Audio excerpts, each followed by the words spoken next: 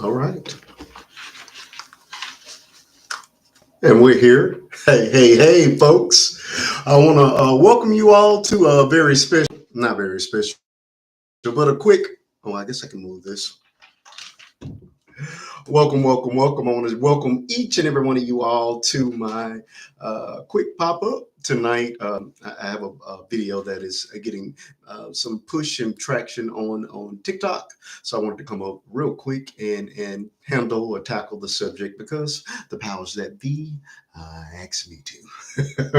Okay, this is really weird because I have it's inverted for TikTok, but YouTube is a little smarter, so it flipped it the way it should be. So it's backwards on YouTube, but we're gonna leave it like it is.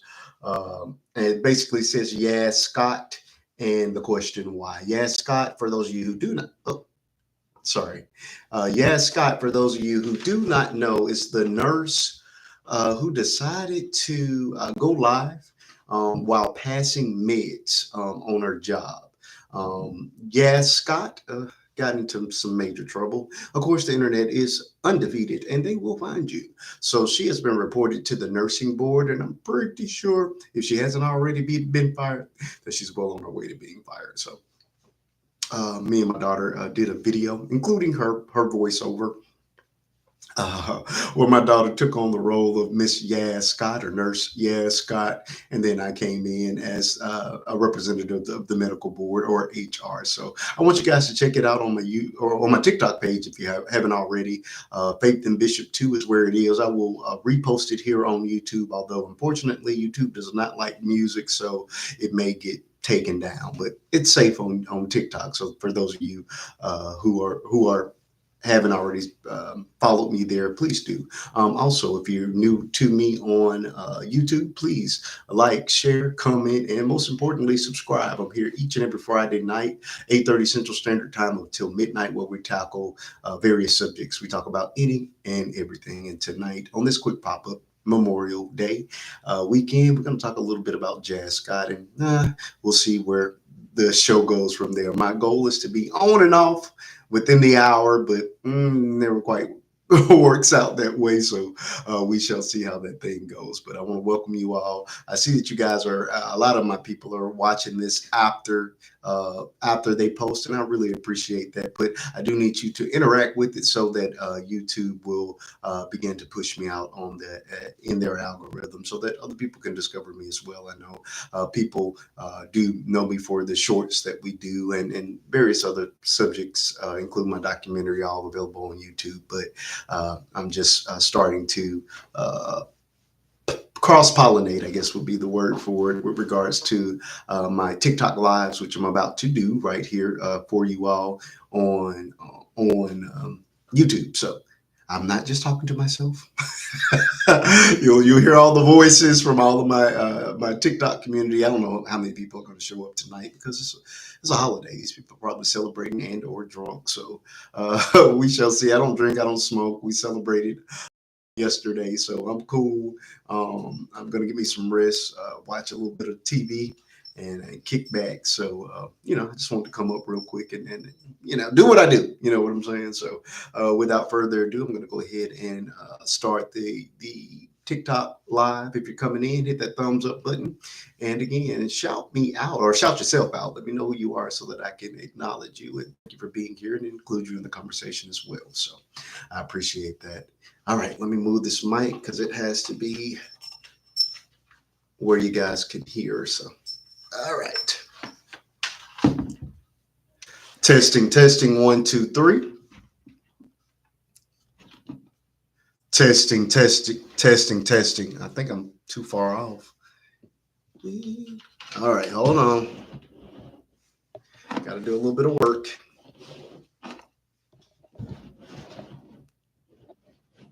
That is pretty far off, I must admit to that. And I'm having to change the format. Normally I have a really cool green screen up, but now I'm having to basically bootleg this thing because the powers that be have decided that they no longer want us using green screen. So that's why you have the elementary school board up with what I'm going to be talking about. It just is what it is right now. I have to follow the rules on. I don't want to lose my account. That's my dog. Um, I don't want to lose my account, so I have to abide by all the rules, even though I think a lot of them are just plain old silly. So that's why it looks a little less professional, but we're just gonna make it do what it does. So, all right, let me get you guys going. Testing, testing. I don't know if they can hear me. Turn this volume up. Hold on, let me get the volume up. Okay, that's at 100.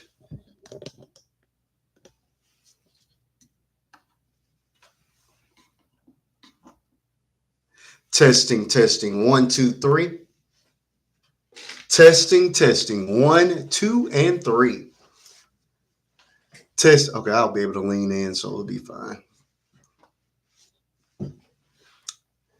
All right. Is that everything? Nope. You guys on YouTube get to see me hit all the buttons, and I'm pretty sure I'm going to miss some, but it just is what it is sometimes. Let me know if the sound is okay. I've been working on it, trying to improve it with every show. I'm getting a little bit better every time I come up, but I'm always looking for the feedback. So let me know how that sound is for you.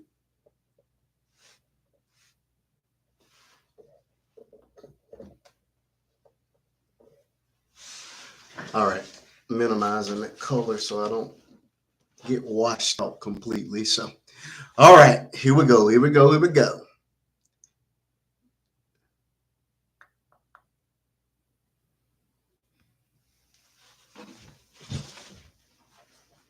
And what's funny is I've done shows like this in the past, and the person that I'm speaking on has actually showed up and been a part of the show. So we're gonna hope.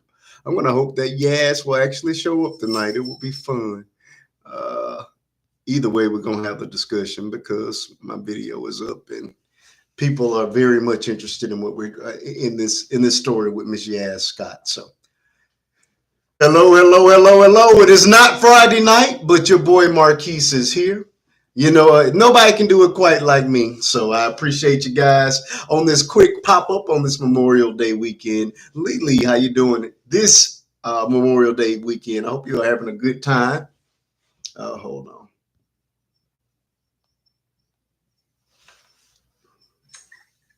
Lee, happy Memorial Day weekend to you. How you doing tonight? I'm good. I know you seen me say call me. Okay, well, I went to church, then I came home and I had to attend to my baby, and I just woke up for my nap, and I said, hey, let me go ahead and go live because. Not you taking a nap like you old. Oh, that's called a church nap. Us that actually go to church know all about the good church nap. Don't judge not shall. I did not judge you. I just said those of us that go to church know about the church nap. I go to church on TV. Oh, okay. So you're one of those bedside Baptist members. Yes. Hey, I have no problem with wherever you choose to worship. It is fine with me. And I actually worship in my car when all the church music come on. Oh, okay. Hey, however you get it in, you get it in. But yeah, when I have to put on clothes and get dressed and go to the building and all of that, I have to get my out the church nap. So I had to take my out the church nap. When y'all go to church, y'all there for a fashion show. No, that is not true. A lot of that now. I'm talking about you. I'm just speaking about most. I can say that even in our church in the past that has been the case. But I think a lot of churches have really gotten away from that recently. Think about all the old ladies in that. Oh, her head bigger than mine is. Next week my head gotta be bigger. Yeah. Yeah, I think a lot of people have gotten away from that. So your headphones got an echo. My headphones have an echo. That may be the room that has an echo. I hear echo real bad. Oh. How about now? Let me see. Yeah. It's your headphones. But my headphones are not connected to this device at all, Fred. That's the room. The room has an echo. You need to get out of there. I don't need to get out of my room. Hold on, let me open the door. Not you got a whole TikTok room in the first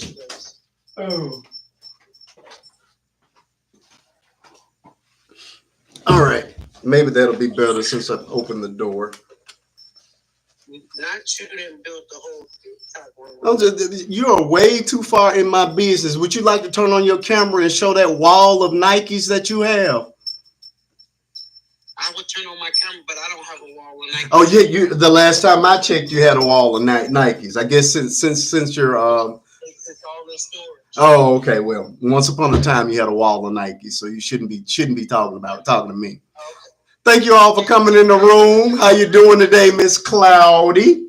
I know a lot of you all are here because of I know you people are coming in because of the video that is doing quite well for us, where we talked about Miss Yazz Scott, and of course we're going to have a discussion about the ins and outs and the ups and downs of that crazy situation. But I wanted to give you guys the opportunity to come on in the room so we could talk about it. First off, you and Faith is a mess. What makes you think this isn't my regular attire for work? You don't know. Sir, you work from home. You don't know what I do, Lily. Listen. I am a nurse on TikTok. How about that? You are a nurse on TikTok that work at a desk. I am at work right now. What are you talking about? Yes, did it, so I can do it too. I'm just, Hold on. It's almost time for me to pass meds. Get ready. Y'all gonna watch me pass meds tonight. It's a follicle.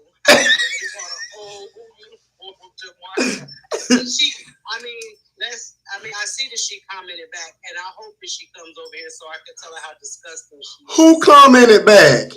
Didn't she comment? Oh, I didn't. Comment a whole video about her? No, I didn't see it. Is it on my video?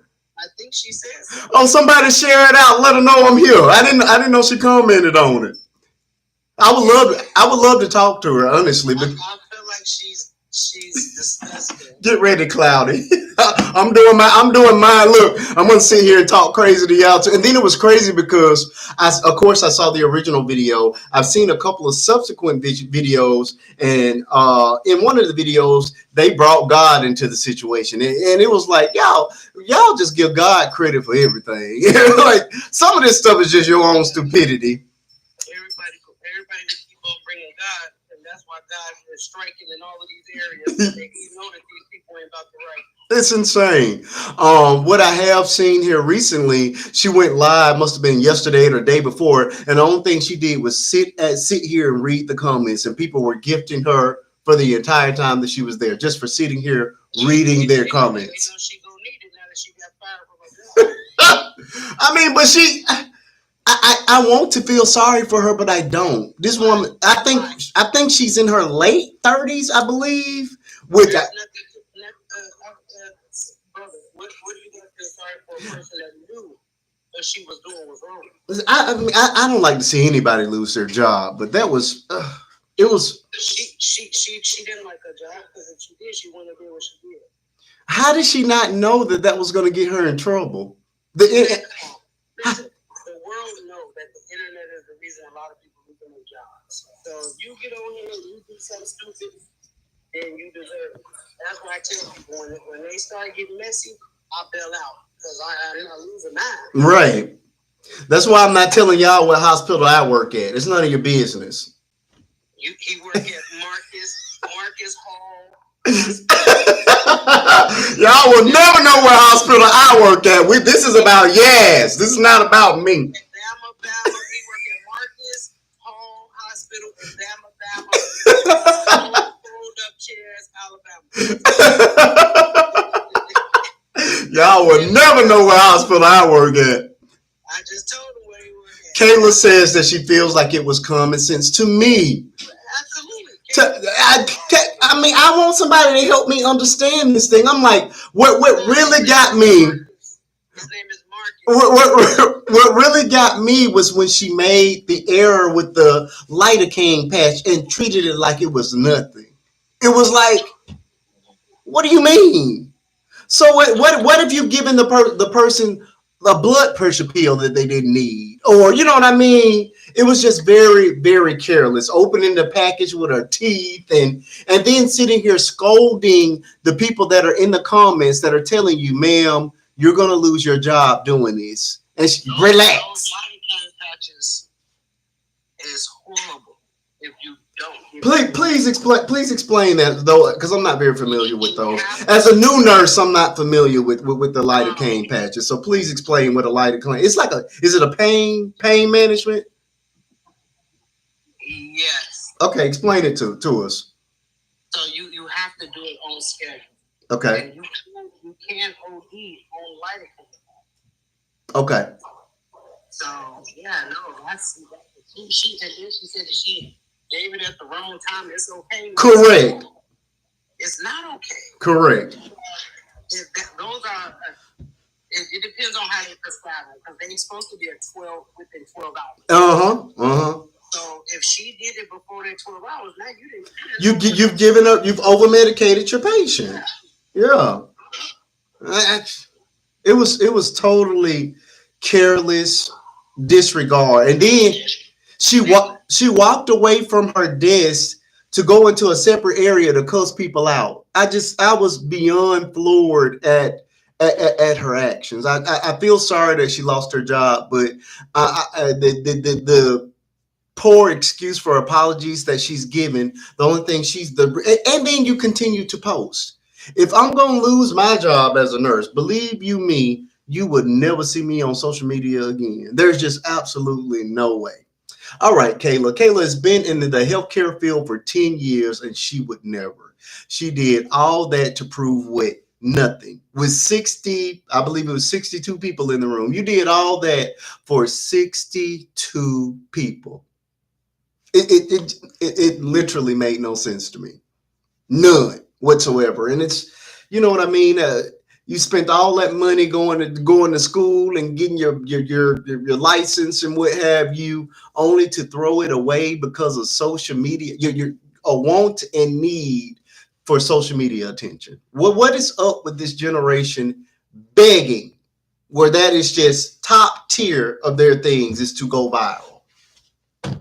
To have a moment on social media. She got the moment, but not the moment that she expected. She wasn't teaching anybody anything. You know what I mean? She wasn't giving it advice or at all. You're just sitting here cutting a fool and acting like you don't have good sense as you're mixing meds and doing a med pass on patients, which again, these people's lives are in your hands. These are loved ones of people, and you're just carelessly treating your job and those patients. I found the whole thing to be just beyond disgusting. I would love for her to come on in the room and have the conversation with us.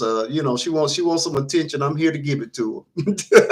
My platform has 250,000 people that love what I do, and I would love to have her in this box, Miss Yazz Scott. So share it out to her, since she has plenty of time now to talk to us. So I would love to have a conversation with her.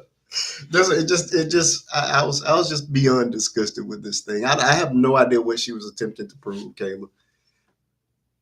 And look, as a nurse, Kayla, all right, then had the nerve to, yes, stop saying that I'm going to get in trouble. Exactly. That's what got me, was the way that she kept going back and forth with the people that were truly trying to help her. Kayla, you're free to come up. Please do. Yeah, I would love for you to add to the conversation. But yeah, it was. These people are warning you. What does it say? Warning comes before destruction.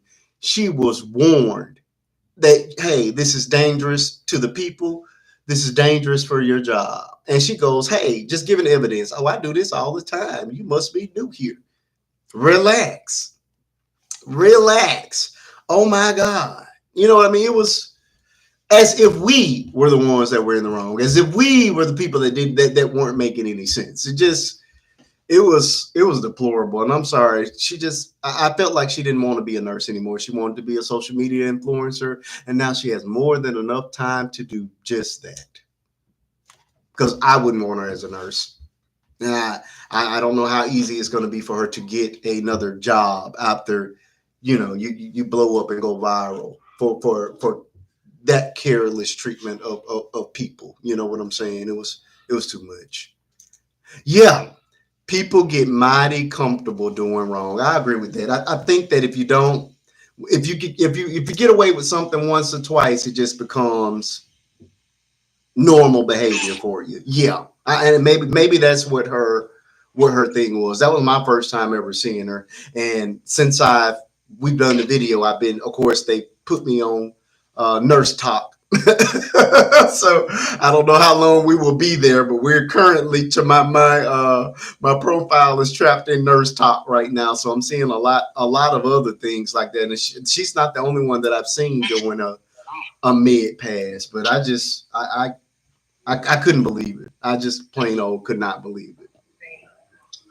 My friend Jenna is in an argument. Could you say I support genocide so she feels better? I don't know what genocide is. Soraya, you're gonna have to tell me what genocide is before I can say I agree with her or not. I don't know. I'm on the side of what's right, and Miss Yazz Scott she was just wrong. I'm sorry. I don't support wrong in any shape, form, or fashion. I just can't do it. That was wrong. That was just plain old wrong.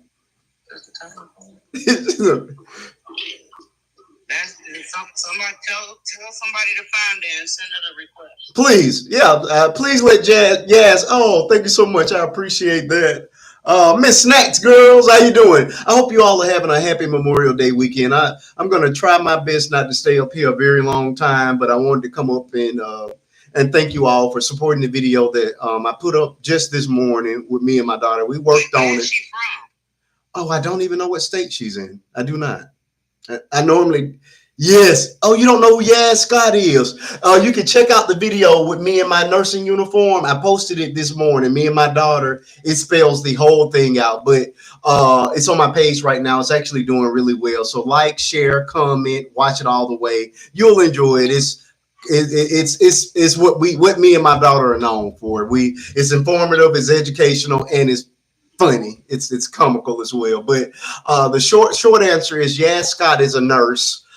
She went mega viral over the last couple of days for getting online. She was going live here in this place, and she was doing a med pass, which is where you gather all the meds for all your patients. She did all this live on here, and she made a medical mistake, a lidocaine patch that she put on a patient when it was not even due.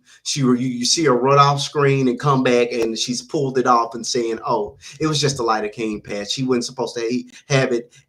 I gave it to him now when he wasn't supposed to have it until the morning. No big deal." As if over medicating people or giving people medicines when they're not scheduled for was not an issue. She then started going off on people and saying they were doing the most for telling her that you need to get off the live and do your job. And so it just turned into a big fiasco. We are now we don't believe she has a job anymore.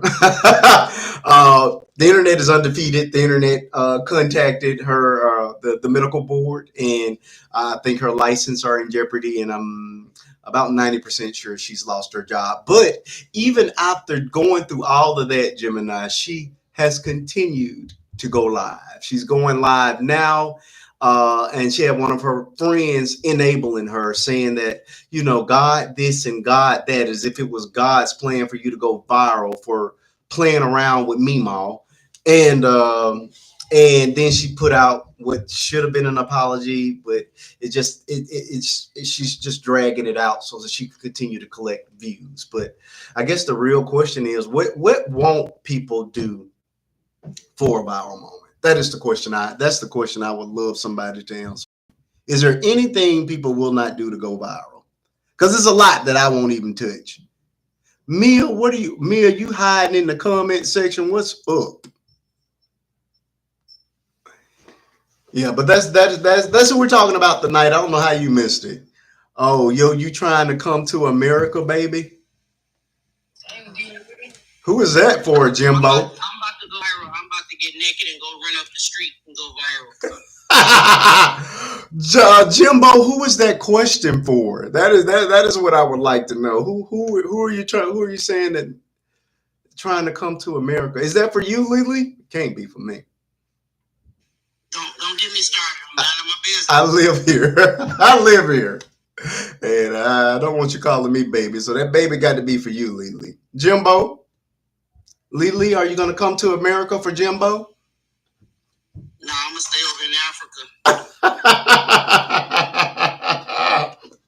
You don't want to go over here for Jimbo? Okay. Jimbo, we need you to elaborate. We want to know who you trying to get with. You trying to get with Lily? She's single. I need my green card just like him. Lily, are you not working today? Yeah, I gotta go put it in bed in a minute. I'm doing something. Oh, okay. Was this not attack? Hilarious. But yeah. Yazz Scott. Is this a trap house? Is what a trap house? You can't be talking about where I live, sir. Please, I don't want to embarrass you. Now, what you're seeing is just a board because I can no longer use green screen. But please believe, sir, this is not a trap house. You're getting Buffalo Bill vibes. I'm not even 100% sure what that even means, sir. You're going to have to do a little bit better. But no, I try to be very humble, but no, this is the furthest thing you can. I'm not really interested, sir. You can, if you can't spell it out or help me to understand, then it's not really worth my time. But no, this is definitely not a trap house, and I mean that as humbly as I can say it. Oh, people will literally say anything. Jimbo, are you still living with your mother? Silence of the Jimbo, have you been drinking? That is the question. Have you been drinking? It seems like you might be a little lit for this holiday. 82 followers. I should have known. World's okayest conqueror. All right.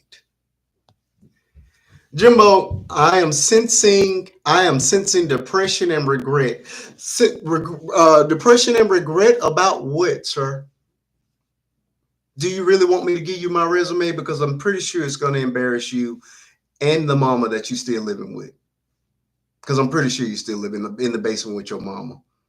Because a grown man would not be here harassing another grown man that's not bothering him. How's your mama? He's gonna take you to the silence of the lamb. Clarice. He one of the Clarice.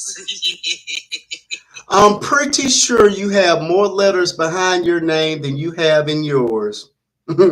Only if you write them on a piece of paper, sir. You don't know I'm trying. Don't make me curse.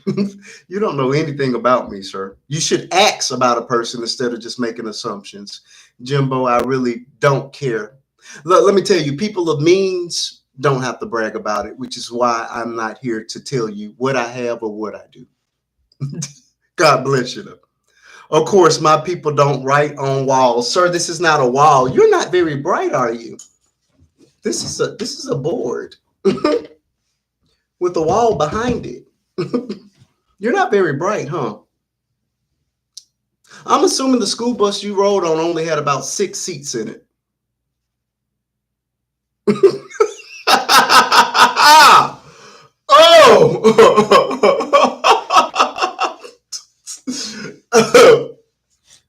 Oh, common sense is just simply not common. AJ, how you doing tonight? Sir, there are so many in this house, you may have heard one, but I doubt it. I doubt it, but there are quite a few in this house. There are quite a few in this house, praise God. And I thank God for it every day. Is this post-op support group, sir? Post-op, what do you mean? Please elaborate. I want you to please elaborate. Are you saying that I'm pretty? Because I'm a grown man born with my balls and my penis. And I have a wife and I have 2 kids, a lovely home. Thank you so much for that gift. Sir, okay. Why are you concerned though? That's the question. Why would you be concerned with what's between my legs? Or do you want it? Stop flirting, sir. I'm not interested in men. I have a wife. Been married about to be 20 years. And so you can continue to play with yourself at your mama's house, but I'm not interested in men. So you can stop flirting. Wilma, how you doing tonight? I don't know why these people think that just because I'm a Christian that I won't drag them. I'm a Christian that will drag you. You had a school bus with only 6 seats? Yes, I did. Wow. Love, peace, and blessings. Divine, how you doing? I hope you're enjoying your Memorial Day weekend. we got a troll in the room. That wasn't a very good one, sir. I'm not trying. Nobody. Keisha, thank you so much for that gift. I appreciate that. Thank you so much. Hey. We're talking Yazz Scott whenever this troll is done attention seeking. Sir, are you done flirting? Thank you so much for that gift, Divine. I appreciate it. Thank you. Are you done flirting, sir? Because I have a wife. I don't like men. And although you might think I'm pretty, I am not interested in men. I know I got pretty hair and some nice skin and some beautiful teeth. My wife tells me that all the time. But I don't like men. So you're barking up the wrong tree, sir. I'm glad you're not trying because that school bus joke was lame. And so is living in your mama's basement, sir. That is also lame. I'm in the basement, but I own the basement and the floor above it, too. Are you still living in your mama's basement, Jimbo? Do you plan on getting a job soon? Are you a social worker? Because this appears to be your full-time job. Trolling. You can actually be part of the conversation if you want to. You don't have to troll. But if you're gonna troll, I will be happy to continue. It's fine. We can do this. We can do this. Thank you all for tapping that screen. We're almost at 5,000 taps. I'm just here to hang out for just a little while. I'm gonna try my best not to stay here all night, but I missed you all. Friday was a good show. We had a really good show Friday, but I'm just popping up tonight. I'm off tomorrow, obviously, like everybody else. And I'm going to be in my bed. If you guys have not already checked out the video that's doing really well on my page, I put that thing up first thing this morning, and it's burning up the charts. So it's a video where you guys see me and my baby doing what we do best. It's been a while since you guys have really seen us in our elements. So I want you guys to go and check it out. It's regarding Miss Yazz Scott. Of course, it's me and my daughter. Once again, I'm in this very, very same uniform in the video. So check it out, like it, watch it completely from the FYP. Comment and most importantly, share it so it can spread. You know what I'm saying? I'm proud of this particular video because it's pulling me back to what I like to do. A lot of my videos and a lot of the things that people tend to like are simply my talking head videos where I'm giving my opinions and introducing the subjects that we're going to be talking about on Friday nights. But that particular video is more in line with what me and my daughter were known and have gone viral many times for. So check it out, like it, support it. If it goes where it needs to go, then we will start incorporating that style of content back into what we do a lot more often than just the talking head videos. I enjoy the talking head videos, but I just feel like anybody can do that. I don't think everybody can do what me and my daughter do. You know what I'm saying? So please, I'm sorry, folks, y'all share me out. Give me a second. Let me share myself out as well, because these people don't know that I'm here tonight. And tap that screen up. I thank you all. Thank you all for the taps. I didn't think anybody was even going to show up tonight because hey, I thought you all were out enjoying your holiday. Hey, what holiday? Memorial Day is tomorrow. I mean, I know that, but I mean, don't nobody do stuff like that no more. Well, I had a great time. Me and my family had a function on yesterday. It was really cool. We had a really good time, and I'm glad they did it then and not um, Monday, because Monday I don't plan on doing anything. So you didn't cook or anything? Thank you so much, but I'm already here. I'm sharing out too. Look, I almost hit the button for you just as you said that. My bad. No, I did not cook anything. You didn't cook. No, we had Popeye's chicken today. I'm pretty much tired of eating the same food around here. Okay. And when I tell you there's not a huge meat selection, I'm just over it. Okay. And you can't barbecue out here not unless it's propane. Don't nobody want no gasoline meat.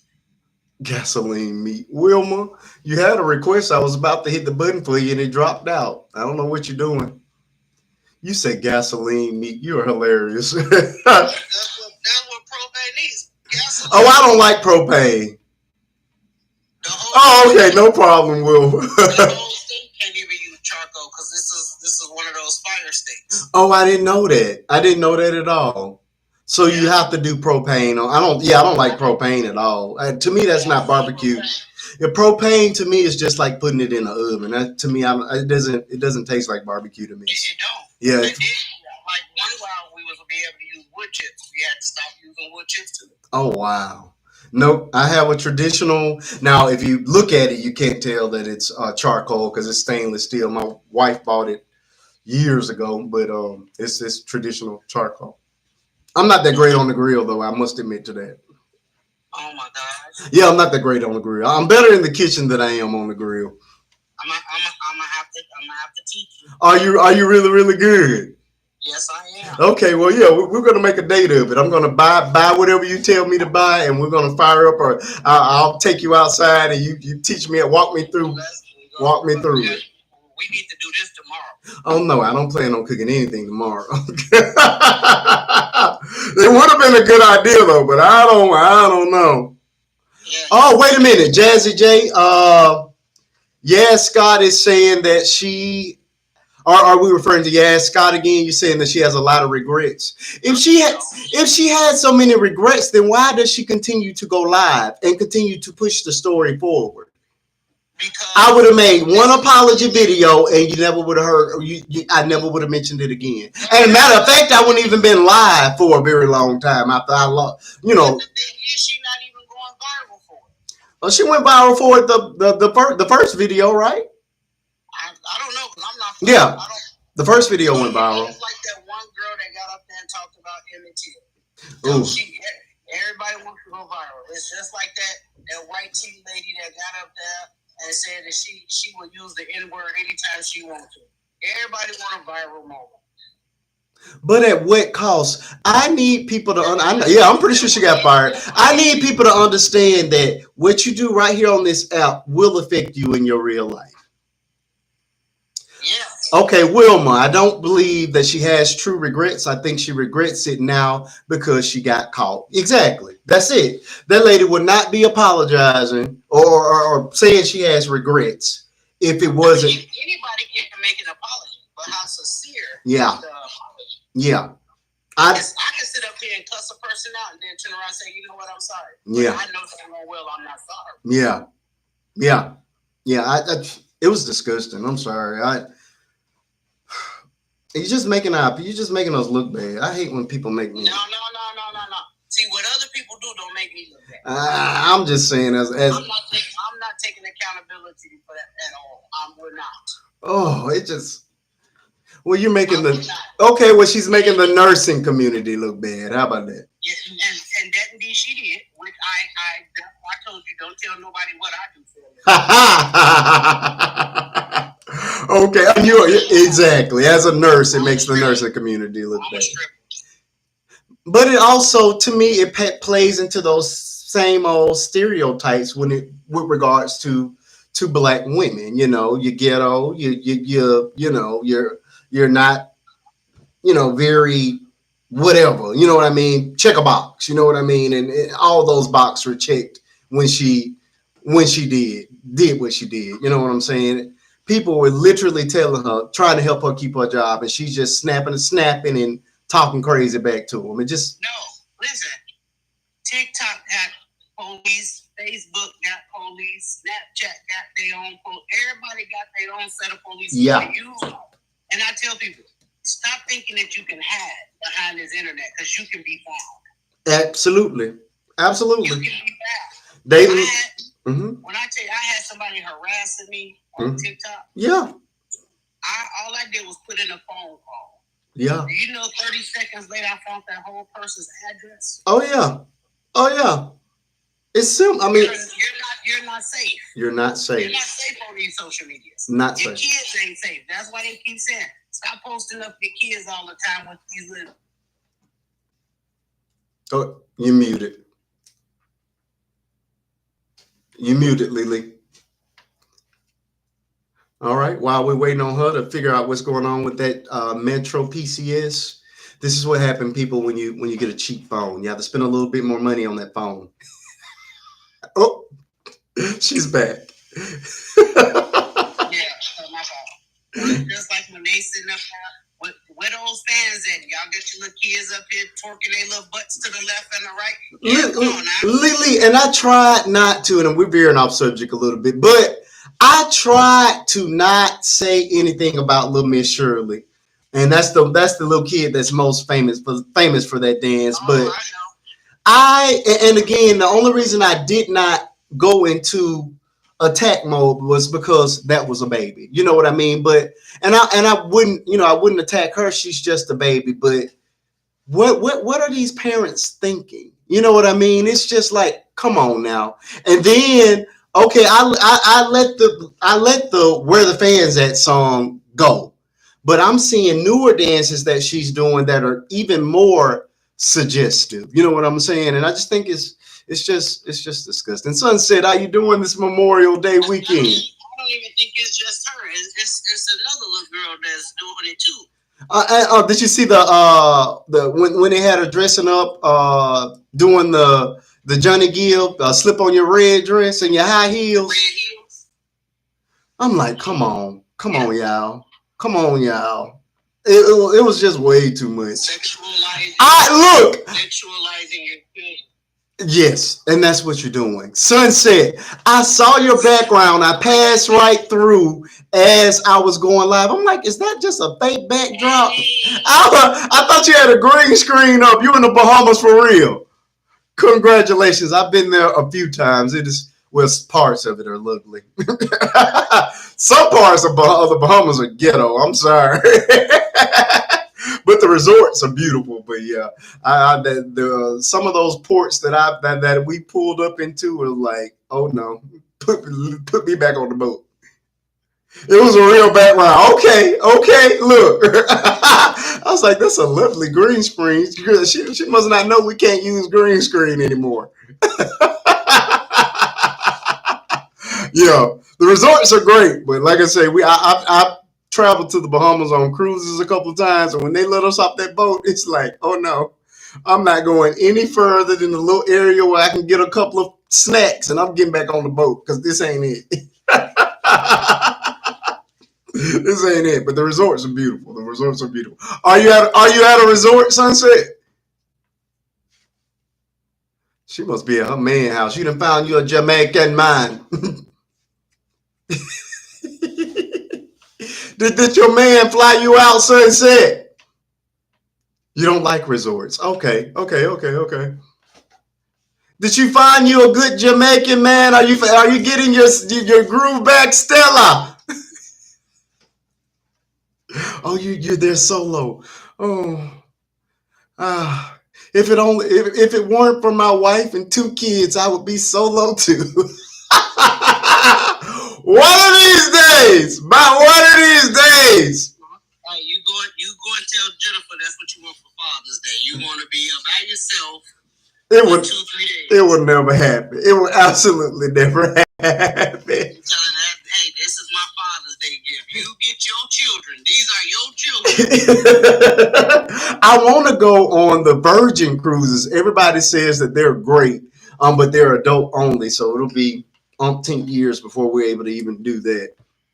No, it ain't. Because Faith old enough to babysit. Oh no, I couldn't leave my baby in the States with Bishop. The house would burn down. Sunset.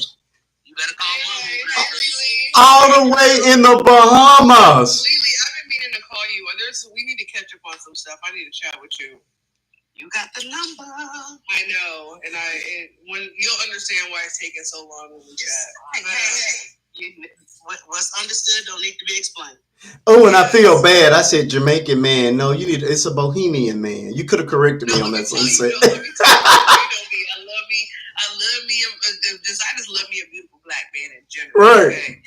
But when I got to my Airbnb, after about an hour, my Airbnb host called and she said, "Hey, the people who checked out yesterday, they had mentioned to me that there was an issue with the hot water in the shower. The plumber said that he's around. Do you mind if he comes by to fix it really quick?" I said, "Oh, that's fine, Okay. So the plumber gets here about 15 minutes later. I open the door. I said, "Why are you cute? Get out. Get out. I just got here. Get out. You gotta go. Send you a fat white man."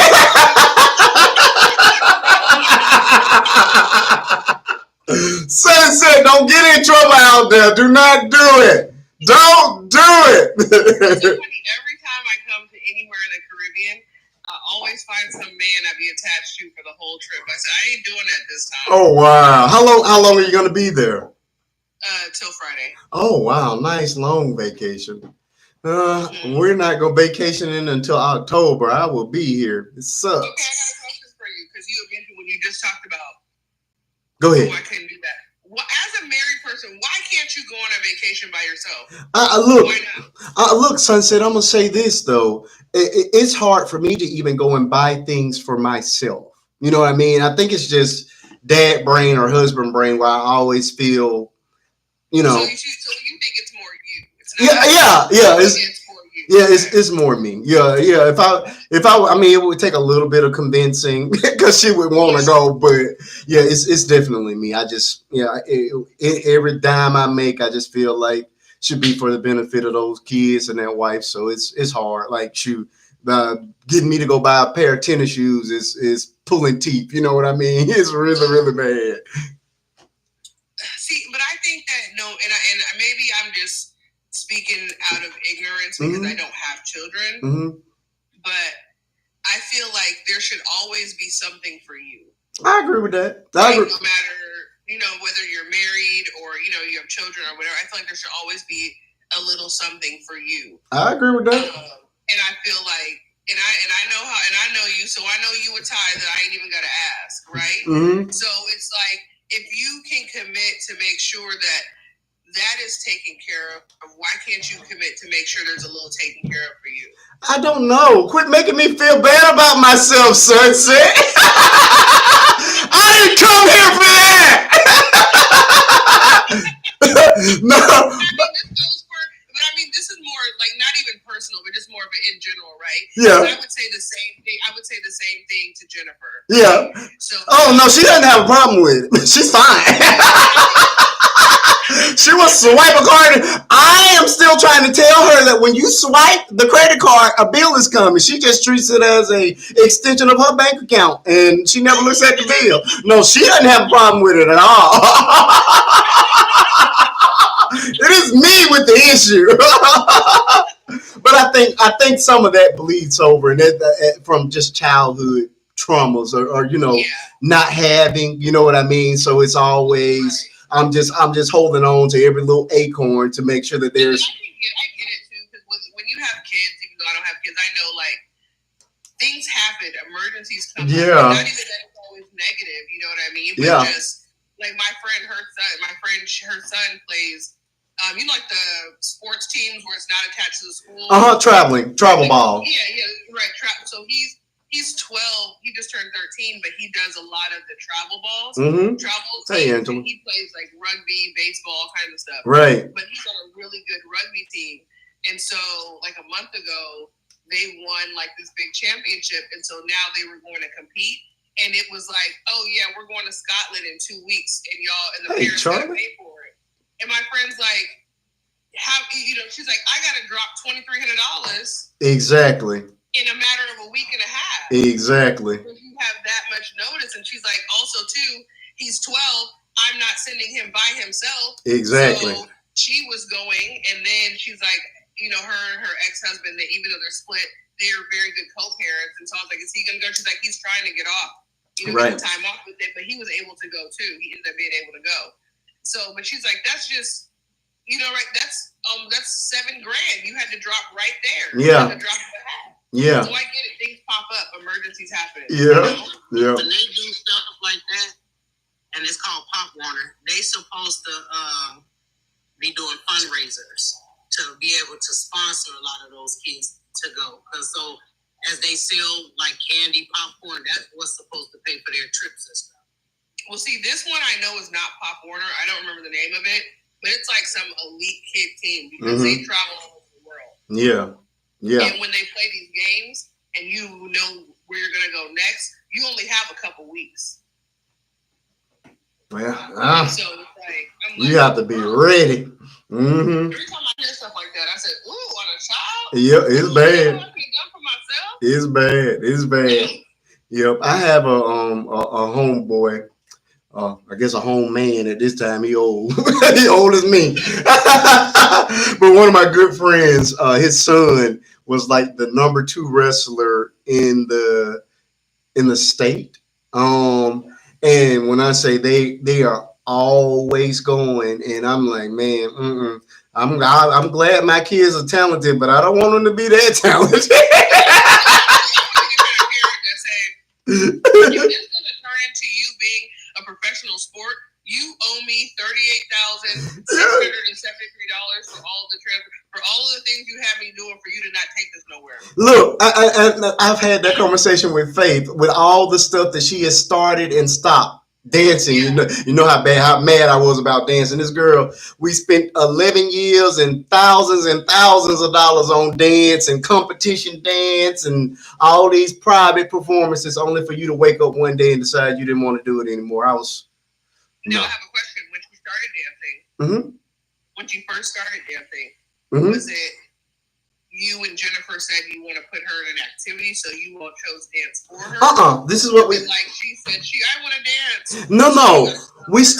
What we did was we put her in everything at the very beginning. Yeah, and what she gravitated to is what we continued. And so she did gymnastics for a little while. She sucked. I was like, oh, she sucked. she was. What I was not going to do was continue to waste my money. She did it. American Idol kids need more parents like that. I was not. Sure, she did it for like about a year. And we got up to the year. She progressed a little bit, and then she just became stagnant. And I'm like, okay, sweetheart, when you gonna do a backflip? And she could. You came in 38. She never could. So I was like, okay, you got 2 more weeks. If you ain't backflipping in this house in 2 weeks, unassisted, then we are done here. And I gave it to her. I gave it 2 weeks, and she couldn't do it. And I went right in there and took her name off the paperwork. We were done with that. Even though she couldn't do it, did she like it? And was she trying, or was it just kind of like, whatever? I mean, she tries everything. She wasn't succeeding. He said, I'm signing this paper. You got 3 weeks to show me a double backflip. And if you ain't triple axling and aerialing around here, you're we're out of there. So we did that. We did pageants for a little while. She enjoyed pageants, and it was like one after another. When we did pageants, and she enjoyed pageants for a while and was winning them. But she came off stage one day, and she was like, and by then she was doing both dance and pageants, and she came off the stage and she was like, I don't want to do this anymore. This is not hard to be pretty and walk. and she was like 6. There was no challenge. Right. She was like, you should have let her keep trying to do that double back. She was, but what she said was, I don't feel like myself. And she says, I feel most like myself when I'm with my friends and we're dancing. And that's how the dance thing took off. You know what I mean? So yeah, so it wasn't us. And like I said, she said, I want 2 choreographers. And the first week you slip up, you're out of there. I'm gonna tell you. I'll tell you what really. It wasn't. It wasn't even that she got burnt out on it. It became those microaggressions that come with being the only one on stage. Oh yeah. Yes, and of course, we were able to shield her from it for a very long time. But as she aged and grew, it was only so much before she started interpreting it and understanding what it was for herself. You know what I mean? Ooh, that brings back memories. Yeah. I used to dance. I danced for a long time. Yeah. And in high school, I had an experience like that. Yeah. I went to a predominantly white school. I grew up in a predominantly white, Yeah. community. And so there were very few of us. And this one girl in my dance class, she would pick at me. Yeah. And I'm the type, it depends. I'm very strategic, right? So I'm just like, I'm not gonna, like, I could have easily just been like, I'm gonna fight you, but I know I wouldn't have gotten any satisfaction out of it. Yeah. I need my get back needed to be on a grander scale. Yeah. So I let her go off at the mouth. People would be like surprised, like, you're not saying nothing back to her. Normally you would have I said, one day it's gonna happen. Yeah. And so we had a big performance. We'd always have a big performance at the end of the semester. We had a big performance, and we had probably like 25 dances, that were going. Yep. So I'm looking at our order, right, of performance. Yep. We're all stage, dressing room. And so I go back and look at the order of performance, and she had one big dance that she had choreographed. I wasn't dancing in it, but she had done it. And I saw where it was in the schedule. 2 minutes before it was time for her to go on stage, I went, and when I tell you, I didn't physically touch her, but let's just say I verbally assassinated. Oh yeah. No choice. She went on stage and she had to dance in tears. Oh yeah. Oh yeah. Oh yeah. I said, and I looked at everybody and said, that's why I kept my cool all semester. I was waiting for this grand moment. So now you get to go explain to your parents, why were you crying on stage the whole time and you couldn't get through? Yeah. And you couldn't get through your performance. Yeah. What's going on? Yep. You want to talk about it? Yep. So how much longer did you dance after that incident? Oh, years. I was right back. Oh, you went right back. Okay, so. I was right back. Okay, so I'll tell you what crushed it for Faith. And again, it was lots of. Look, I still dance. I just performed at the NBA halftime show in March. Okay, now the dancing I know you doing is twerking, but we. First of all, I was not doing that.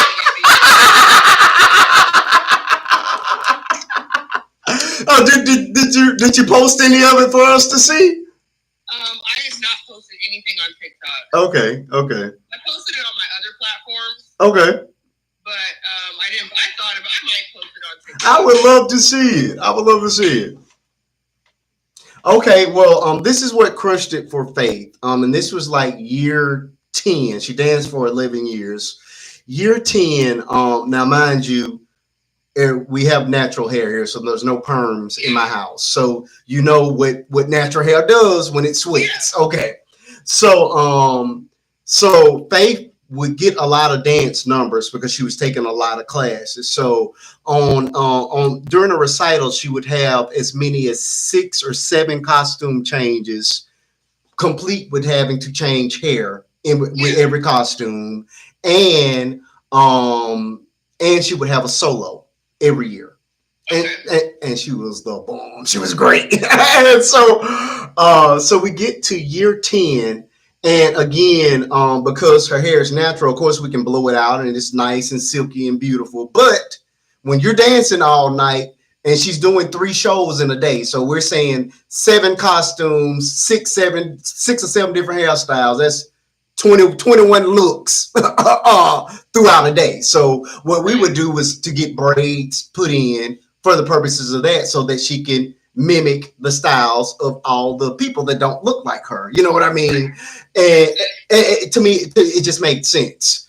And it was easier because otherwise her stylist, which showed up at a couple of them shows to help out, would have to come in and press the hair back out or blase, which was just too much. And so this particular show, they were practicing. They had these little tiny green wigs, and they were like this short. It was a number for Beetlejuice, and they said, okay, well, basically the girl's hair needs to come up, be under this wig. We had just gotten $250 braids put in her head because they wanted these really long ponytails for another number. And so I'm like, her hair is not going to fit under that.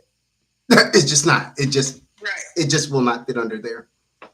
And the woman, the director says, well, either her hair, you find a way to get her hair under it, or she doesn't go on stage. Oh wow. $250 braids. And she had to have that hairstyle was from a previous competition within that same month that the hair was required to be extremely long like that. So we're not taking them out that quick. no, we're not going to take them out. So exactly. So so then they decided I was like, okay, well, can we just buy another wig that's similar or close to whatever? And then they came up with the bright idea of just trying to put two wigs together, which was just a disaster. It was really, really stupid. And so what we ended up having to do for the purpose of that show was to cut a good portion of those braids for that one dance number. And I was hot. I was just furious because none of these girls here had to do this. You know what I'm saying? And I understand this is your company. You want them uniform, whatever. But where's the diversity and inclusion here? You know what I mean? There are certain challenges that we're gonna have that you're not gonna be able to have. Nobody backstage can even do anything with my daughter's hair, even in its natural, blown out, straight look. We would have to, one of us would have to go back there and do whatever we had to do with it. You know what I mean? So that was it for her. And then the director pulled her aside and made her cry before she went out on stage, and it was it. You know what I mean? That after that particular night, we got through it, and she didn't want to do it. She didn't want to dance for them anymore. So we pulled her out and put her in another studio, and she only danced with them for a year. But we could tell that next year that the fire was just, it was whatever that was just extinguished. You know what I mean? So yeah, exactly. It was no longer fun for her. And yeah, and of course, I never wanted to be one of those parents that just make you do something. You know what I mean? Even though we, invested that much time in it, so we hung it up. So then she moved into cheering and playing the flute, and we still excelling at that. But yeah, it was really, really heartbreaking. I really wished we could have found a company that was more diverse, but the dance community in general is just not. It just doesn't have a whole lot. Well, at least the companies that we went to, and when I say literally, she was number one. Any number she was in, if she wasn't the only one, it was only two. You know what I mean? It was really bad. It was really, really bad. So yeah, that it is what it is sometimes. So all right. You on today because it's a holiday? Yeah, well, we have a video that's doing pretty well. So Big Brother suggests that you go live for a little while whenever you have a video that is performing. Oh, I have this uniform on it. It's about Yazz Scott. Faith is in it. I think you're gonna love it. It takes you back to the style that people know us for. You know what I mean? But that style, for whatever reason, has stopped popping. What people are gravitating with me doing is just sitting there voicing my opinion and then coming here and talking about it, which I enjoy that, but not as much as I enjoy the performance pieces. So that is a performance piece with me and Faith, and it includes a lot of what she's doing, and then of course we put our own spin on it. So please check it out, and please hit the share button, because everybody's watching it, but the shares are not matching the watches. I'm like, I need you to share the thing too.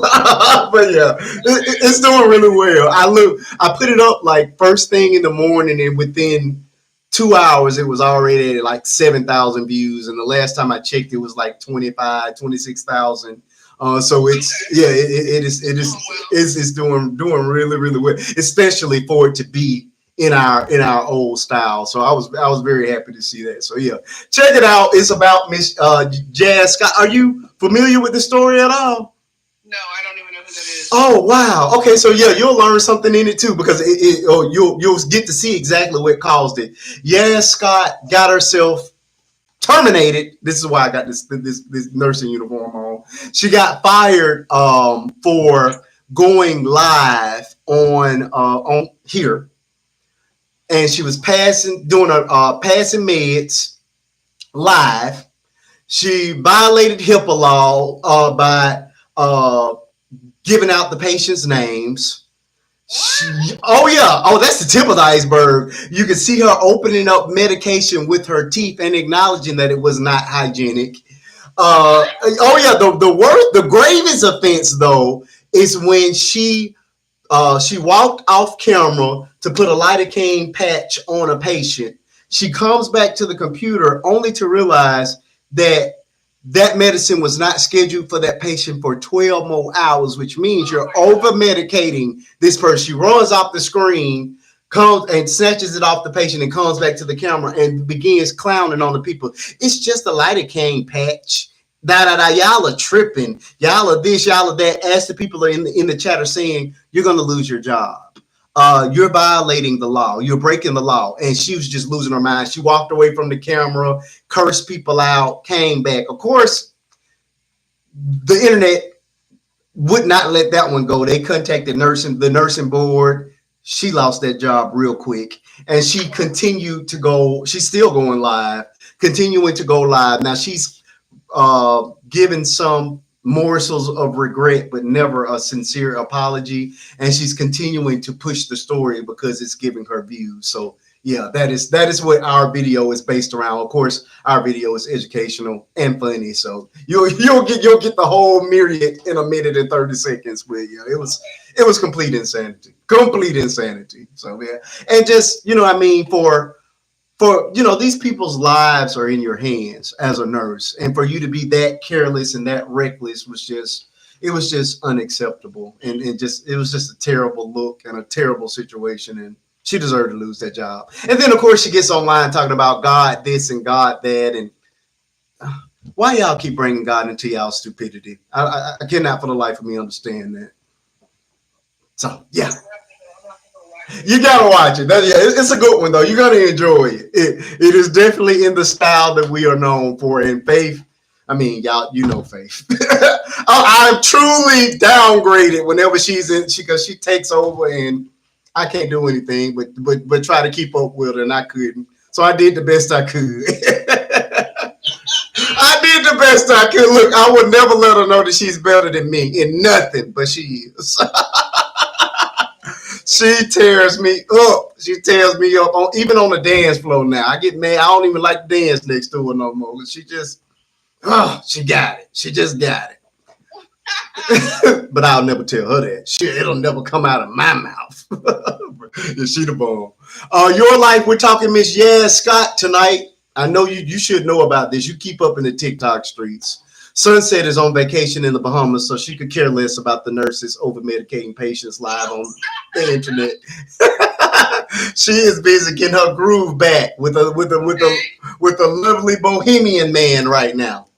Well, I ain't met no man yet. Okay, well, we're speaking into existence. So do you have any? My dad talking about you need to find yourself a man while you out there. Do you have any excursions planned while you're there?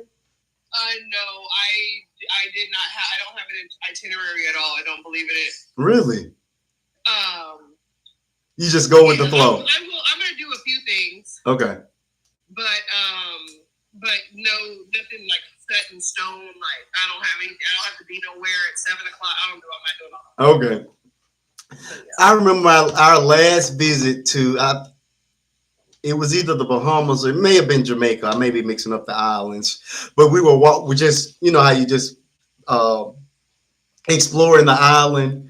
We were exploring the island and found a Kentucky Fried Chicken And I was like, KFC is worldwide, and they're just everywhere, especially in Jamaica. It must have been Jamaica then. Jamaica, KFC, and I don't even like KFC. I'm like, KFC is everywhere.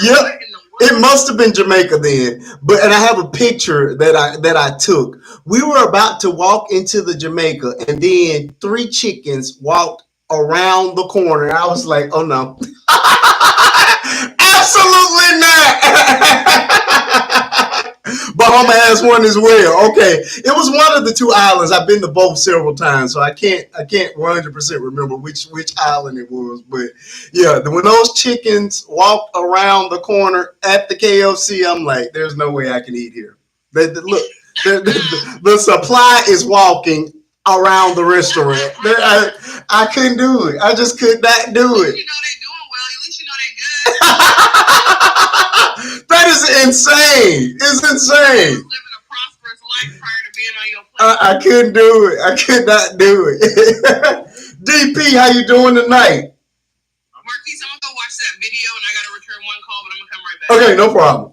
Okay. DP. That chicken would have been fresh. I could not. And I'll tell you, my mom, when I was a kid, worked at a chicken plant where they would, bring the chicken in and unalive it and get it ready for packaging to go out in the grocery stores. I could not understand how she was even able to eat chicken after having to watch the process and be a part of the process. If I had to work at a place like that, I'm 100% sure I would be vegan. There's no way. I had a church member, man, actually, a white guy, and he said the same thing. He would not eat chicken. He said, I would never eat chicken. I couldn't. Because he was a chicken processing plant. Mm-hmm. Whatever he saw, he said, I'm going to eat chicken if he didn't. Because we always had like a once a month potluck, we called it family fun night. Hey, nature. Video, whatever. Right. Everyone to come.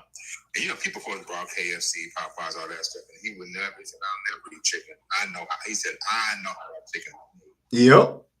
I just couldn't. I don't know, but she loves it. There's just no way. How you doing, Nature? Good to see you. Good to see you. We're talking Yazz Scott tonight for anybody who has been following that particular fiasco of a nurse story. If you're not familiar with it, me and my daughter have a brand new video up that went up this morning. It's doing really well. It's at about 25,000 views. Today, and we just put it up earlier today. So check it out, watch it in completion, like it, share it, comment on it so that it can continue to grow. It is a really good video. It's in the old traditional style that me and my daughter have gone viral for many, many times, and you get to see what she excels at. And I do a little something myself, but she's the bomb every time. I was so happy to be able to bring her back in the fold and to start back working with her. You guys have been pretty satisfied with me just doing the talking head videos and then coming up and expounding on it on Fridays, which I enjoy, but I really like doing the truly creative stuff with my daughter and even by myself from time to time. And it was just a great opportunity to introduce her to some of the people that are new to the platform, and for those that know and love her to see her doing what she does best here on this app. I'm like, I don't know why this kid does not want to be an actor, because she would be excellent at it. Well, she has goals of being an eye surgeon, and she has the grades and the knowledge to be able to do it. So I'll take it, but the girl can act. The girl can absolutely act. And a dancer. Yeah, she danced for 11 years, trained, and of course, Daddy can dance, so that's just in the blood. But yeah, she's good. DP, are you familiar with the Yazz Scott story at all? Exactly. I'm not surprised, man. I take care of my mom. She's in the hospital. Okay. If I tell you, Maurice, the times that I have caught nurses, that's why I tell people, if you have like an older person or a child or somebody incapacitated, you don't let them go to these ERs by themselves. One time, I tell you, I was in there with my mom, right? And the doctor had, written orders, right? Right. With the IV bag. And I'm like, and I always ask them, what are you doing? What is it? Always. I remember that what is that? Who ordered that? What is that for? What does it do? And she came in with this solution. And she was like, I said, what is that? I'm just gonna hand some medication. I said, what medication? You know, no medication. You see this from my mom? She looked down and scanned the thing. Oh, good catch, and walked her ass out the room. You kidding? I don't know if that could have killed my mother. I don't know what the medication was, but she just told me, and it wasn't just saline. No, it was a small. It was a medication. Oh wow. Saline, no big deal. That was some kind of. She says, "Oh, good catch, good catch, good catch," is what you said. Good catch. That's why if they had to send my mother out, I don't care if it's 2:00. I'm on my way. I'm on my way because I mean, like this how it goes. Mm-hmm. Because you're dealing with men. You give human error, and they don't mean. You know, I don't think they're malicious. They're just overworked. You know, whatever. They got 7 or 8 patients, and of course they're getting people confused and stuff. And I'm like, wow. yeah. Hey, you're giving them a lot of grace. Miss Yazz Scott does not qualify that as that. This chick just wanted some attention online because And she got it too. So I tell people they always. I tell you, social media has made people, number one, think their opinions matter. That they're so intelligent. Come on now. And that they just have social media has made a lot of people just lose common sense. Like, you're a nurse. This is the conversation I want to have, and you hitting it right away. Hey, DP, before you continue, we're getting some feedback, and I want to make sure everybody can hear you clearly because that is exactly what I want. So this is the subject, but you're talking about exactly the bigger issue in this. So I don't know if what's going on, but we're getting some feedback on your line. Yeah, it's like it's a little bit of an echo, and then like Well, I'm in this big old hallway. You know what? Let me get my earplug out. Okay. Hold on, I have with my mom. Sure. Yeah, we just want to make sure everybody can hear you well. Hold on, let me get my earpiece. Okay. Life interest. Why are you not in the boxes tonight? You tripping? Come on up here. We got to talk about Miss Yazz Scott. Yes. Stop it, Lily. You are messy. You're very, very messy. You make me sick. First of all, DP is an elder. He's okay with mispronouncing my name. He's an elder. Maurice and Marcus. Lily, shut up. See, this is for entertainment purposes only. When I tell her to shut up, it is not bullying or harassment. TikTok. Maurice and Marcus. I like what DP is going with. Oh yes, that's exactly where I want to go in this conversation. That's exactly why. Is this the guy you was talking about that came up here and read somebody they rights up? Oh yeah, DP is the one. DP handles business. Yes, sir. I love to have him in the box because he would tear them up. Oh yeah, he tore up your favorite person, Lily. And I wish I was DP tore your favorite person up. Went toe to toe. Yeah, DP. I'm so mad that I missed that. Yeah, you missed it. DP went toe to toe with him. I'm gonna get DP my number so he can call me anytime she come around. Just call me, baby, because baby, I can't. Lily has an arch nemesis here on the app. We won't call the nemesis name, but I love the person, and Lily is elated anytime somebody goes toe to toe with her. I don't mind nobody going toe to toe. Just know facts before we start going toe to toe. You would have been very happy with That's DP. why, like Marquise tell people to leave and come back because I hate when they get up here and they don't know the prompt. Mm-hmm. They don't know what's going on, and I've had to be told go back because I'm like, that makes sense. You don't get upset. Yeah. You got to know the prompt. Yeah. What's the point of you coming up here for just to have everybody rehash what they just spent the last hours talking about? Correct. It's a waste of time. Yazz Scott, I ran and said, "Oh yeah, that's that crazy." I said that crazy broad. Yeah. That's why I said, "Oh, that's her." Yeah, and look, I'm having to do it bootleg style now because TikTok is basically cracking down. They're trying to. Ooh, I'm sorry, I can't say the name. Some app is cracking down and attempting to demonetize as many creators as possible. So one of the ways to get demonetized as a creator is green screen. So now I'm having to resort to using this bootleg. It's insane. It is. Yeah, the rules include green screen, and the green screen is, and of course, all of my prompts are green screen, so you can see the picture and it looks all professional, that sort of thing. You know why they doing that? Go You know ahead. why they doing that? Because people have to hide the green screen trying to keep smoking.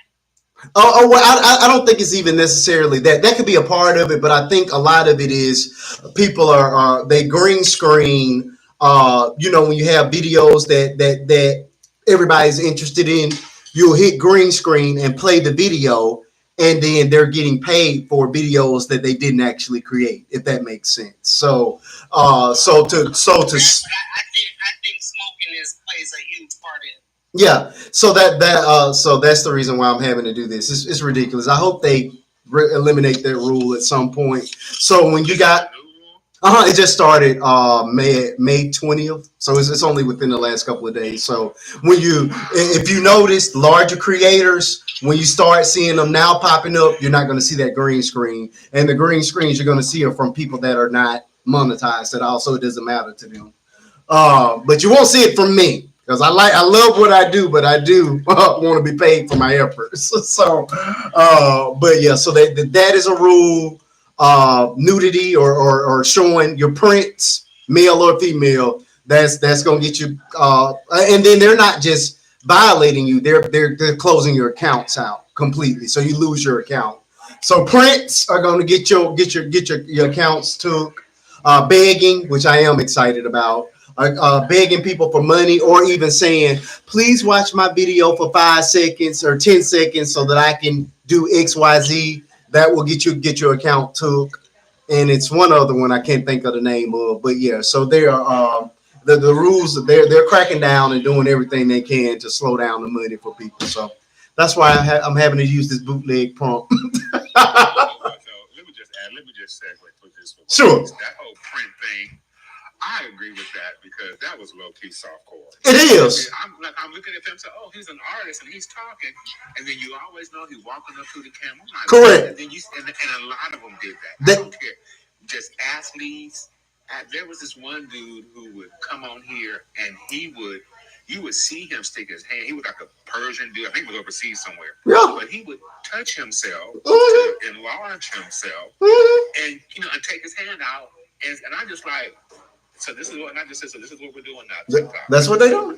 Yeah. This is what we're doing. But you know what? There's only certain people allowed to do certain things on here. Yeah, I'm not. Yeah, but he's not lying. I mean, you're absolutely correct about it. It became soft. It is. That's exactly what it was. Yep. And of course, I just block and whatever. But this is for us to communicate and share and learn and vibe and grow. And you got people on here that's trying to turn this into a low budget. Correct. OnlyFans. Correct. Correct. They making TikTok into the new Tubi. That's what they're doing. I mean, it is so true. Like you say, you'll have those creators in their little gray shorts with the camera on the floor. The camera on the floor, the legs agape, and the camera. Why? Why does the camera? Why? Like, come on, dude. There's something more to you than that. Like, they doing it. Like, I just don't. But then again, I want to stop because I don't want to be accused of being, dealing in respectability politics. Everybody else do. I care about what we make ourselves. Yep. I don't care what nobody else do. Everybody else can do it. Yep. I don't care if everybody else. But I agree with you. I agree with you 100% on that, though. I care what we do. I care how we present ourselves. Because you know what, Marcus? There was a time when men wore suits and hats and ladies wore, dresses and skirts been on their knees and hats. Absolutely. And people don't understand when you look good, you feel good, and when you feel good, you produce. You know what I'm saying? Agreed. Get things done. And say, oh, back in the day we had it, because we had a whole different mindset. Now you got the Cardi B's and the what's it called, Simply Red or Sexy Red. And that's what they're espousing to. Yeah. Yeah. But yet, it's respectability. I don't care about respectability politics. I care about how we view ourselves. Yeah. And how we're viewed, because people don't understand how they view us is why they treat us like they do. We've got to change that narrative. because how they view us is the reason why they think we're less than, and they feel like it's okay. You know, in every genocide and atrocity, and this is our subject. Oh, you're fine. You're fine. Humanized.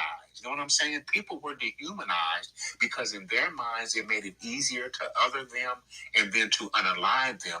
Just like in Palestine, they're calling them people cockroaches. Oh wow. And animals. Wow. And that so they can justify not only to the world but to themselves. It's all right to mass unalive these people. And that's why people don't understand perception does matter.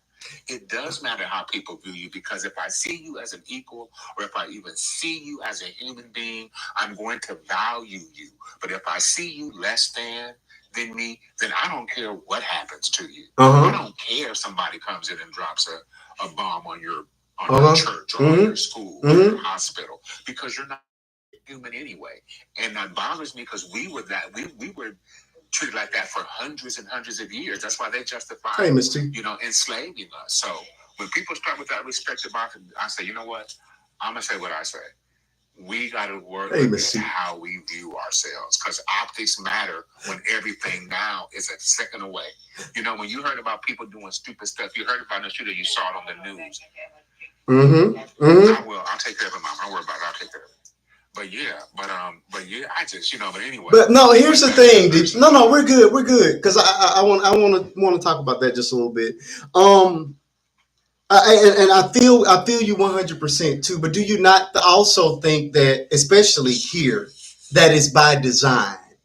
Because I can tell you right now, my dog, you can go through one. I know we probably had 1,000 videos now. You never seen me or my daughter with fully clothed.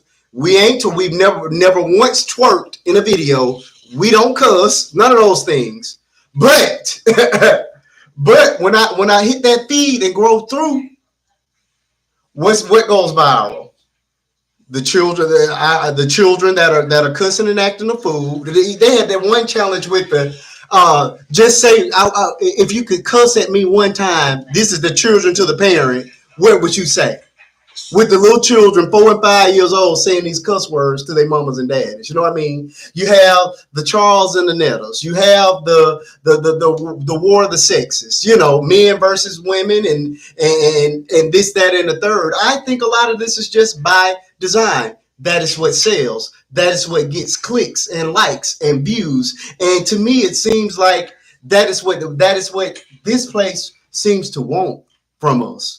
If you want to check, you're gonna have to humiliate yourself. But you know what, Marquise? I mean, I'm not willing to do it, but people are. you know that, Marquise. That's the way we've always been. We've always had to step and fetch, and this is just 21st century stepping and fetching. Okay. When black people wanted to be in movies, they had to be maids, butlers. You're right. Had to be, you're right. Or what's the Amos and Andy types, or the good old Bojangles, dancing type. That is true. We had to be maids, and we weren't a slave, and even up into recent times. Up until recently, yeah. Or members, yeah. Drug dealers, or the ghetto baby mama, and or the pimps and the whores. Listen, let me tell you. I don't know if you ever peeped this, Marquis. Yeah. Maybe you have. I tell people all the time. Look at the black people who have won Oscars for their roles. They've all been terrible roles. Go back to Cuba Gooding, a loud, stereotypical football player. Yep. Haley Berry, a horrible, abusive black woman, mother. Yeah. Precious mama. Yeah. What's her name? Horrible. Monique. Denzel did Malcolm X, and he won for but did Malcolm X and Stephen Biko. And y'all gave it to him for being a dirty cop. Correct. Disgustingly corrupt cop. Yeah. You look at the roles that we win Oscars for. Yeah. And Hattie McDaniel, the first one, a slave maid. You know what I'm saying? Yeah. You look at, Whoopi Goldberg, a con artist psychic. Yep. You're right. You know what I'm saying? You're right. I peeped that years ago and I said, so we can only be negative. Wait a minute. What did Will Smith get heels for?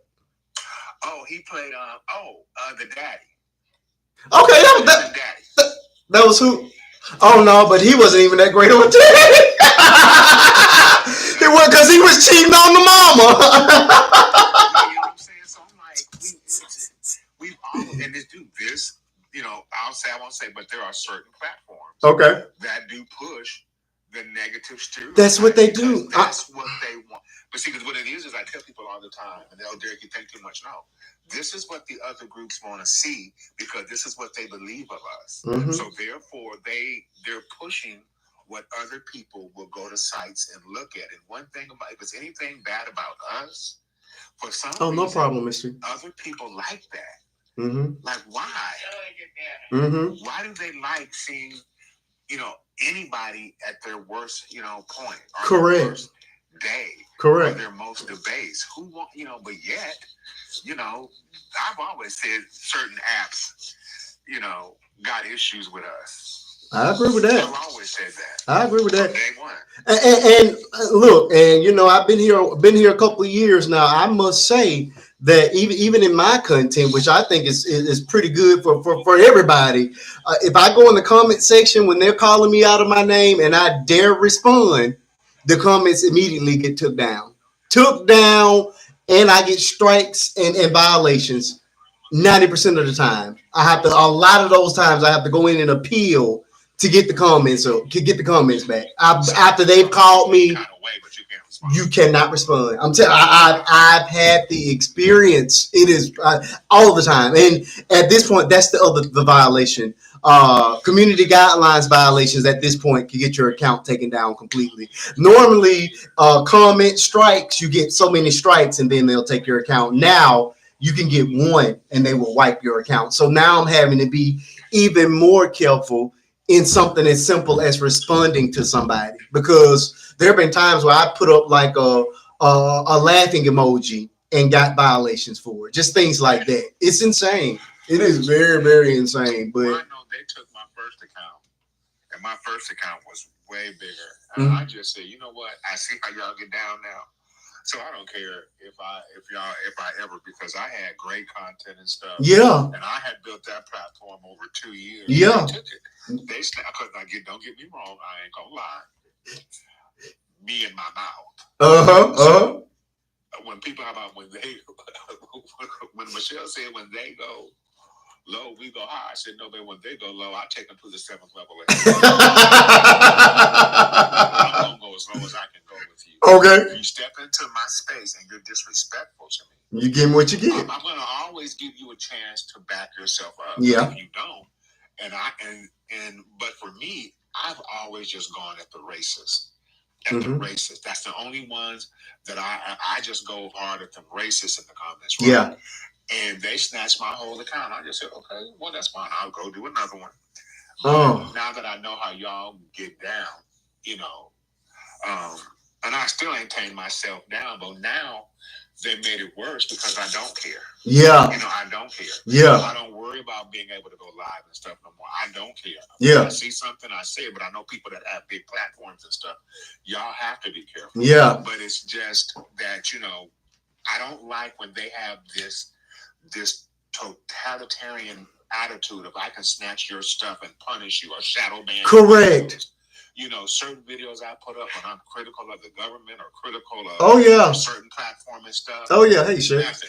But I'll share some stupid something and it'll have 300-400 views. Come on now. Things that are critical. Come on now. That are you know, putting people on game. Oh yeah. 68 views. I'm like, how did this one? Exactly. You know, it's like, because this was really important. Exactly. You know, I'm talking about some stupid stuff, and I'm getting 300-400 views on it. Right? Exactly. They do it. Okay. They do it. I had this account they took the first year we had it. Mind you, my first when I used to come on, my entire family used to be on with me. It was truly Cosby Show over here for a long time, because that's how, I mean, when I went viral the very first time, it was total accident. We didn't even know what we were doing. We just had my son, and I taken the 3 months abundant time at home, me and my wife, and it was the Christmas break. And so I got on TikTok for the first time, and I posted a video, and it was a beautiful. I love it because it was just what the platform I felt needed at that time. Well, in retrospect, because I didn't know what we were doing at the time. It was the day that we brought my son home. I ripped. It was like 23 seconds of us pulling him out of the car. We had red carpet at the house. This is because he was born during the pandemic, so a lot of people couldn't see him. So the first time they actually saw my son was on the internet because people couldn't be around him. And so we brought him home on this red carpet. I have a gospel song playing in my car, House of Prayer. He has a full tuxedo on. He's 48 hours old. And I, the daddy, pulled him out this car and told him in this house with the mother, the daughter, and the grandmother. Just no words. It was just a beautiful moment. I'm like, I loved it because it was originally for my family, but it hit and it hit hard. I think now it's probably at close to 2 million views, but it was our very first viral moment. And we've had many viral moments since, but I love that one because it was positivity. It was family. It was everything that I represented, and it was 100% authentic. It was not curated. It was not created. This was my real life. It's just 23 seconds of my real life. And that's what we became known for. You know what I mean? Family content. So I would come here. We would be suited and booted. We did the family content for the longest. And when I tell you the people would attack, they would attack something that pure, something that clean. And again, as time has gone on, the content has evolved. But they took my account about 6 months after that moment. And it was really, really bad because we'd had that viral moment, a couple of more, and we were starting to build. And they took my account down and said that I was not an adult. Mind you, by then I was already a part of the Creative Fund, and when you're in the Creative Fund, you have to submit your driver's license along with the tax form. But they decided at random that I was not an adult and took the account. And I said, I will not. And people were begging me to just start another account. I said, if they won't give me back my account, I will not be back here. I refuse. I absolutely refuse. And it took a month of me emailing these people every day, 2 or 3 times a day for a month for them to restore my account. And all I got was a simple apology. Oh, we're so sorry. But you taken something that I had worked that hard for. And I felt like it was intentional. I'm like, we are some of the few people that come out here and put out good, clean family content. And like I said, you go back, you will see just how, and for the most part, my stuff is still pretty clean. There's no cussing, there's no twerking, none of those things. You know what I mean? But I just felt like it was not what they wanted. It was the opposite of everything that they wanted to see, and they just took it down. So. But I just hate that in general, getting back to the original point, I just hate in general that we are often so represented. And when every big viral moment I see, I won't say every, but a good portion of them is in negativity. You know what I mean? I had this one video that I was like, ooh, this should be a beautiful video. Me and my wife, we've been about to be 20 years married. Been together since we were 12 and 13. In 60 seconds, I walked these people through a visual representation of our entire relationship, including putting on our actual wedding clothing, which it was a beautiful, beautiful thing. And on the screen is displaying all of the Bible verses that support or that go along with my family story. Please believe that video absolutely went nowhere. Didn't get off the ground. I think it may have gotten 7,000 views, but it's not what people want. They don't want that. They want trash. And if you don't give them trash, you're just irrelevant, and what you're doing is of no value. You know what I'm saying? So it's a game. You know what I mean? And I try my best to just stay true and authentic to myself and not worry about it. But it is a bit taxing sometimes to be competing with the foolishness. You know what I mean? It's just, you get tired of the foolishness. Where's the positivity? Where's the positive representation of Black family? You know what I mean? They spend so much time trying to convince us that men are not in the homes. They don't care about their kids, and every woman out here got 7 or 8 baby daddies. And I'm here to represent everything that's not that. And God knows they try their best to push that down as often as they can. You know what I'm saying? I got 14 baby daddies and 16 kids. Now who gonna argue with that? You too? It's not nobody's business what I say. I just but the point is why is it that is the representation that they love to push? Because they don't think that we can be successful at nothing. Okay. But I mean, in the same vein, why is it that those are the videos that we support? Because those people can't go viral unless we're hitting the button for them. That's the same thing that I was trying to say, Maurice, the other day. We film this stuff and we put this stuff up there. Yeah. Like, we do this to ourselves. And let me just tell you this. This is another one of mine. I ain't gonna say it in your cabal when your cabal is there. But why is it that when we have like a gay show, when white people have a gay show, they got Queer Eye for the Straight Guys. Yeah. They got all these things. We got these black men in women's clothes with these 5-inch nails, click clacking all across the screen. And I'm like, first of all, is that a real representation of gay black men? And second of all, to me, that's buffoonery. Like, that's what we're putting out to the world. Now, maybe that is respectability politics, but that's a niche of our culture. That is not the richness of our culture. But yet, like you said, they're not putting out what you do or what positive people do and pushing that. They got the girls up here twerking, the housewife type shows. You know, one of the favorite dudes is that Drew dude who's a comedian. He's funny from Wild 'N Out, but all his stuff is about him trying to manipulate this woman into having sex, and then they cut away like they didn't have sex. You know what I'm saying? Oh, I don't know anything about that. Each other out and all that. He's on Facebook a lot. Okay, I don't even know who that is. Okay. But I'm saying, though, you know, like, that's what they want from us. They want that type of ratchet ghetto-ness from us. And I don't understand, like, because that's it. Because and it is because, you know, I think black folk, we laugh at anything, so we're not tripping. But I think for other people, you know, we're their entertainment. We've always been. We've always been able to excel entertaining them. That's the one area where they've allowed us. Sad to say, you look at all the millionaires and billionaires that are black, 95% of them do entertainment, whether it's sports or television or movies. How many are these multi-millionaire and billionaires of CEOs of Fortune 500 companies, or of hedge funds, or our investment brokerages?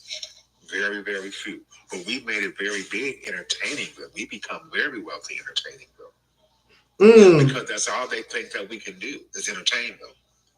And they're more comfortable with us. I know half these people get on here with their racist comments, but yet their favorite athlete is a black person. And I don't understand that type of cognitive dissonance with them. You hate us, you think we're low, but yet you will lose your mind, you know. I bet you a lot of us are all proud at the last Olympics because the whole team was black. And of course, we knew we was going to bring that gold medal. It was never a question. But how many of them, you know, were just so happy and so proud to be an American and seeing all those black bodies? We could always put our black bodies on the line for them. Yeah. But that's where it stops. I'm still very much uncomfortable, especially on this app, when you have the songs that have the N word in it and you have people that don't qualify that are dancing and singing right along to it every single time. I may just be old, but that still is a cringe thing for me. And those people get blocked automatically. I just don't. It is me too. I can't do it. I cannot do it. But there people they literally just made it okay. I can't do it. And that's our word. That's the new thing. I can't do these it. Whipples want to be able to say that word. If you can say it, I can say it. I can't That's do the it. whole thing. They're just pressing their point that it's just a word because, you know, you can't tell them no. You really can't tell them no. Look, and you know what? I tell people that all the time. I said, if we close chapters, then other people, we are forced to make other people close those chapters. But as long as we keep calling each other that everybody else feel like they can use the same word. That's very true. And it pisses me off because nobody act like they don't know the definition of the word. So you would suggest that the word just not be used at all. It should just be wiped from existence. I prefer the word not to be used even within your own freaking culture. Okay. I don't like the word at all. Okay. I can't stand it.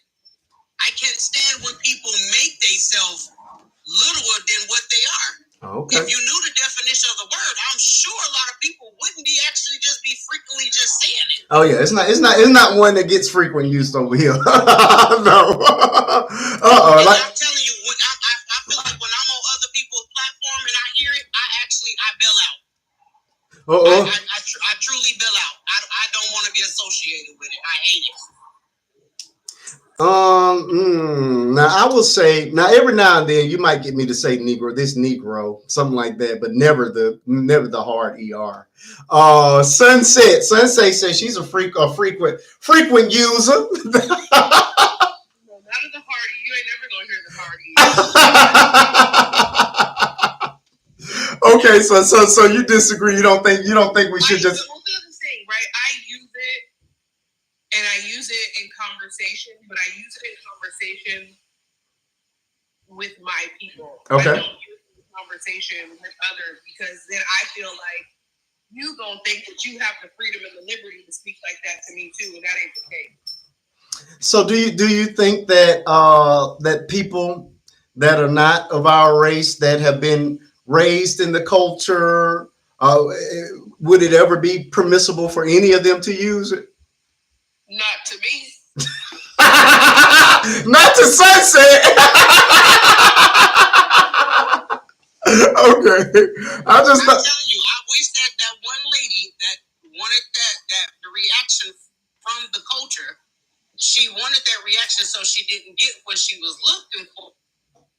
But I wish that I was, and then she said that she can use it whenever she feel like using it. Okay, but maybe you ain't used it on the right person there, baby. Are you talking about Shiloh? You can use that word on the right person. If you did, yeah, because if you did, you won't even have a face or lips to even be using. Can somebody answer the question? She ain't got lips now. Where was Shiloh Hendrix? Where was that black baby's mama or daddy when she did that to that baby? Does anybody know? Exactly. Yeah, because why did we even? Why did it get knocked out? Exactly. Why was she not tied up in the swing by the time the camera started rolling? Right. Either that mama was absent or that baby was there with somebody else. The baby. When I say somebody else, I'm talking about like a foster parent. A babysitter. There being no old school black woman, because that's in my house. He would have been your knee dragon. Why wasn't she eating the gravel at the park? Because the gravel was what her mouth would have been. I'm telling you. Now that's a charge I would have gladly have taken. Gladly. With a good heart. That's not the lady I'm talking about. I'm talking about it's another lady on here that said that she's been on TV shows and everything. Oh yeah, but it was in response. It was in response to this story. The politician, yeah. White woman with the dark eye. Yeah, she was talking, but they were talking about the same situation. Yeah, it was in defense of Shiloh. Oh yeah, we talking about her too. You know the lady. She wanted to be a white supremacist. Yeah. Right. And so she did not get the response she wanted from the black community. But then again, you lost everything trying to get our response. Did she get in any trouble? Yeah, she did. Oh, I didn't know. I saw the interview with Pierce Morgan. That's where she was on it. Exactly. Yeah, but I didn't see any ramifications. Correct. Although I felt like he was egging it on, because why do you need her to say that with this black man sitting here? Right. To me, she was trying. Yeah, to me, Pierce was just trying to get some likes and some clicks. I didn't like that either. Well, I think he wanted her to say exactly what she said. I'm going to use it whenever I feel like, in front of whoever I feel like. but she couldn't open up her mouth to fix her mouth to say it why that black man was on that panel. Yeah. And not one time she could not open up her mouth. Bro, what are we saying? Something that mad. Okay, welcome to the conversation. IDGAF. You know what that means. I know. Are you okay? All right. Going once, going twice, going back to the comments. Oh, never mind. Sunset got rid of.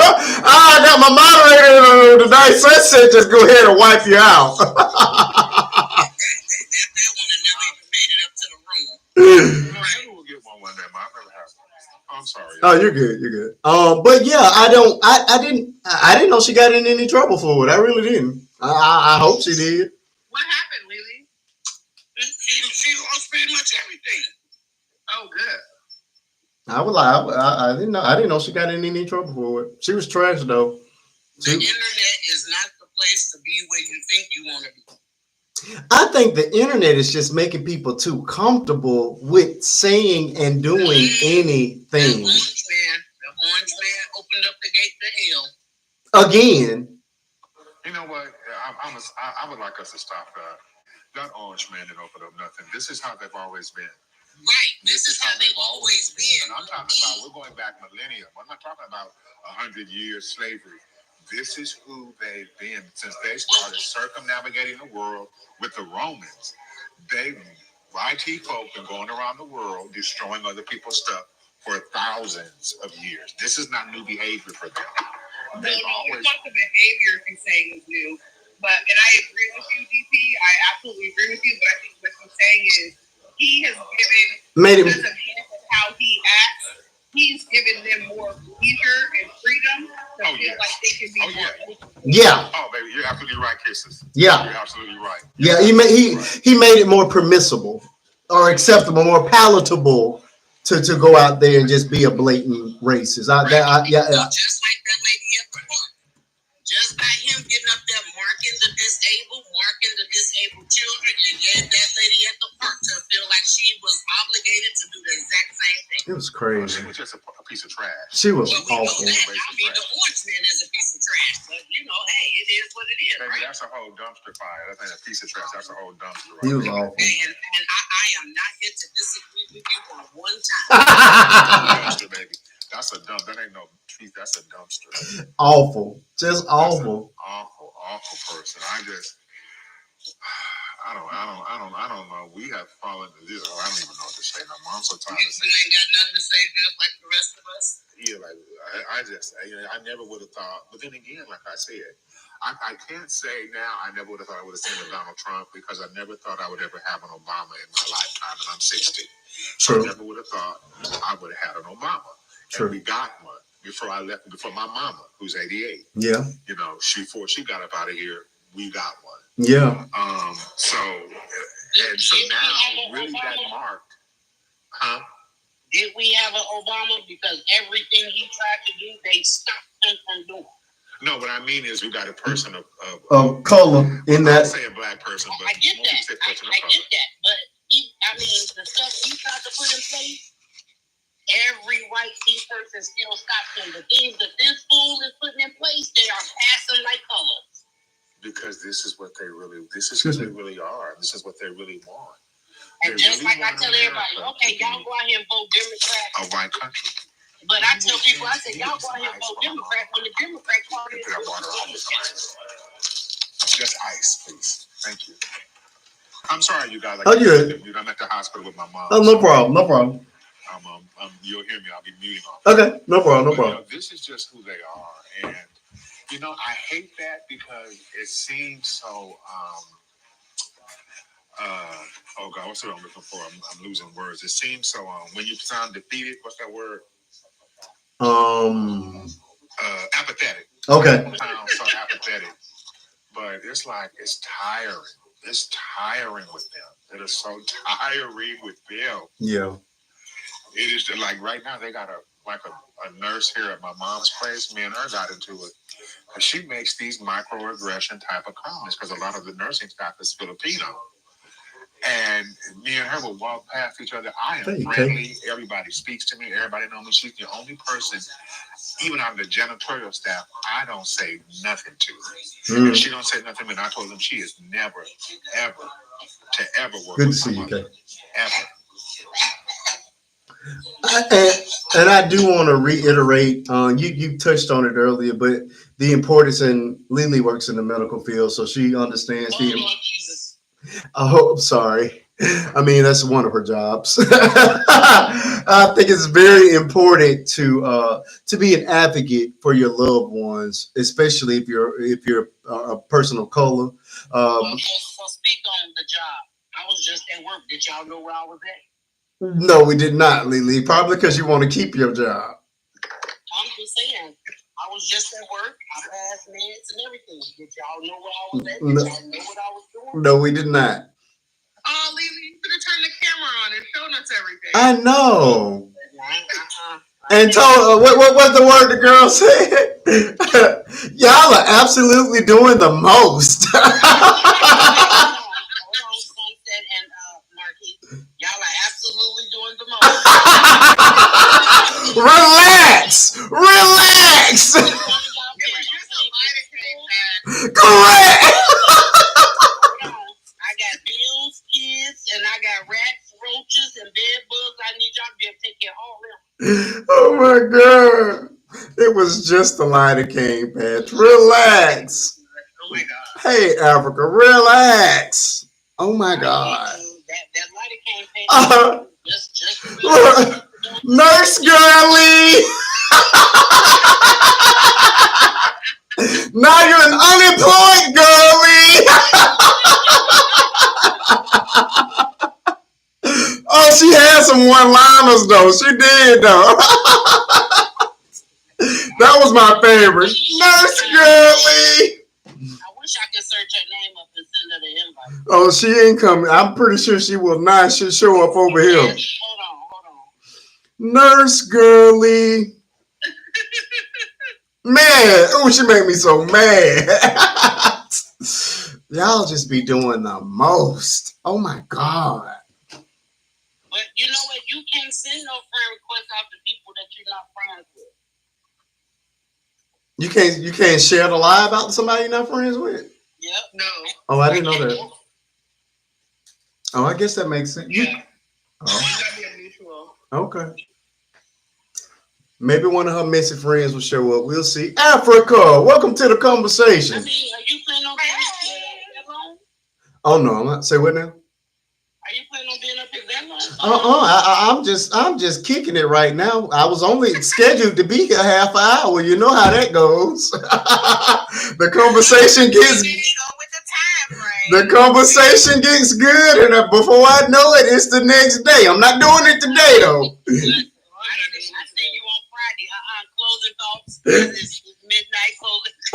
Oh yeah, I'm getting better with it. Y'all got to admit, I'm getting better with it. We're getting out of here. I seen you on Friday when I came after I left and came back. I said, oh yeah. I said this person has finally learned his lesson. He just started shutting it off. Yeah, I have to because man, it takes me 3 or 4 days to recover when I'm in those lives for 12, 13 hours. So I'm like, no, it feels good to be able to go and lay down at 12:30 versus 6 or 7 o'clock the next morning.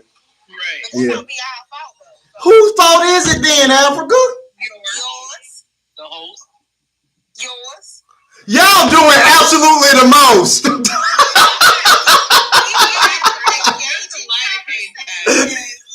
you be asking the questions and go with what we be saying. So, like, it become your fault with them additional questions you get to ask.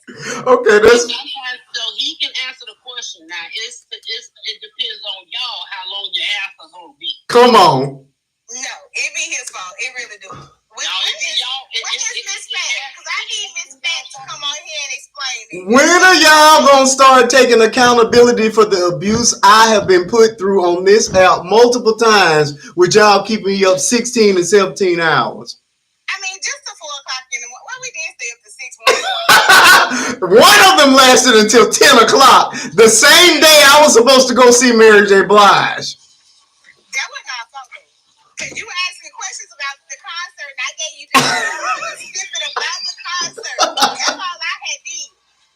Oh man. Oh, I had D. What are y'all? Okay, this is off subject. Are y'all excited about Brandy and Monica? I just heard about it. I'm I excited. didn't hear about it. I didn't hear what happened. Oh, they're going. They're supposed to be doing a joint tour. Finally. The boy is mine. Is Monica gonna get up with her booty pants on again? Oh, that's funny. That was Keisha Cole. That was not Monica. That was Keisha Cole. You will not do Monica like that. That was Keisha Cole. Yeah. So it's That's gonna be a good concert. so it's Bangers. it is Monica, Brandy, Kelly Rowland, Kelly, really. and one more, and it's one other artist. I cannot think of that. I think Kelly can really sing, and I think she actually do better than Beyonce. Yeah, but I was just wondering about her. I don't think Beyonce is that great of a singer. Now, she's an amazing performer, but she's not that great of a singer. Thank you. Oh yeah, baby, she's the Black Madonna. She's a dynamic performer. She has the look, the dance moves, the body. She has the visuals. But I mean, her voice it's not bad. It's good. Yeah, it ain't great. Correct. She's not a triple threat the way they say she is. Beyonce can sing. She can't sing. Correct. And I correct. And I have gone to one of the concerts, Formation. That's the only one I went to, and I enjoyed it. She was, like I said, good. She's good on stage, but here's the thing. When you say vocalist, I need to be able to close my eyes and just listen to you. You know what I mean? Whitney Houston, I can close my eyes. I don't have to look at you. I don't have to look at you. I don't care. It doesn't matter what you look like. You know what I'm saying? But Beyonce, I can't say that I will sit there and just listen to you without seeing you. You understand what I'm saying? With the exception of the. I like Beyonce. Well, I'm a fan. I'm not a stan. I'm not like one of those praise fans. Yeah. But thank you. Music. But I liked her. I like the Lemonade I liked album. her solo. I liked her. And the solo. Music The first.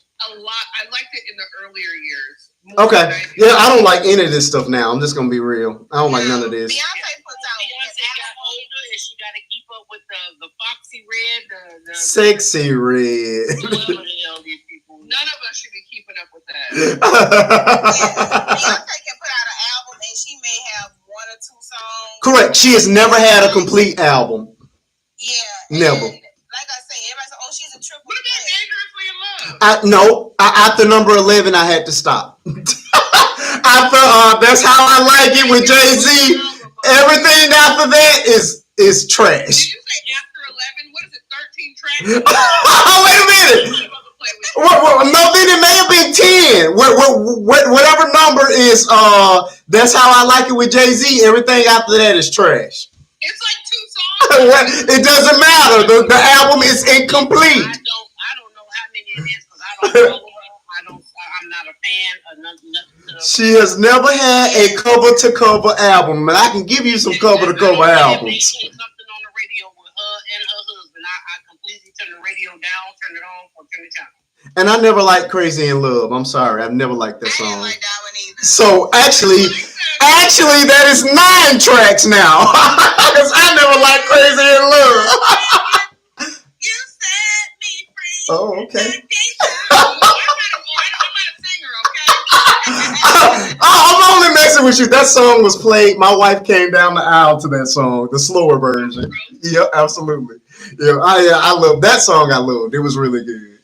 And that was originally a Destiny Child song. Diana Ross over and over before I listen to Beyonce. Oh, I don't like Diana Ross. Absolutely. No, I don't like her voice. I never liked Diana Ross' voice. I love Diana Ross. That's my homegirl. No, You feel me? no. But she got like a couple tracks. I'm not like a I fan mean, of that. if I had to choose between her and Whitney Houston is my Whitney all day. hard, All day. good, bad, indifferent, clean, drugged out. I didn't care. Whitney It was didn't my girl matter. through and through. Still. You can't tell me nothing about Whitney. 'Cause I Nothing. be ready to fight. And I love me some Bobby. I take Mariah Carey over Whitney Houston. Ooh, did you hear have y'all heard Mariah here recently? You know, she's had the 20th anniversary of the Mimi, and she started doing the songs live. They're on TikTok. It's whatever Mimi, the Emancipation of Mimi. When you type it up, it will show her just her or my. Mariah Carey's best album ever was Butterfly. No, Emancipation of Mimi. That album was really good. Emancipation of Mimi was the best album. No. No. I am not kidding. And I did like Butterfly, but no. Absolutely not. Butterfly is a banger from top to bottom. Lies. Emancipation of Mimi is a cover-to-cover album. Oh my god. Cover-to-cover. I'm sorry, I like the first album. What you got going on in the background? Oh, he's at the hospital with his mom. Oh, I'm sorry, babe. I'm in my mom's room. No, you're good. You're good. But you know, that could be me shaking ice too, because I'm eating ice just like Emancipation of Mimi was her best album, cover-to-cover. I'm sorry. Oh my god. Did you listen to that album all the way through? First of all, I was a huge Mariah Carey fan back in the day.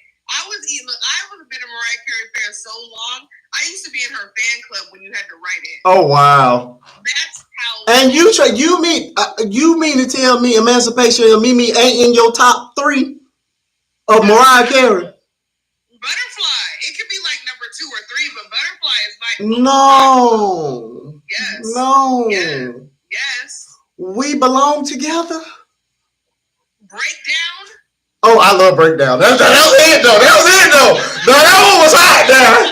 Oh, with both thugs in harmony. Oh yeah, no, that was it. I did like that one. It gave me a bigger appreciation for her vocabulary. Breakdown is not better than We Belong Together. Stop it. I love it, but it's not better than We Belong Together. Don't do that. Don't lie. No, it's not better. It's not better. I love We Belong Together. And I also love, one of my all-time favorites by her is Always Be My Baby. Always Be My Baby was a good one too. Okay, I'll give you that one. Okay.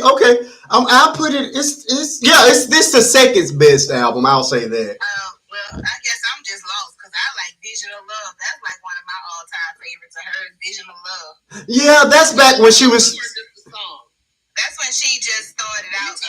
Did you like the album or the song? Because I like the album. I did. No, I listened to the album, and it was one of those albums where I picked the songs that I like, and often it was. Right. It's not an album. I was young. I don't know what the hell was wrong with me. What the heck was wrong with me? That just was my album. I did. I wore that tape out. I broke. Like I tried to take that tape back together. Oh wow! I remember. Y'all ever listen to stuff? Y'all ever listen to like something that you played out forever, like when you were a kid? And you were so, like, loved it so much, and you know you used to sing it at the top of your lungs, and then you listen to it as an adult, and you like, what was I going through at the age? That's me with Bill. My Pector Scott album. This, like, you singing this, like, I had no idea what they were talking about. Like, why was I just so enamored? What was I going through? Did you say Bill by Peggy Adams? Yes, I remember that song. Bill. It's a country song, yeah. When all the time it was Bill that was sleeping with my man. The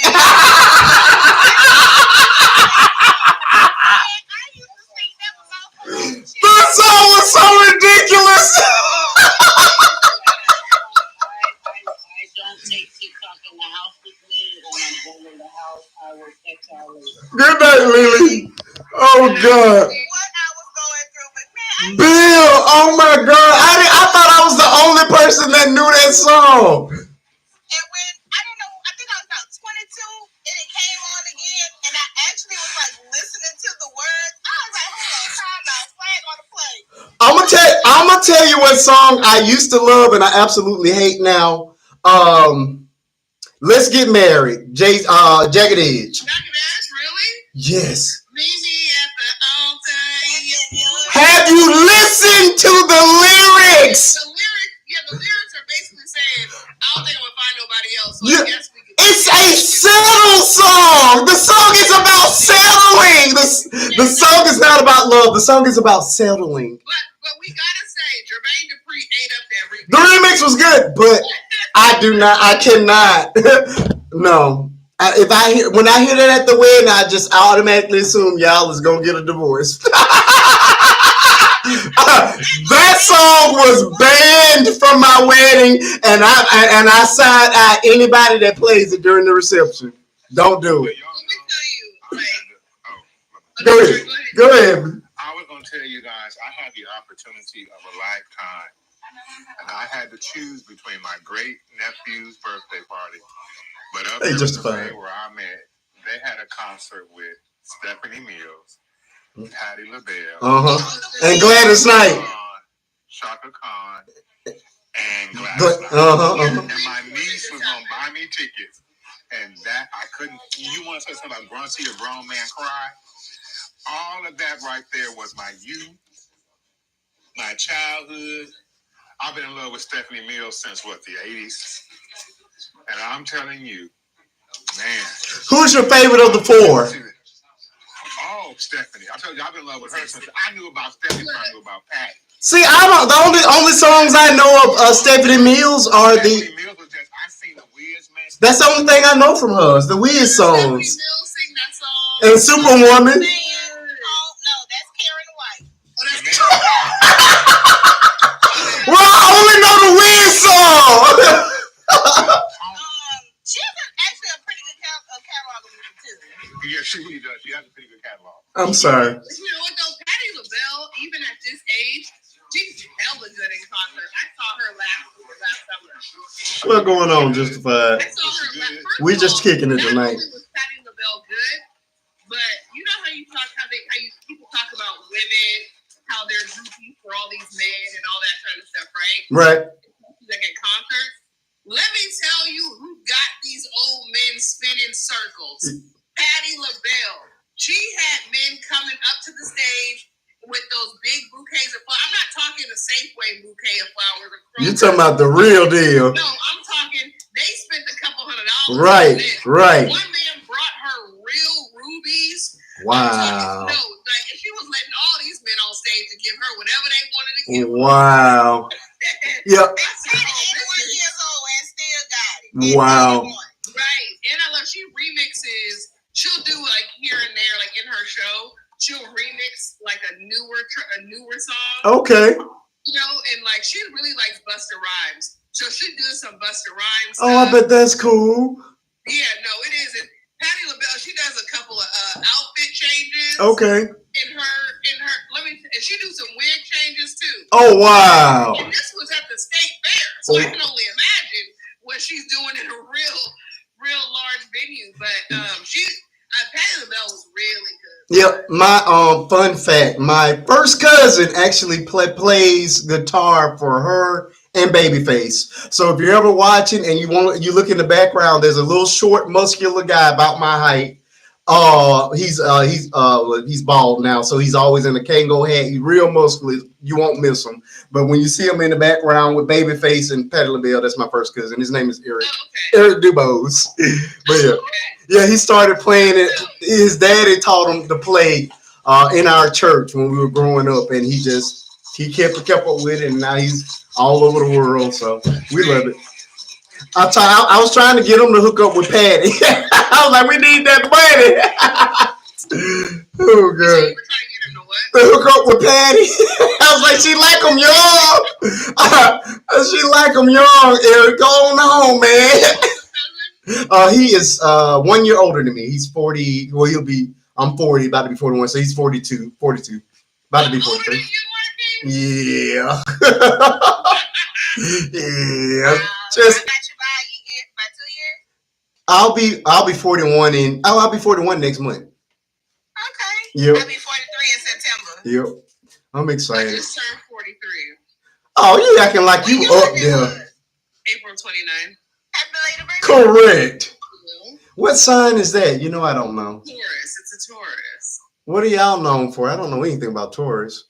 Taurus is we are the bull. So y'all are bullies? That's what they say. People like to say that Tauruses are like stubborn and all that kind of stuff, but the reality of it is Tauruses, we can be stubborn in some things, but we're known for being extremely loyal. Okay. Extremely loyal, but we're also known for we're kind of quiet and shy amongst strangers, but people who really know us would never say that we were quiet or shy. Right. But also, too, because we're super loyal, we're also known for if you cross a Taurus, all hell is breaking loose. Okay, so is Gemini Earth sign? I don't know. I don't know the dynamic. Gemini's an Earth sign. Keep them little people in the head. I don't know what Okay, well, y'all need to slow down because I am a Gemini. Slow down. I do now. Yeah, now Jennifer will tell you that I have multiple personalities. I can own up to having two. I can own up to two. All my life, I will never marry another Gemini. If y'all had to choose between life and death, I'm choosing death. But we're fun. We're lots of fun. That's real. But one of us is. Now the other person is just woo-hoo-hoo. My ex-husband?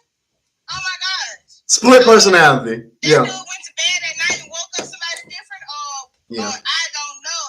That dude was never happy. Yeah. I was trying to figure out who was coming home at night. Like, bro, you know what? Go home to your mom. That's what you do. Yep. Sign these divorce papers. Yeah.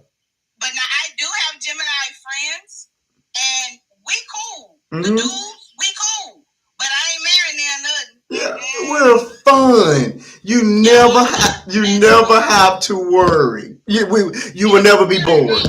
You will never be bored, and you don't need to go out there and look for another. Figure out who we're dealing with from minute to minute. But you don't have to worry about going out there and finding another man because you're trying to figure out which one of them in the house tonight. You don't know.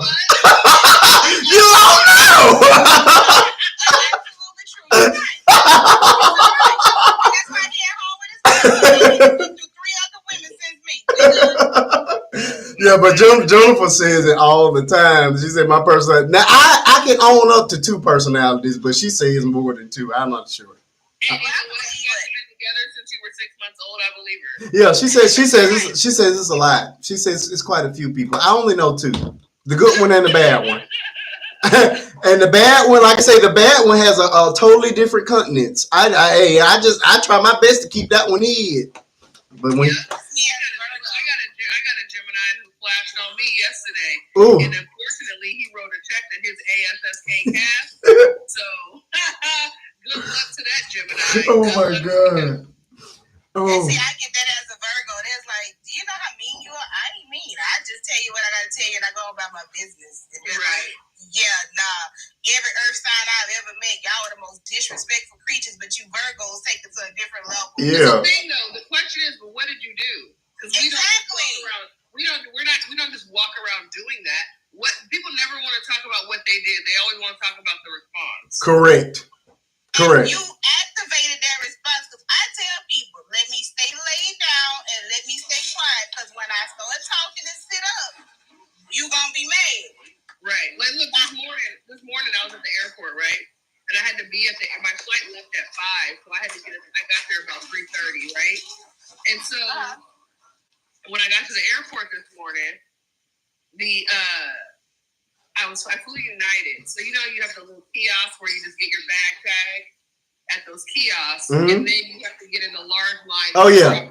Off, right? Yeah. So the line to drop your bag off was super long, but not long to the point where you're like, I'm going to miss my flight. Right. It was probably about 60 or 70 people in that line, but it was moving okay. So I'm in line. I had been in line now when I got in line, I was the last person in line. And it was some kid, a couple kids, looked like some sports kids in front of me. About 10, 12 minutes goes by. The line is moving along. Some man comes from the kiosk area, and he just decides he's going to come step in front of me. Oh, my. I looked at him and I said, excuse me, sir. I said, what's going on? He's like, oh, I was here earlier. I said, well, earlier was not the last 15 to 20 minutes, so... I don't know. I said, I don't know what's going on with you, but you're not about to just come and step in front of me. We're not doing that. I don't know. I don't even know who you are. And he's like, well, I was here earlier and I had to go do something and now I'm coming back to my spot. I said, well, you better find another spot because I said, this is not the morning to do that. Sunset. Yeah. Sunset, right quick. What complexion was this person? He was not one of us. Okay. I thought so. That's fine. Already. I just want to make sure. And so I looked at him. I said, this conversation is over. Happy Sunday. Good morning. Have a good day. Now you can move away from me.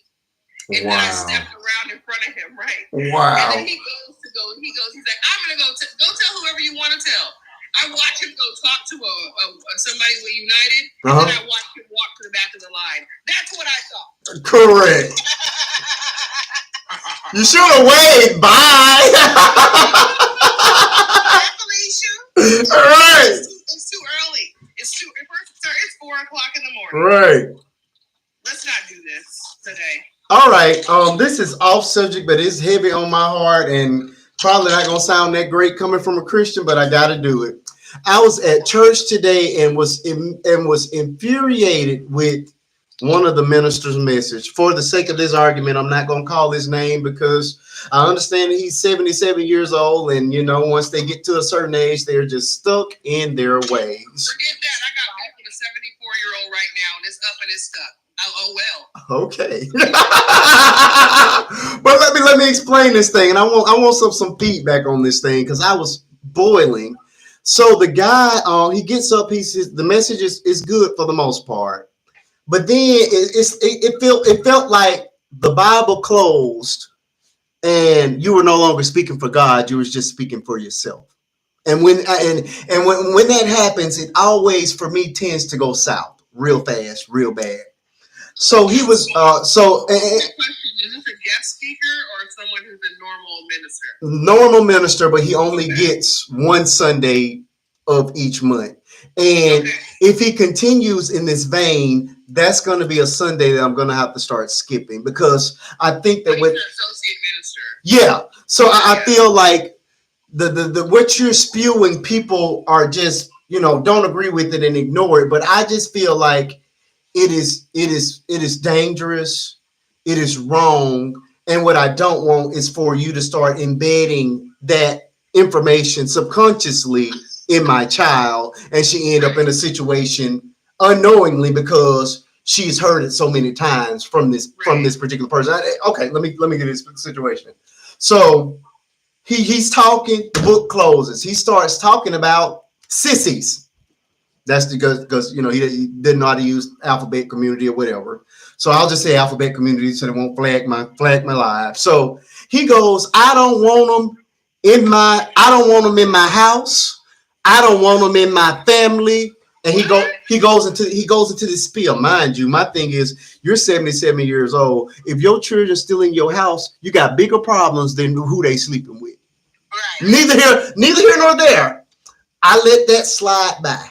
I said, okay, I'm just going to ignore them. That's ignorance. That's stupidity. It's not even biblical. And it's not biblical because you're supposed to love people. You hate. You're supposed to hate the sin. You don't hate the person. And what you're spewing is hate. You don't even want them in your house because you don't agree with what they're doing. This is what really set me off, though. 5 minutes later, he is talking about, well, listen, women. If you're married to a man and he gambled a little too much, or he drank a little too much, or he chasing skirts a little too much, you don't supposed to leave your husband. You supposed to pray your husband through it and pray for your husband and help. The ICU I put him in. That's what he's gonna get prayed through. But I'm sitting there and I'm watching my daughter who's not even dating. And I'm like, this is not. That's that old school mentality where Grandpa had grandma at home, take care of the house, kids, and then he over there on 72nd Street, he done left 73rd and went to 72nd, and now he at Barber House with they set of kids, and she in the kitchen cooking and cleaning, taking care of kids. Right. I'm not, no. And he was preaching. I'm like, you are preaching for your wife, who I've just affectionately started calling First Lady Pick Me, because that's why every time I look at her, I say in my head I call her First Lady Pick Me. You gotta be because this is what you spew. Literally every time I've seen you over the last few months. Now, we've only been, our churches combined. So we've only been in this facility for maybe 6 months, but we all started as one church. There was a split years and years ago, and then they came back together. So this is why I'm now having to get this messaging from him. But yeah, and even in the previous message, he was talking about how she wanted him and he was out there chasing skirts, and she waited on him because that's the man she wanted. My thing about it is, if you're going to excuse the behavior of men, then I want you to also stand here and say, if your wife cheat on you and she get pregnant for another man and she bring that baby home, you better stay there because that's your wife and you need to love her through it. Now, if you it completely, and this is another thing that really irritates me. Yeah. About the discussions of sin. Yeah. In the church is because the church places a hierarchy on sin. Correct. Whether they want to believe it or not. They do. Because you want to give a pass and patience and grace for this all the other sins, but let you be part of the alphabet community, and there's no coming back. There's nothing. But it's okay. You can be an alcoholic. You can be a cheater. You can beat them. You can knock them between the washer and dry every night. You can even mess with the children in the church. Come on. But what you can't do. You can do all of that. Come on. But you can be envious. You can be a drunkard. Is be part of the LGBTQ community. Correct. And that is what is insane. There was a pastor. Yeah, there was an associate minister at my old church years ago, and it wasn't the fact that this is the thing. He's an excellent preacher, right? Okay. He's an excellent preacher. He always he has a way of the way he kind of brings things together when he preaches. You know what I mean? Yeah. It's captivating. I always learn a lot from him. However, he lived the lifestyle that's completely opposite. Oh, wow. Of what you sit up here and you preach about. And it had got to the point where people, us as the church, literally, you know how order of service is. You got praise and worship. Yeah. You have announcements and offering and all that other stuff, and the sermon is at the end. Right. So when he would get up, and the pastor, the minister gets up to walk up to the stage or the pulpit when they're about to preach. When he would get up, it would be a group of us that would stand up and walk out. I like that. As soon as we saw who was preaching, right? And the thing about it is because every time you listen to his message, you're like, first of all, this was a letter to yourself. Come on. Because you up there talking about people in these multiple relationships when you minister, married, and everybody knows that you messing with women in the choir. Come on now. You're messing with these other women in the choir. Your wife sings in the choir with these women. Oh. And she's just a goofy. Thank you for the gift. It's just insane. But on the flip side, it's kind of like right message, wrong messenger. Come on. Right? But in the instance with at your church, are you? I mean, I guess, are you or other people having a conversation with your head pastor about? I don't think so. Messaging? I do not think so. What is the? Because it's like if nobody's saying anything or bringing it to the attention that this is a problem.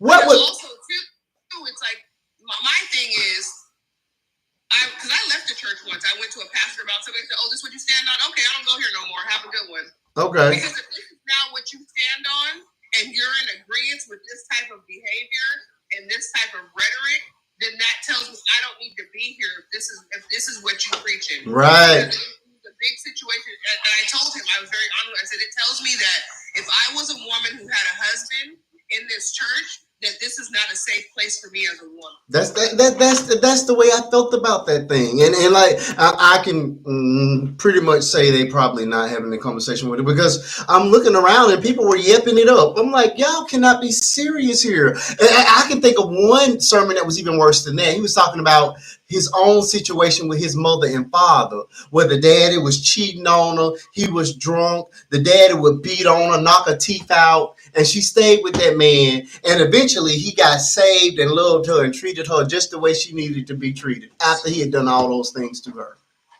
And my eyes were rolled in the back of my head the entire time the man was talking. And that I just slipped up in one of those services, and I done yelled out, It was crazy. It's crazy. That's what they did. But let's see that again, people. He's 77, because that's what they did. My grandmama did it. You know, it's sad. But you're still preaching that message to young people. That's what's got me mad about it. Well, no, I'm saying, yeah, but again, he's 77, so he's gonna preach what they was preaching 50 years ago. Okay. He ain't gonna preach nothing new. Okay. That's what I'm saying. Okay. Hell and brimstone, you going to hell. Gay people gonna burn in hell. Your husband, he mess around, just forgive him and love him. I mean, he's preaching 50 years ago. Okay. Because when he came up as a preacher, that's what the word. Okay. That's what they thought the word was. Okay. So he's just preaching. Okay. You know, no problem. He's been preaching for the last 50 years. Okay. And that's why I tell people all the time, if you want to look for a church that has a good, because to me, children do not need to be in the main sanctuary. Agree. Be a children church. I agree with that. It needs to be a church where they can meet Christ at their level of understanding. Mm-hmm. It's always irritated me that these people get up here and teach these hellfire and brimstone and marriage and fornicating pastors, and you got babies. Oh yes. 10-year-olds, oh yes. Girls and 10-year-olds. I'm like, first of all, they don't understand. Mm-hmm. But how are you helping their souls to grow in the Lord when you're speaking about things that are so over their head? Agreed. You know, that doesn't make any sense. And I tell anybody before I go, when I had younger kids, I'm like, no. If you didn't have a good children's church, I couldn't be in that ministry. Okay. Because my kids need to be fed. Okay. Sitting in the sanctuary, like you said, how your daughter was 12? 16. 16. Mm-hmm. What does she need to know? Like, come on, your husband cheating, stay with him. Like, come on. And I was having a visceral reaction with my baby sitting there, and I'm looking at her like, no, ma'am. and we riding home in the car, and I'm clowning. I want you to know, Daddy don't agree with that. No. Oh no, that is not the design. You're not put here to be somebody's doormat. Period. Exactly. You know what I mean? It disgusts me. You know what I mean? These preachers, man, I had a preacher tell me once, and we was talking because me and my pastor became friends, and you want to know all the latest dirt and gossip. Get you a pastor. You got it. And y'all become friends. Yep. You gonna hear all the dirt. He told me this one pastor, and I won't mention his name. Sure. Told him, if you're gonna cheat, you better sure you. And this is why a lot of them cheat with church women. And it never dawned on me why they didn't leave outside the church. He said the trick is you get you a church woman that know how to repent and cover you in your sin. See, because you get an old street woman, she ain't gonna never repent. She's not gonna go before God and ask God to forgive you and her. He said, but get you a church woman, she gonna be able to repent that sin of all of you. And I'm like, oh my God. Yes. How? I'm telling you, I was like, lady who told her daughter she becomes a virgin again every night at 12 o'clock.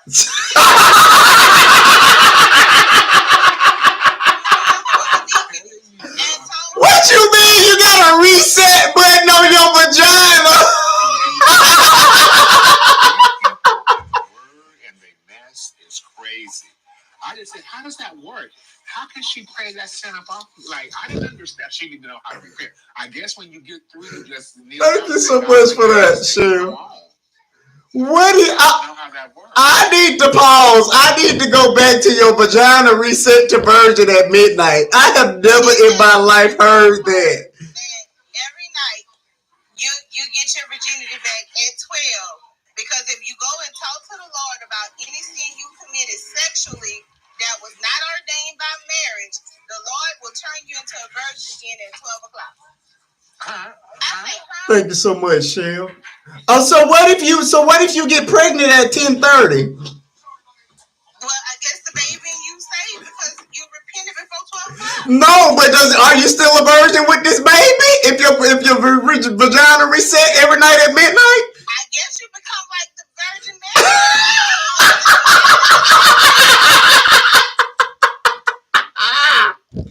But I was like, your mama finna send us both to heaven. Your mama is going straight with you. That's insane. How do you teach your baby that? I guess because she was a harlot. A harlot. I have never. Okay. I have never heard. We were talking about Yazz Scott, but we have spun off into some fun stuff now. So we on religion now. But I'm just saying, oh my God. The teachings in the church is so different, and that's I tell y'all now. I just got back into church. Okay. Last year. Okay. One day I'm gonna go live and I'm gonna talk about myself. I really should, because everybody tell me I have a nice testimony, story, whatever. Yeah. Anyway, that's what I was gonna say. But I just got back into the church last year. I actually joined the church Resurrection Sunday last year, and then I got baptized in August of last year because I had a better understanding of who God is and what He's about and His love for me. So I got rebaptized. You know, with kids, your auntie and your grandma tell you got to get baptized to save your soul. Right. And you really don't understand. You just agree with it because you want to make them happy and get that little peppermint and strawberry candy out of grandma's purse. Right. So you get baptized. But like DP God said, we have children's church. Okay. For the little kids. But my pastor is so personable. Him and his wife, like, you can go to them, whereas I went to other churches and you can't talk to your pastor. You got to go talk to the church. Oh, or no. You got to go talk to, I've been to churches that had several pastors, so you got to go talk to an associate pastor. You can't do anything. But I love the fact that he preaches on love the person, but you don't have to love the sin. Correct. You have to love the person because God said, "Love as I've loved you." Correct. And he also preaches that mere man don't have a heaven or hell to put anyone in. That's correct. So it's like when I look at the way some of these pastors, like the little girl mama, and the way some of these pastors, they are only hooked on the LGBT community. They're only hooked on shacking. Because I know a pastor, that's the two steps. Some kind of way he's going to tie the alphabet community and shacking into a sermon. And I'd be so lost. Like, bro, you just was reading on the Beatitudes. Where you get the community from, and where did you get shacking from out the Beatitudes? Right. Make it line up. Right. And then, you know, he cornered me once and he was like, well, if you're going to keep getting up in my sermons and going home. I said, your sermons don't make sense. Yeah, I'm going home because you ain't teaching me nothing. Come on. Well, we just going to have to ask you not to come back. That's fine because I had already planned not to come back. Correct. Oh, they would ask you not to come back? Oh, yeah. Oh, wow. But I really do like the idea of just leaving or just not showing up those Sundays because I'm not. I think that's what I may start doing. Just that'll just become my protest. When you start giving me pastor pick me sermons, the moment you hit one of them sour notes, I'm just gonna get up and leave because I cannot tolerate that. I just think it is horrible messaging. And like you say, you're picking and choosing sins. You're making one sin greater than the other. All sin is sin. And you're supposed to love, like you say, you're supposed to hate the sin, not the sinner. And what that man was preaching was hating the person. Somebody you laid down and made. You hate them because they made they're living in a way that is not that's not palatable to you. You know what I'm saying? Look, would I want that for either of my kids? No. I wouldn't want personally. No, I wouldn't want that for my kids. But I'm never gonna stop loving my children. I'm definitely not gonna throw them out in the streets because I don't agree. I'm not enough to ban them out of my life. Correct. You still my child. You're still. I know a girl who did it. Her daughter almost unalived herself. Yeah. And her thing was, it'll be better for her than to keep living this lie that she's living. Yeah. But at the end of the day, that is a baby that you carry. Correct. That you gave birth to, that you loved. Correct. Until you found out what her lifestyle was. How can you turn your back on your child? You can actually just say, hey, look, sweetheart, when you come with your friend, y'all can't do all this in front of me. I'm not okay with that. That's it. You know, we have holidays together. I'm going to need y'all, I understand, but because it's uncomfortable to me. Right. I'm going to respect your relationship, but I need you to respect my feelings. Correct. Simple. And respect my home. We don't do this under my roof. Simple. But to disown your child, I couldn't disown my kid for that. I just couldn't. No, not when you just sit there and condoned everything else. That man condoned every other sin except that. If your husband do this, this, or that, you could pray. You just pray for him. So why can't you pray for the alphabet then? If you're praying for everything else, it just oh. They stuck on the abomination part of it. Okay. Or whatever. Okay. But anything that separates you from God, any sin is gonna say it again. All of it is abominable to God. It separates you from God. It just doesn't make sense. I have a zero tolerance for that kind of rhetoric being spewed to my, I can take it. I'm grown, but I don't like that being spewed to my child that hadn't even begun dating. It also makes your child look at friends differently. Correct. And those kids go through enough amongst themselves. You got kids being picked on about haircuts, hairstyles. Yeah. Even when uniforms don't look exactly the same, you been got there. kids that's picking about a uniform been there. Wearing. Yep, I've been there. When you put this on that child, your daughter picked this up. Thank God she has you and your wife. Yeah. You and her mom, because if not, she can pick up things from other adults and really think that that's okay to say and do and be like, oh, well, Pastor such and such said, First Lady such and such Come said, on. Auntie said, Uncle said. Yeah. And you make kids start looking at their peers differently. Correct. It's poisonous. And I'm all for keeping kids as long as possible, because I agree. Adult life is hard. It is tough. Out here. It is tough. It is And tough. we trying to navigate, and we got years of experience on these kids, and it's still tough for us some days. So to put all that on a child who still has to grow up and become an adult, that's crazy. It was insane to me. And my thing was, what if they were sitting in this audience? How is that going to draw them to God? It's not. It's not. The only thing you're going to do is push these people right out the door. You're supposed to be bringing people to God, not repelling them. And that church hurt is different. I'm telling you, it took me last year.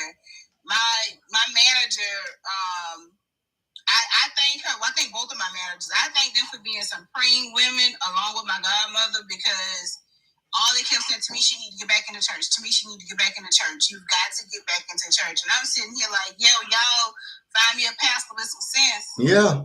Because I don't have time for the judgment, because the very last pastor I had grew up in the neighborhood with my mother, and my mother's been on drugs for 38 of my almost 43 years. Okay. And one day he walked up to me. He was like, I hear about this drama you have with one of the church members' families in here, and they welcomed you into their family, and according to the daughter-in-law, you're doing this. All I see is a remake of your mama. Your mama was terrible in the neighborhood, and your mama would do this and say this, and she didn't care. She was always fighting people. And I said, Pastor, you don't even know me. Come on now. I say, I am so far removed from my mother. It's unreal. I said, and you took what their daughter-in-law said and you ran with it. But what's even crazier is you took what she said and you haven't even spoken with the family to know what's actually going on, because she's come and cried some tears. But at the end of the day, what you do not get to do is judge me on your relationship in your childhood with my mother. Oh my God. I said, because who she was and who she is today, that's her. Correct. Who I am is nowhere near her. I said, because first off, I have respect for any and everybody. Come my on. mother has none for nobody. Come on. You just said she was like this as a child. And guess what? She's still like this, and she's close to 60 years old, and she's still this same person that y'all say she was when she was a child. Come on. And he was just like, well, I just see mannerisms about you. But the ones where I roll my eyes and I tell you that you're not going to disrespect me, you're not going to judge me based on my mother. Mm-hmm. Oh, yeah, I'm going to tell you the truth. You're not going to judge me based on Correct. Sorry for you. And some of those things are hereditary. That's natural. That happens. You got DNA. You're going to pick up some of that stuff. Absolutely. So, after that, like, I didn't go to church for about 4 or 5 years. Last year was the first time that I started going back to church because I had a moment of unalivement on my mind. Okay. And I told my manager, and she said, well, just come visit our church. Just come visit. And I visited that Sunday.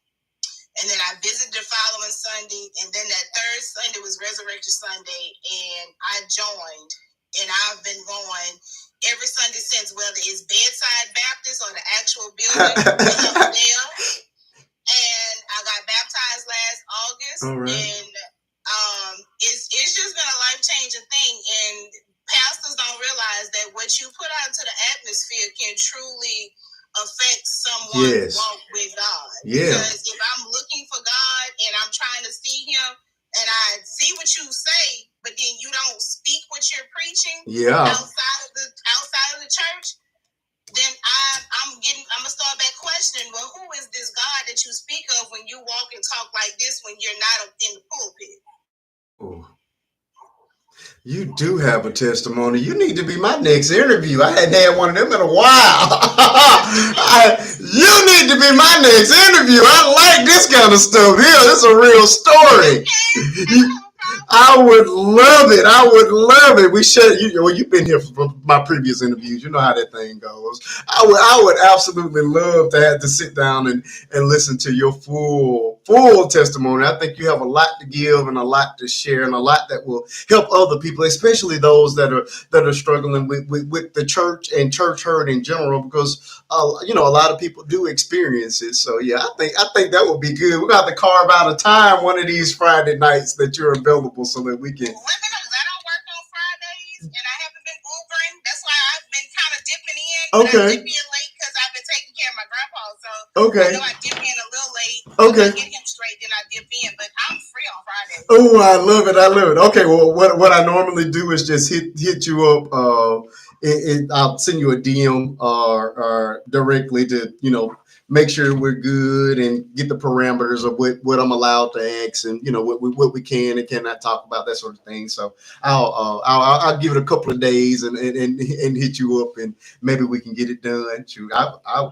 This is what I do. This is what I do. So yeah. It's cool. I am actually getting to that place where I am more comfortable speaking. Yeah. Especially because, have you seen the movie The Woman in the Yard yet? I did. I just watched it like 3 weeks ago. It's going to be something that I want to talk to people about because I watched that movie and I've actually seen it. I kid you not, 3 times. You have.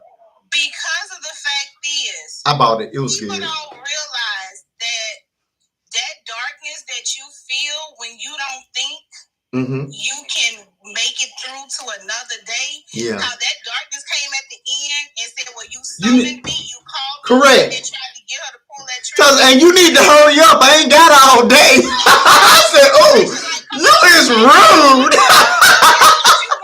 I'm giving you what you wanted. Yep. But that darkness, and I explained it to somebody, to my dude, and I was like, yeah. People who think about unaliving themselves should watch it. It's a great one. The fact is that at the end, she literally was able to see just a little bit of light at the end of the tunnel by looking at that stuffed penguin from her baby girl. Yep. And for her kids. Well, let me ask the question though, because the ending is still questionable. We don't know if she's on the other side or still over here with us. Which way did you go with it? The Woman in the Yard. Oh, good. I thought you were talking about Sinners because I was going to go see that tonight. Oh, we love it. It's a good one. See Sinners, I could stay on this damn line for about 2 weeks, and I was going to leave and be with my mama and go right to the theater. And I was like, oh, shoot, all right. I'm just chilling out here. Let me just keep chilling. It's The Woman in the Yard. The Woman in the Yard. I want to believe because I have walked in the shoes of wanting to unalive myself. Yeah. I want to believe that she See, I want to believe that her kids saved her because that's who saved me, my kids. Yeah, yeah. It's left up to your entire, and then there are certain cues. It's left it to your imagination. Yeah, there's certain cues that can suggest that she's on the other side, especially with the spelling of that could have been her on the other side. So yeah, I thought. Is that on Netflix or where's that on? I had to buy. The movie theater. It's on. You can get it on Prime now. I watched it on Prime. Okay. Yep. My dude got it on bootleg. See, y'all be tripping. I be supporting these people. It's because he was supposed to take me, and he's been on crazy sheriff, and he has not had an off day since March. Okay. Like, cause they're short-handed, so he was like, "Babe, I can get it, and we can just watch it when I get off." And I'm like, "Fine." Yeah, it was good. I enjoyed it. It was a good movie, and I do like I said that people who deal with that really should watch it so they can see, depending on which way their imagination takes them. Yeah. You know. Yeah. But there is an inkling of you still there that can help push you to want to stay. Yeah. Yeah. I like it. So, oh yeah, we definitely doing this one. I got to get myself ready. I think this will be a very, very good sit down. And I haven't done one in a while, so I'm a little rusty, but I think it'll be. Yeah, I think the last one you did was Lavender or Soul. It was supposed to be in Lavender, but she backed out. She got sick or whatever. Yeah. But yeah, it's been a minute, so I really do think that would be a really, like I said, I only when I do those, I only do it with people that I think are gonna give us something, you know what I mean, other than just yapping. So I think this will be a really something that will help somebody, you know what I'm saying. But yeah, I definitely want to try that. That's the movie was good. That was a really, really good movie. So yeah, I did. I've seen it 3 times, and each time I see something new because, like you say, when you can go either way with it, because we know at one point in time, Charlie the dog was supposedly not here with us anymore. Yeah, and I didn't understand how the children could see the woman in the yard. That that part kind of. I think I think I would have liked it a little bit more if she was the only person that could see it. But, see her. Yeah, I was kind of. I didn't understand how the children could see that. You know what I mean? I'm still questioning how does that work. I tried to say, well, maybe because the kids are so in tune with their mom, is the reason. I say, well, yeah, kinda, but they don't know that she's thinking about not being here. Exactly. Because I think the attitude of the son may have been different if he knew that was his mom's thought process. Right. I say nah, because I even asked him. I said, well, if this is supposed to be her subconscious coming to talk her into doing this today. Yeah. How do the kids? And he was like, well, they just in tune with their mom. You know, they say kids be born with, in their mom's stomach, so they kind of like can feel everything. I said, but that's inside. And I can see that if the child was 2 or 3, but these were some old babies. You know what I mean? And I said, I would think the son would have had a different attitude. He'd have tried to be more gentle, more kinder with his mom. Yeah. Versus the attitude he had with her. Yeah.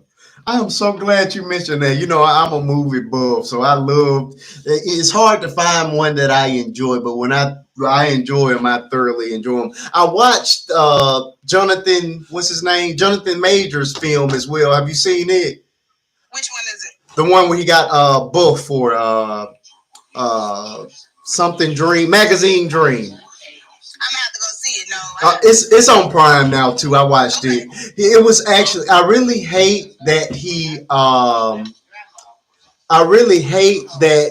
got into all that trouble because his performance in that film was Oscar worthy. It was that good. And the movie is one of those that's just. It was well shot.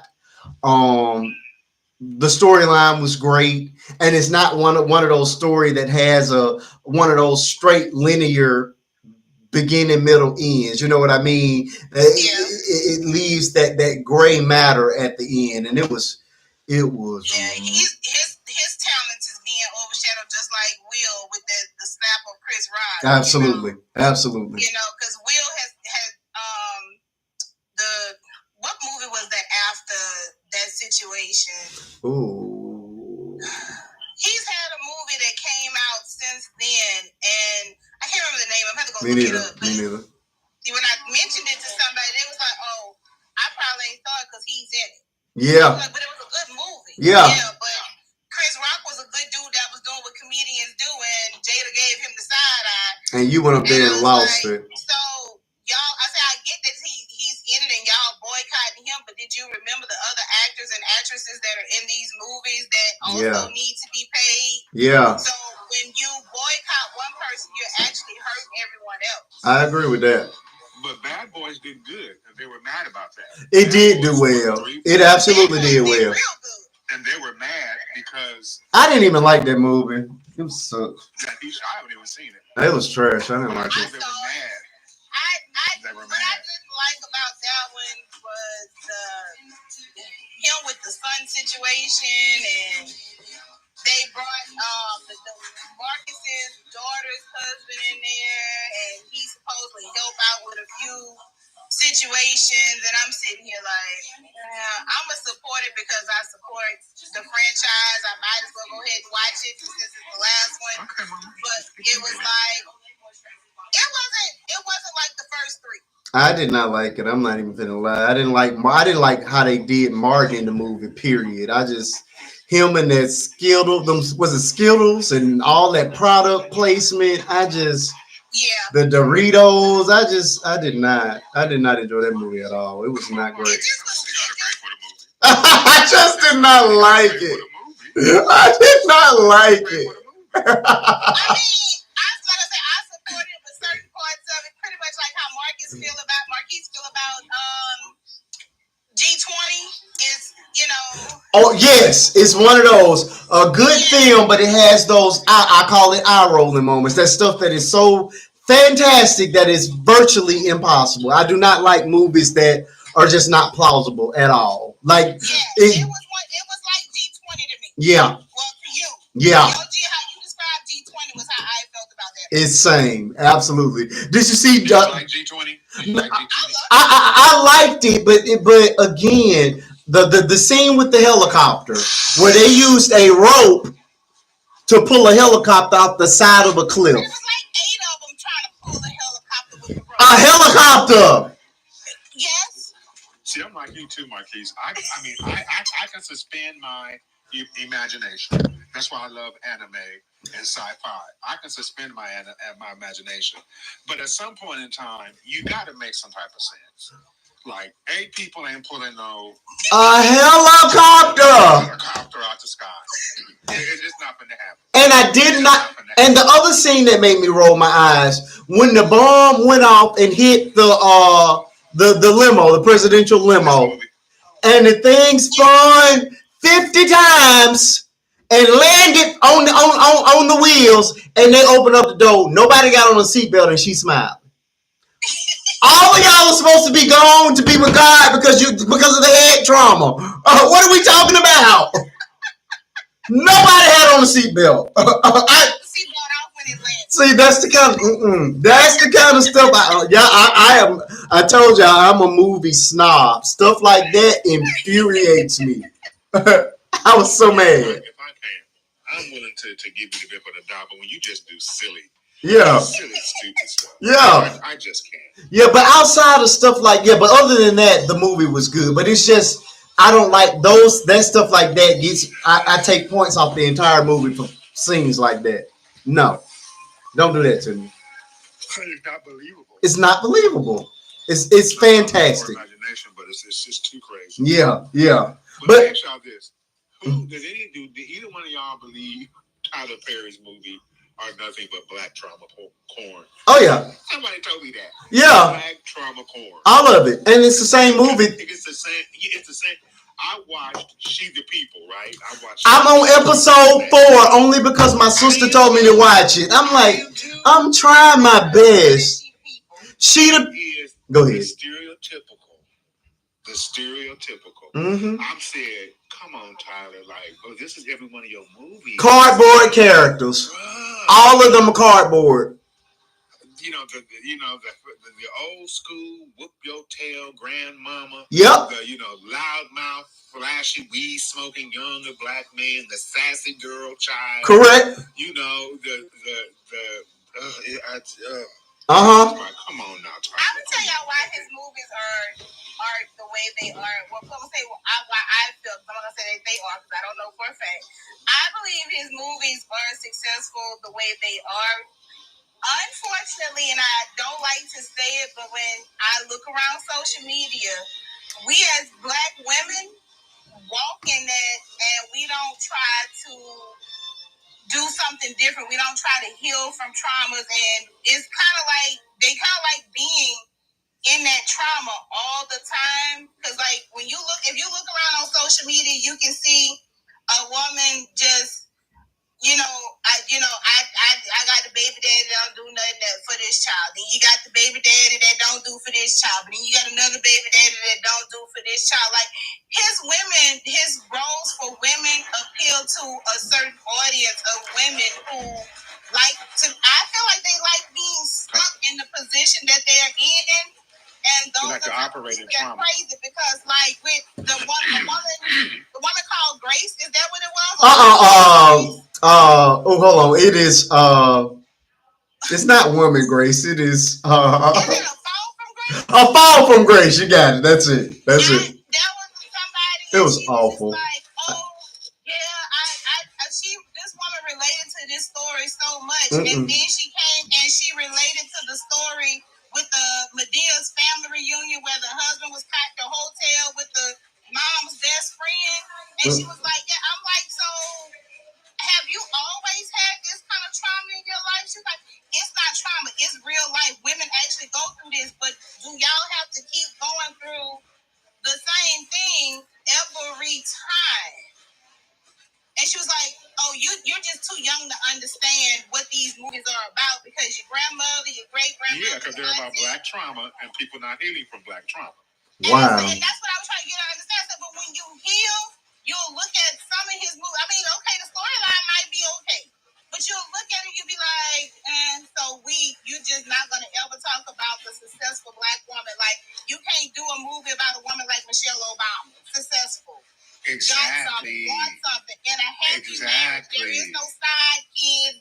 You don't think that you want to make a movie showing us in a better light, showing the men the black in a men better ain't light. dogged her out. The black man ain't dogged her out and cheated on her. Right.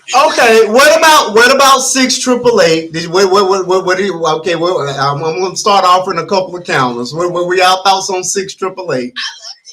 I loved it. I actually loved it. I loved anything that tells the truth about us. But it wasn't true. You do know that the storyline was completely fabricated.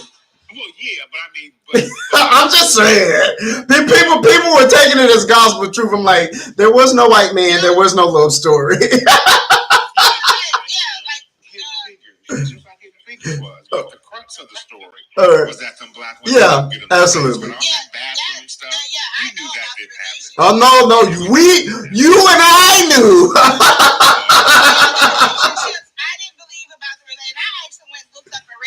I went and found the people it was based on, and I was like, oh no, she was. This wasn't what happened, but the rest of it, right?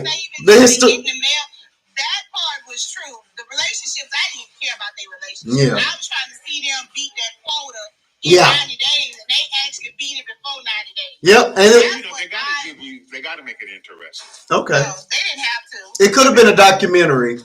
Yeah, no. See, but here's the thing, though. I like documentaries. Ain't nobody gonna see. I love documentaries. I love them. Don't see it. Okay. And really, and you know what I'm saying? Like, who don't really see it? Because when you make movies like that, Luther Vandross was a documentary, and it was wildly successful. I loved it. I just feel like you can go ahead and tell the truth. You could have told them about their real husbands, their real lives, their real kids. Yeah. You could have done all of that, and it would have been perfectly fine. Like, I don't like when they embellish. Based on a true story. So can you tell us the parts of the true story and let us, Yeah. Okay, so I'll offer that one. No, I did like A Jazz Man's Blues. I haven't seen that one. It's on Netflix. It was really good. It's a period piece. And I will say that to me was Tyler Perry and the two brothers. Yeah, with the light skinned brother, the dark skinned brother. Yeah. I never got to watch it though, but I heard about it. So I seen some snips of it. I need to watch that, and I just never did. That one was good. I've been to watch it, and I never Okay, did. we're gonna revisit that one. I want y'all to watch that one. I enjoyed that one. Now, it's only a few of his films that I will Jasmine's brother, right? A Jasmine's Blues.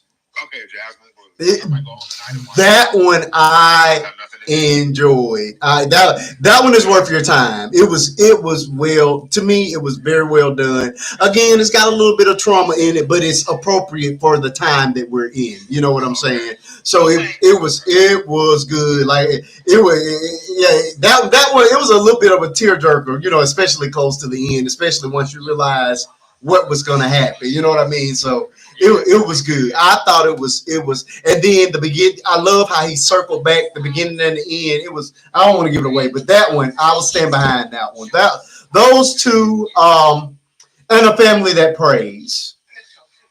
That one was a good movie too. I like that one. But I did too. I did like that one. He has some good ones. I give him his credit, but credit is good. But 90% of them are garbage. But like, I don't know. Especially them first 5 or 6, when we finally caught on to the fact that all the dark skinned men were evil and all the light skinned men were good. He did that for like 5 movies.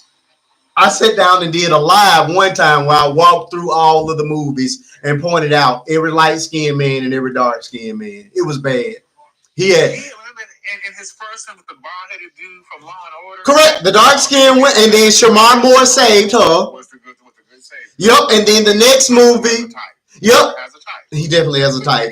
And then the next, what was the next movie? He did it like for the first 3 or 4 movies. They were all Family Reunion. Blair Underwood, dark skinned man beating the crap out of her, and who saved her? Well, who? The sister got saved by light skinned.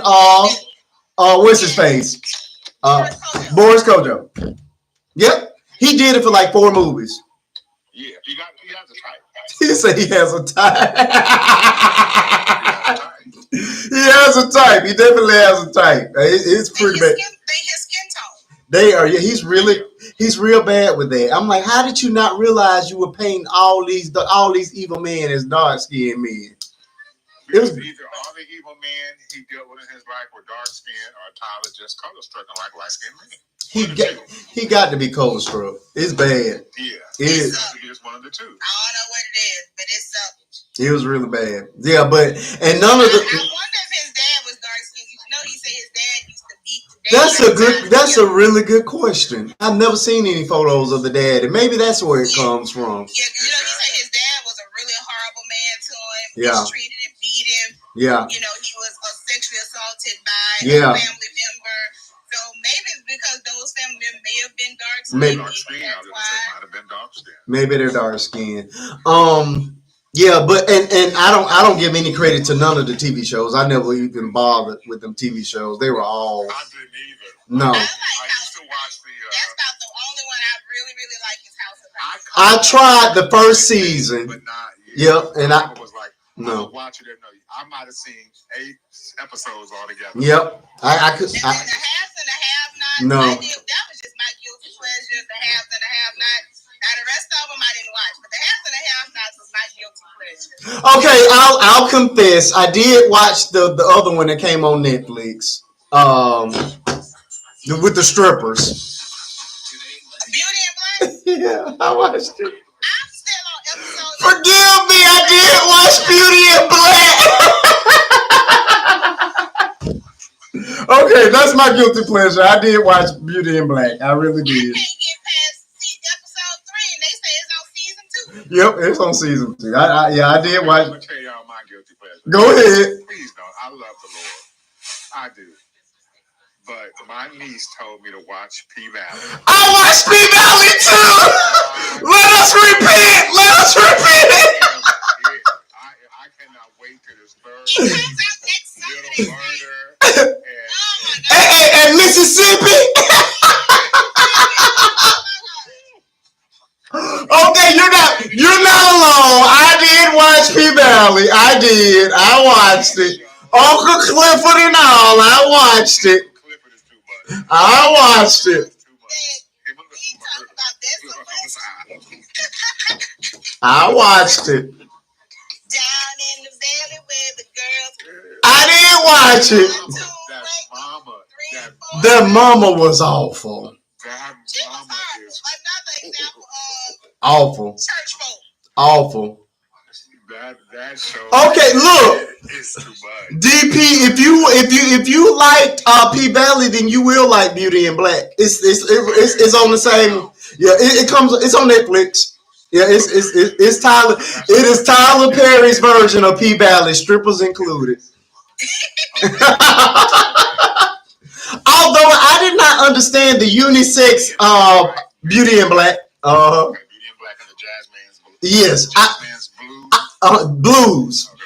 Yeah. Blues, okay. Yeah. What I did not understand was the unisex strip club. What is up with that, Africa? I don't know, because I ain't made it past episode 3. Oh, never mind. Season 1. Never mind. He has a strip club that is half men and half women, and I don't understand. Like I could understand if they were in the same club, but in separate spaces. They actually have 2 stages. One stage got men on it, and one stage got women. I'm like, I've only been to one strip club my whole life, and I've never. Because it's a swingers. It's but for actually, swingers. though, Marquise, that's a pretty good concept because you're gonna get the gay men and the women for the men. It's for You're gonna swingers. get the women. I mean, you're gonna get the men for the women. But then you know how things go. You're gonna have some of them. It's actually an ingenious idea, actually, because he's covering everybody. Think about it. He's covering. That club has something for everybody. But the stages are right next to each other. Like they're not separate. I mean, I can see if it was the same club but different rooms. Correct. The stages are right next to each other. So as we're enjoying boobs, in your peripheral, it's ding-a-ling slanging everywhere. I just don't know if that would. And that's an indictment on what Mr. Tyler Perry likes. You know what I'm saying? To me, that just doesn't. That's a message there. I'm telling you. What is up with that? Don't hide messages in plain sight. That's a message. He letting people know. And they would. In his world, them two go side by side. They do not go side by side. They could be in this 2 different rooms. In his world, they go side by side. I'm just saying. I'm telling you. I'm just saying. In his world, they go side by side. Swingers. Elias says immorality has no rules. Hey, look, I don't go to strip clubs. I've only been once, and that was my bachelor party night. I never went again. And I think I was. I don't do it. I don't do it. And it was crazy. I just ain't been motivated. I don't want to get nobody my dollars. Oh no, I don't go. Look, I took my homies gave me their money. That's what I gave them because I wasn't giving them my money either. You crazy? I'm like I go get. to learn some moves. That's what I go for. Oh. I ain't giving you $9, but please show me how you twirl on that pole right quick. I need to see if I can climb up and slide down. Oh man. I don't know, friend. It's a no for me. But yeah, the show, although it was not a great show, it was entertaining. What, Beauty in Black? Yeah, it was entertaining. I did. I'm gonna try to finish it. Like I said, I haven't got past episode 3. Every time I come out with Netflix asking me, am I still there? Yeah, I'm gonna finish up the other show. I only got 4 episodes left, and I'm gonna tell you why I'm still watching it. I'm not even watching it for the main character. The main character in this new show that he's talking about. What's the name of it, D? The newest Tyler Perry show that we were just talking about. Oh, She the People? She the People. Okay, the main character was the secretary from the Steve Harvey show. That's the main character. Yeah. Oh, I know who you're talking about. And I don't even watch it for her. The only reason that I'm still watching it is because of the little ghetto sidekick, the girl. Yeah, her, yeah. But and the only reason I'm watching her is because I like her on Instagram and YouTube. She's very popular, even on TikTok. She does the voices. Her name is Nova. Nova something. But she does the Beyonce impression. She did a whole Beyonce Christmas song, and that's what she blew up because she does the impressions of all the celebrity singers, and she's a really great singer in real life. She can sing. Sing. She got a couple of albums out too. But that's the only reason I'm still watching because Let me ask y'all this right quick. But go ahead. I was blown away. Now I never understood the hype, right? I never understood why folk was rushing home from work and having watch parties and talking about this show for years. You better not talk about Taraji P. Henson. No. Because I ain't like that either. Go ahead. That Game of Thrones. I never watched it. I never watched it. I never watched it. I'm telling you. That I see why. You know what? There's some sick people. YT people. Because they had ancestral acts and everything. Yeah. To even write this stuff is beyond. I'm like, who sits down and writes this stuff? Like, what goes on in your mind that you can write? But I'm telling you, y'all, if you get started, we've been watched the whole 8 years in about 2 months because that show is. I mean, from the beginning, it is crazy. And it's. And I didn't understand what the fuss about it was until I watched it. But it is. I mean, it's actually the writing is really well. The acting is really well. If you can get past the themes of it, you know, the incest, the murder, all of that stuff, all of the prejudice things they got in there. All the sex stuff, the rape, but actually it is, I see why it was a really big hit. Okay. It is addicting. It is addicting. What platform is it on? I'm not buying another platform. See, I think that's about the only one I don't have. I had everything else. HBO Max. It'll be on Max. Okay.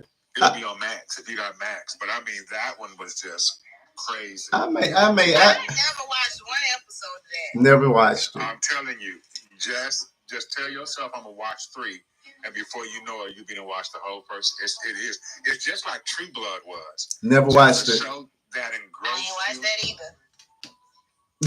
See, but I like vampires and I like dragons and I like vampires.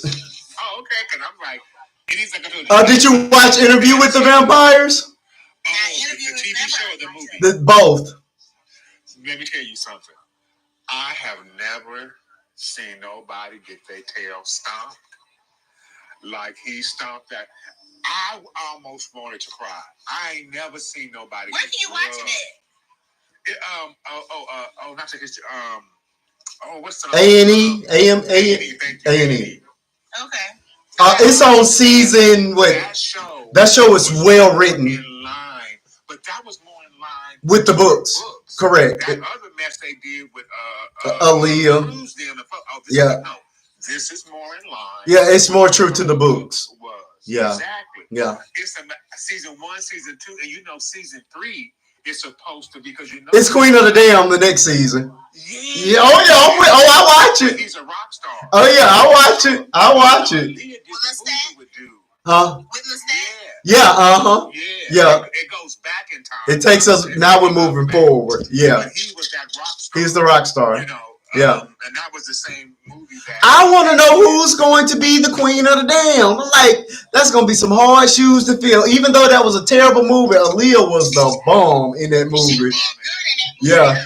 She was the bomb. I say this all the time, and people say this, but it seems like somebody has to die for somebody else to rise. Oh, we're not going to do that. Beyonce. We're not going to do that. Should have been Beyonce, and Selena should have been Jennifer Lopez. We're not going to. Selena definitely should have been, because Selena was the next big Latina star. Because first of all, the girl was naturally pretty. She was like a brick house. She was. She could sing. She could sing. She was talented. Yeah, I can see her being J-Lo. She definitely should have been J-Lo. Yeah. She should have been the next hot Latina star. Yeah. And sadly, she was that. And then how did she get her break? Playing Selena. Yep. That catapulted her career. It took off. Into it. And I think the same thing with like Aaliyah. It's like Aaliyah was poised. She did that movie with Jelly. Aaliyah was poised to be the next big, black female superstar. And sadly, she tragically died. It's like somebody got to move out the way for somebody else to ascend.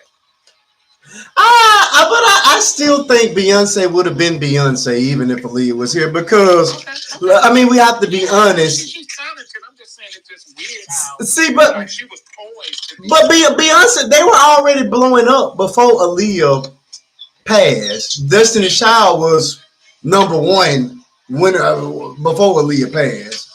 Oh, okay. Because I can't even tell you when she came out. So okay. Oh yeah, there's red carpets with Aaliyah and Beyonce kicking. As a matter of fact, Aaliyah, Get on the Bus. I know you may not know that soundtrack. Aaliyah choreographed that whole dance number with Destiny's Child. So they, they were contemporaries. Yeah, they were friends. Yeah. She was out there. Okay, then I can stop. Yeah. See this. Yeah. No. And they credit. I mean, Beyonce still credits Aaliyah because Aaliyah was before them. But Aaliyah.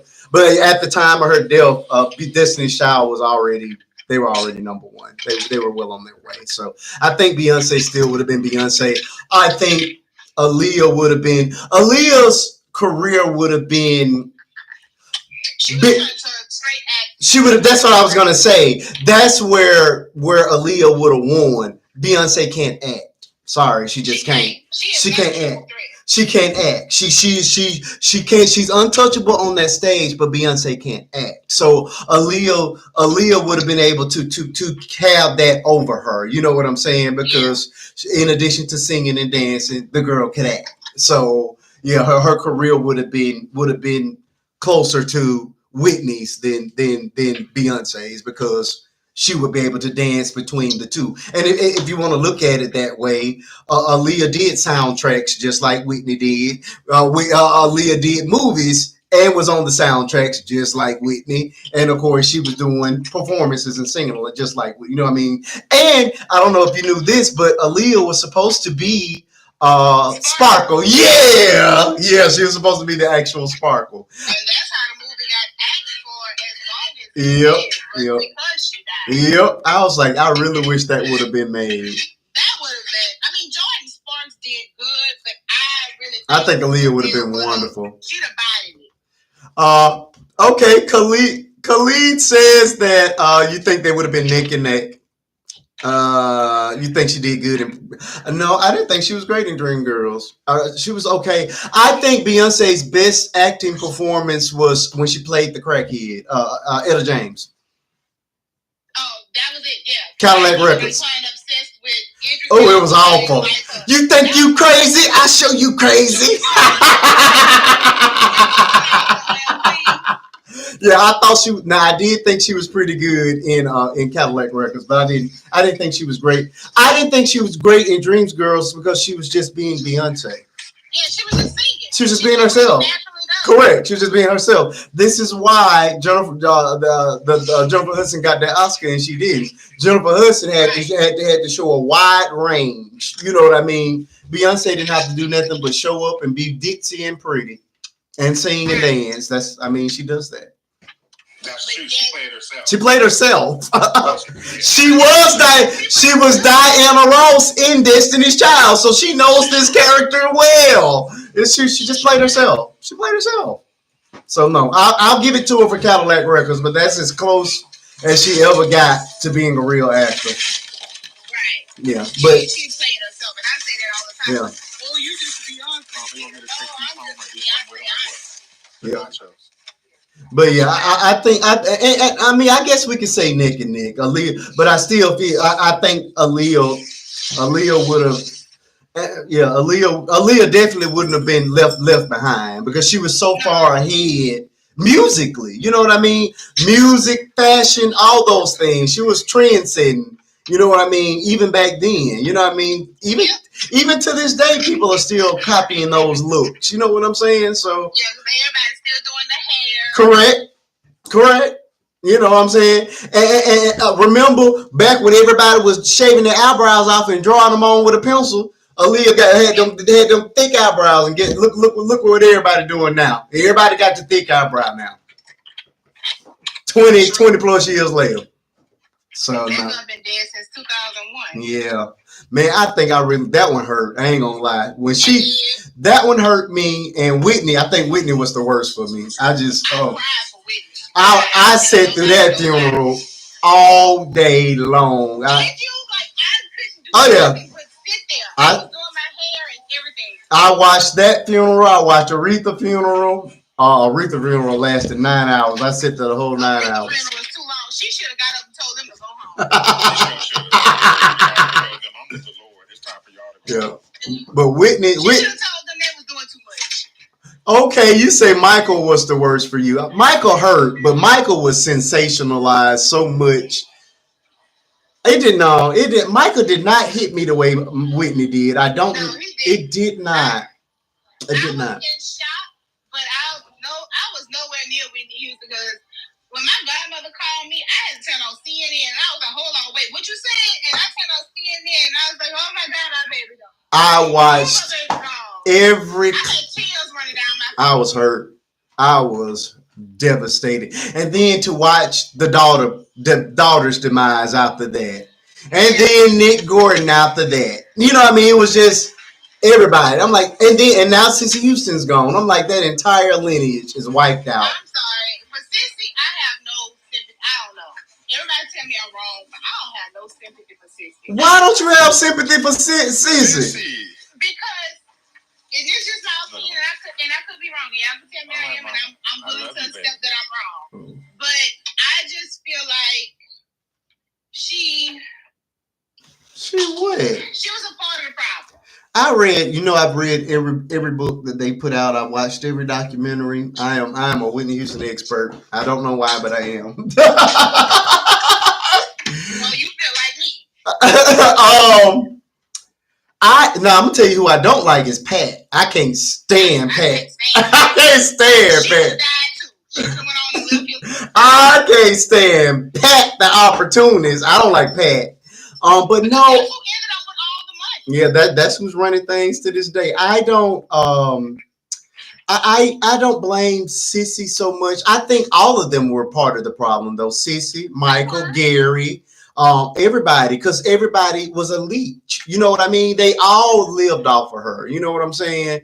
I think, I mean, Cissy was the one to try to get her into rehab multiple times. You know what I mean? But I think it was one of those dynamics that flipped so bad. She was so afraid because she wasn't there in the early years. You know, the majority of the time they were either with family or with the dad because the mom was always on the road making money.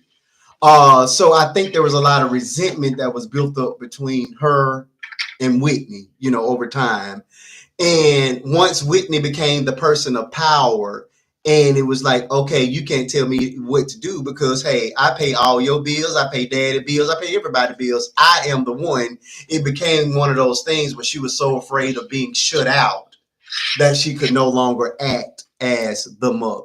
You understand what I'm saying? So I don't really blame her for Whitney's demise because she really did love her kid, but she was I believe she loved her. I just feel like I feel like Cissy lived through her, and I think that because and I'm not saying she had a bad career. Oh, it didn't go nowhere. You know, but her career was nothing like what her daughter did, and Whitney did it so effortlessly. Yeah. You know, it came so natural for her. I just feel like, you know, you have your mom who's trying to live her life through you and dictate so much to you and through your career. And if it, I don't know. I won't never say that she didn't love a child because I don't know her situation. I do believe she loved her daughter and everything. I just think that with her trying to live through Whitney, that caused some problems. And I just don't like that. I think what made me mad was that Oprah interview where she was adamant, even with the son sitting there saying, "Hey, mama, no, Whitney and I did do drugs. Yeah. We were doing background singing for you. Yeah. We did this because she wanted to go get it from someone else. So I felt like as the big brother, she should do it with me." And she was adamant, "Y'all didn't do drugs when y'all were out singing with me. Y'all didn't do this. Y'all didn't do this." And he's telling you the truth of, their drug history and what happened. And you're like, "Nah, that didn't happen." Because they blame Bobby for that. Everybody. And I could not stand Bobby for years until I started reading the books. And when I read those books, I'm like, wow, Bobby got the brunt of this abuse. Yeah, I blamed him for a long time. He didn't make it better. He did not make it better. No. They loved each other, but it was toxic. Being that they both were on drugs, they were not good for each other in that sense. But I firmly believe they did love each other wholeheartedly. But when you have that kind of thing in the midst of a marriage and you got all your naysayers, it messes it up. Okay, but do you think that she really loved Bobby, or was that to cover up because folk knew she was? I think she loved him. She loved Bobby. She was in love with Robin. I don't know. Okay. Okay, now wait, because I've read all the books, including Robin's book. If y'all haven't read Robin book was good. That book was good. Okay, well, if Robin says in her book that their relationship only lasted with, let's say, a year or less, and to me it felt like exploration. It did to me. Robin was in love with Whitney. I don't think Whitney was in love with Robin. I don't think so. I think that because Whitney knew how much that girl was in love with her, that she kept her around because, hey, you could be you're a hanger on, you're a flunky, you'll do anything I say. You know what I mean? That kind of thing. I think that maybe she was. I think that she just had I think she loved them both. I don't think she was in love with Robin. I don't. I think she really was in love with Bobby. I really do. I do too, because she fought hard for that marriage. She did. I don't. That girl fought tooth and nail for that marriage. Yeah, and once with a marriage of "I love you" or a marriage of "Yeah, y'all told me not to marry him. I made a mistake, but I'm gonna make it work anyway." Well, no. The mother, Sissy and John, those are the parents, got divorced, and Whitney did not want to be a divorcee like her mother. So she fought because she did not want to be. She didn't want her daughter to be without the dad, and she wanted her marriage to work. And that I think that's. She wanted to prove that she can do it. That's why I stayed married, and that's why I got married, even with the way my marriage was, because I come from a broken home. Yeah. My grandfather is who raised me. Yeah. His mom is who helped him raise me. My grandmother, my grandparents, and my great grandmother helped raise me. While my mom and my daddy were doing their thing, living their life. And so when I had my oldest daughter, my ex-husband, he did walk away listening to his mom, but he came back, and I was young, dumb, and stupid at that time, and I might have paid attention to the signs. Probably still would have not had a two-parent home at the time. But I got married, I had my second daughter, and I stayed 3.5 years too long because I did not want my kids to be raised in a broken home. Yeah. But when the trauma that I was dealing with my ex-husband started to affect my oldest daughter, I had to say, you know what?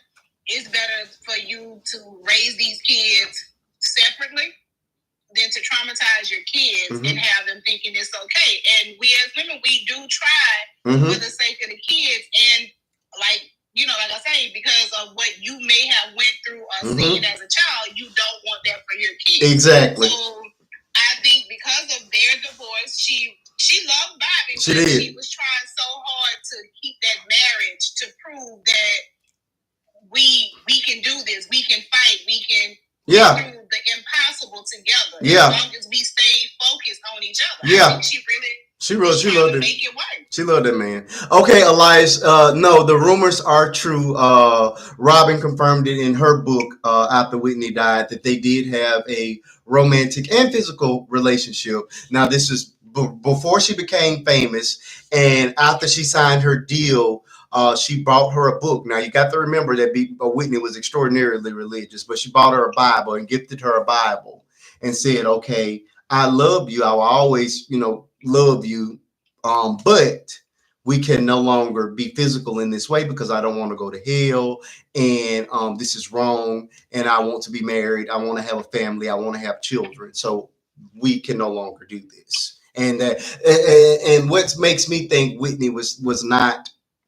It was an exploration, is that we have no other documentation or no other woman to ever come forward and say, I had a relationship. That is the only one. And this girl was high school. You know what I mean? This is high school, or as they're graduating from high school. So to me, for me, Robin was full on, girl forever. But I just feel like Whitney was exploring, and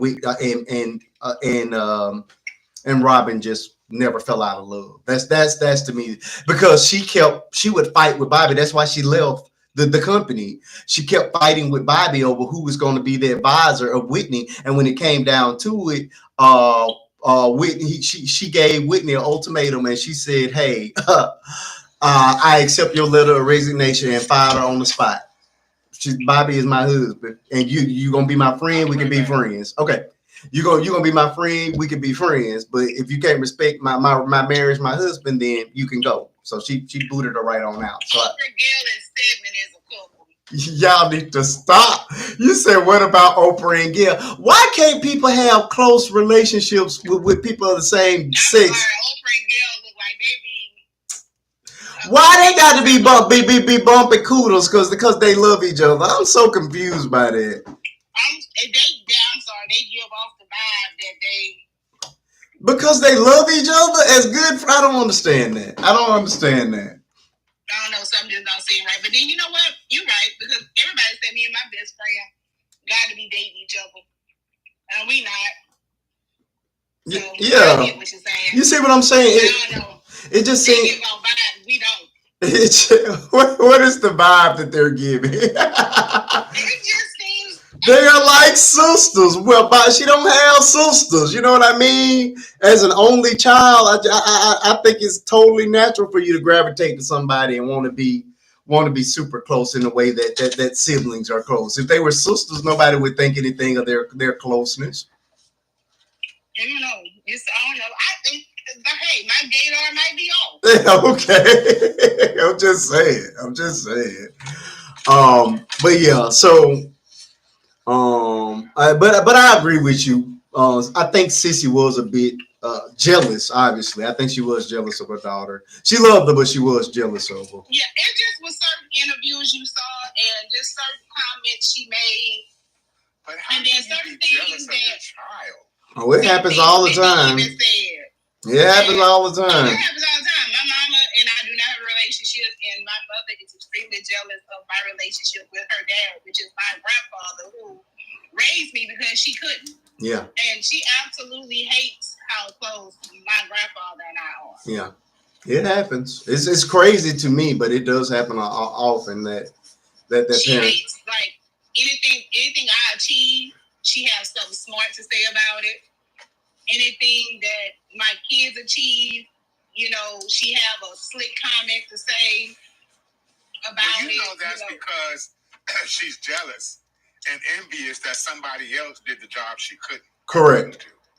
I have a friend whose mother who's like that. When her dad took her at 10, and she tried to make it seem like that my friend betrayed her. You went to court with him, and she said, you were an alcoholic. You didn't keep a clean house. My father, I would go to school. The house would be clean. We would eat. Wasn't nobody drinking. So he took me. And you're mad. And now I turn out successful. And it's she has a strained relationship with her mother. And, sometimes with her siblings because the dad raised her. And that's just jealousy that somebody did the job better. Somebody did your job better than you. Mm-hmm. I agree. The job that you were supposed to do. I agree. A lot of them can't. And that's why, sadly, a lot of people, women and men, would rather hold on to their children in a dysfunctional relationship than to let them go with the other parent for fear that parent will prove that they were the better person all along. Yeah. At least to raise the children. Well, Yeah. it looks like there was a lady that I ordained as my godmother, and I thank the Lord that she took that role on when I was 14. But it is because my mother does not like this lady. And I met her summer school, and just because this lady sat on the phone with my mama, dogged me out, called me everything, and all that lady kept saying, she said, listen to my voice, hear me. And she just kept saying, I love you, I'm not going to leave you. Ignore what she's saying, just keep listening to my voice. And she finally got to meet her one day, and she was like, oh, so you the female dog that had sat here and thought you was my child's mother. You do know who she came out of, and it sure wasn't up out of you. Just all kind of hateful stuff. And she was like, yeah, but the night you told, your daughter to go kill herself, unalive herself, it was me that was sitting there to keep her here, because she's here today because I have consistently stayed with your child and loved your child and talked to your child and have instilled into your child and put into your child. She's like, well, I didn't ask you to do that. Wow. Oh, thank you so much for that gift, Philly. I appreciate it. You have women like that, and you have them that be jealous of their and they say it. I just couldn't see it because I have two daughters, and I can no way on this side of oh my God. However you want to look at it, be jealous of my daughters, because the goal in life is to raise your children to be better than you. Yeah. Is to teach your kids to go out here. Okay, so like my oldest daughter just graduated from college with an associate's in health sciences. I graduated from a technical college with a diploma, so my daughter went a step further than me. Graduated from a university. Exactly. And got an associate's degree. That's what I want. I want you to do better than what I do. Yeah. Be better than what I am. It's cool to say, oh, mama, I think you did a very good job on raising me and my sister. Mama, I think you did this, and I want to be like you. That's good, but also be better than me. Absolutely. Absolutely. To me, I think that's the mark of a parent. That's been my goal since day one.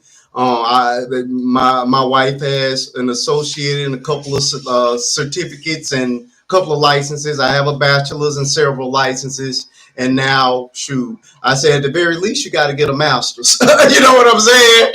And so, but of course, she wants to be a full-on doctor and a surgeon. So I'm like, okay, baby, blow it on out the water. You know what I'm saying? And my proudest moment would be to stand there. You know what I mean? And to say, look, look what these two little children, what puppy love can bring. You know what I'm saying? So nothing would make me proud. Surgeon, you better go get you about 4 or 5 more platforms and a couple of jobs. I know. That's what you need to be focusing on. We're gonna be outside. Because if little lady gonna be a surgeon, you gonna need a bunch of more platforms and a couple more jobs, and mama too. That's gonna set y'all back. Because you don't want her saddled with a lot of debt. That kills a lot of them. It's like they say it's like 300,000 in debt. Oh yeah. School or something. Yeah. That's horrible. Yeah, I have my sister's husband has a cousin who is in pharmacy school, and that's the exact price she'll be walking away with. I'm gonna tell you what's scary about it though. So she has her bachelor's that costs her about $40,000. The pharmacy school itself is over $250, so we're right at the $300,000 mark. I said, okay, after she finishes pharmacy school, she has to take the big test. I said, so what happens if you don't pass the test? She says, oh, you get 2 tries. I said, so what happens if you don't pass out the 2 tries? Nothing. So I said, your $300,000 in all this time comes down to 2 opportunities to pass one test. Wait a minute, Marquise. I didn't hear you right. So if you don't pass it twice, Like, you can't just wait a year and come back again?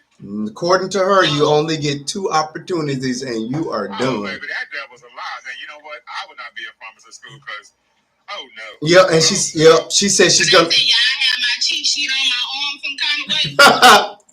Yup. I be a monkey's uncle. I feel it. I still got to pay y'all. Amen, Khalid. Yep.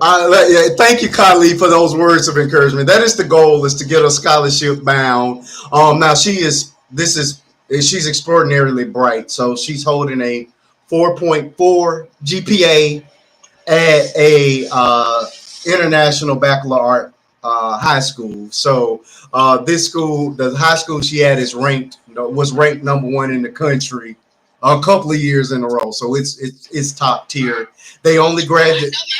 Oh yeah, so, it's gonna be tough, and I'm so proud of her. I was so afraid when she started because the program starts in 6th grade and you go 6 years in it. So she's all the extracurricular that she's been doing, a lot of that has got to be dialed back, but because she starts the IB portion over the next 2 years, and don't very many people make it all the way to the end. We've had a previous person actually have a nervous breakdown going through the program. So it's very tough, but when I say brilliant, the girl is just brilliant. So we're like I said, we're hoping and praying she moves through it. But this school on average gets about 30 million in scholarships every single year amongst 78. The last graduating class only had 78 people in it. So it is, if we pull this thing off, we're gonna be good. And like I said, she'll be in the 11th grade. Yeah, we'll be in the We'll be in the 11th grade this year. She's doing wonderful. Like I said, she's so focused, and so when I tell you I'm so spoiled with her, like we don't even look at we don't even have to watch her. When that report card comes out, 98, 90, her lot lowest, and this is at past a 4.0, 98, 99. Like she's never seen a B in her life. Like it's just. I don't know. The girl is brilliant. She's just brilliant. I don't know. But yeah, like you say, we pray over her all the time. We watch her, and the biggest thing is just to try to keep those influences off, because your peers will drag you up or drag you down. Yeah, but luckily for her, everybody in this school has that same goal in mind, because you have to test in, that sort of thing, and you have to work to stay. You have to work to get here, and you have to work to stay here. So the people that she's surrounded around are in that same group. So yeah, I think she's gonna. Preferably she's gonna pull this thing off. But yeah, we're super proud of her. I know the next couple of years are gonna be real tough. But she's been managing quite well, and like even with the extracurricular, she came to us. Well, I'm gonna have to stop doing cheer. I'm gonna have to stop doing this because I got this, and this to do in order to get that IB diploma. In order to do such and such, I got to get this score on the ACT in order to get this number. I mean, when I tell you the girl is, I don't know, the girl is the bomb. I try not to brag, but she's really, really good. Really, really good. Yeah, she's really, really good. And people would never know it because she's so bubbly and sweet that you don't recognize until you sit down and have an actual conversation that she can sit here with the grown folks and and the level of knowledge in which she speaks and the level of maturity is just unmatched. We went on one potential date with the little boy and his mama and daddy, and I looked at her and I'm like, why are we here? So it's gonna be tough. My only thing is I think she's gonna be rich and alone because it's gonna be hard. Between the mom and the dad, especially me, and like I say, I did it purposely. You know what I mean? I wanted to supply my child with everything that 100% of what she needed and 80% of what she wanted, so that when boys approach her, she's not impressed. You know what I mean? When they say you're a beautiful girl, oh, my daddy told me that. Oh, I can buy you this. Oh, my daddy bought that. You know what I mean? So she's not impressed with any of those things. What impresses her is your mind. Where do you want to go? What are your goals? That kind of thing. So I think she's gonna be fine. And that little boy, he didn't last 10 minutes. I was so happy. I was so happy. I was like, this ain't it. This ain't it at all. But I love it through. Because my youngest one was like that. A boy was like, oh my God, you're just so gorgeous. She was like, yep. My mama told me that and my uncle told me that. What you got next? Yeah. He was like, well, I want to take you out to eat. She's like, well, where we going? He was like, oh, well, I thought I could go get some food off the dollar menu at McDonald's. She was like, for a date? Oh. She was like, well, yeah. She was like, yeah. My mama used to take me to Ruth Chris and Crab Shack. Oh yeah. I eat steak and shrimp and potatoes and asparagus.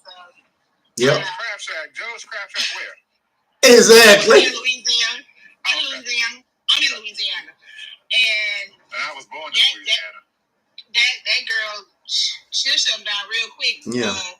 If it's like, now she's not conceited like that. But, true. He was trying to, date number 5. Yeah. And she was like, yeah, no, we're going to have to go somewhere other than McDonald's. That was cool the first 2 dates and stuff. But, yeah, we need to do something different. I need to, you got to treat me like a lady or whatever. Yeah. And he was like, oh, you wanted a bougie kind. Your mama made you bougie. She was like, no, she just wanted me to know how a man's supposed Absolutely. to treat me since I didn't have a dad around to show me. So my mama did what she knows she would like a man to do for her. Yeah. Like I say, I love it. You know what I mean? That is my greatest. You taught your daughter what her worth was, and it wasn't a damn big man. Correct. Right. Correct. I just love that. I really do. I think we all should raise our kids in that vein. You know what I mean? You don't have to accept anything. You know what I mean? I would much rather you be happy and alone than married and miserable. And there are a lot of people that are simply married and miserable. Y'all are together. You're together for convenience, or it's or it's quantity over quality. Y'all there 20 years and y'all hate each other. You know what I mean? What is that? What is that? Exactly. You know what I mean? Yeah, I know. You know what I'm saying? So my goal is always to try to be the best example I can be, with my wife, so that you'll know what to expect. And what I love about her is that any boy that she dates, she always measures him against what I do. You know what I mean? So I'm like, okay, we're gonna be all right. See, that's me with my grandpa. Yeah. I need a man that's pretty much self-sufficient, because my grandpa, he came to live with me 3 years ago. My grandpa, he still can take care of himself. He's still pretty self-sufficient, but I do things a little bit more for him because he's 93 years old and stuff. Just to not have him have to do so much on his own. Yeah. But my grandpa has always cooked his own food. Correct. Washed his own clothes. Correct. Folded his own clothes. Correct. Done whatever he needed to do for himself. I don't want a man who, if I come home from work today, me and you both can work, but I can't have a break. Come on. You can't cook for yourself. You can't do this. Come on. Today you can cook for both of us. Come I on. cook all the other days. Can you cook today? Correct. I wanted my girls to know it's a give take. If you tired today, homeboy, you need to get up and cook me. Correct. You work 12 hours today. Well, my oldest don't do work 12 hours a day. My youngest work about 8 to 10. But I don't work all day too today. So come on, like, you can't meet me halfway and you cook and I'll do the dishes. I'll wash the dishes, but can you just meet me halfway? Agreed. Philly Wander, I totally agree with you. What's weird is that this generation doesn't know anything about dating. I think they don't. And I think it's because technology, the internet, social media has just skipped all past dating, and it's all about let's get into bed. I mean, even the music is. But you don't have no guidance to say, come knock on the door. You blow the horn for my door and come out the house. She's not coming. You might as well pull off. They don't. They just don't. Again, we don't teach the basics of decorum and decency. Again, I'm going back to that respectability. Handle your business. There's nothing wrong with being presentable. There's nothing, like you said, showing up to a young lady's house and blowing your horn and she come. You used to have to. First of all, you used to have to call somebody on the phone. Come on. Hello, Miss Johnson. Correct. Teddy. Such and such. Can I please speak to Correct. Your daughter? Can I speak to Lachelle? Correct. She'll be like, who are you? What you said Who your people? Correct. Who your people? Where you live? Where you live at? Yep. Oh, What okay. your mom and dad do for a living? And then when she got on that phone, they on the line. Yeah. You was in earshot on the other line to be sure it wasn't untoward the conversation. Correct. And then you came over and picked it up. I'm talking about in my day. I'm 60. You came over to the house. You came over to knock on the door. You met the parents. Yeah. You was like, hello, this is so and so. I'm here to pick up your daughter. You come in because you sizing them up. Correct. You want to check him up and stuff. And they're going out nowadays. These kids is getting on social media. Nope. You don't know. That's why half of these kids come up missing. All these missing kids. I say half of these kids that ran off with somebody. Yeah, you don't know. Because they're on social media, on these platforms, and they're doing stuff parents don't know nothing about. Mm-hmm. There's no decorum anymore. Everything is just do what you want to do, and these parents do not. They're just falling asleep at the wheel. Yeah. Your daughter, I see these kids in my town. I do too. Wearing spaghetti strap shirts with their midriff out to school.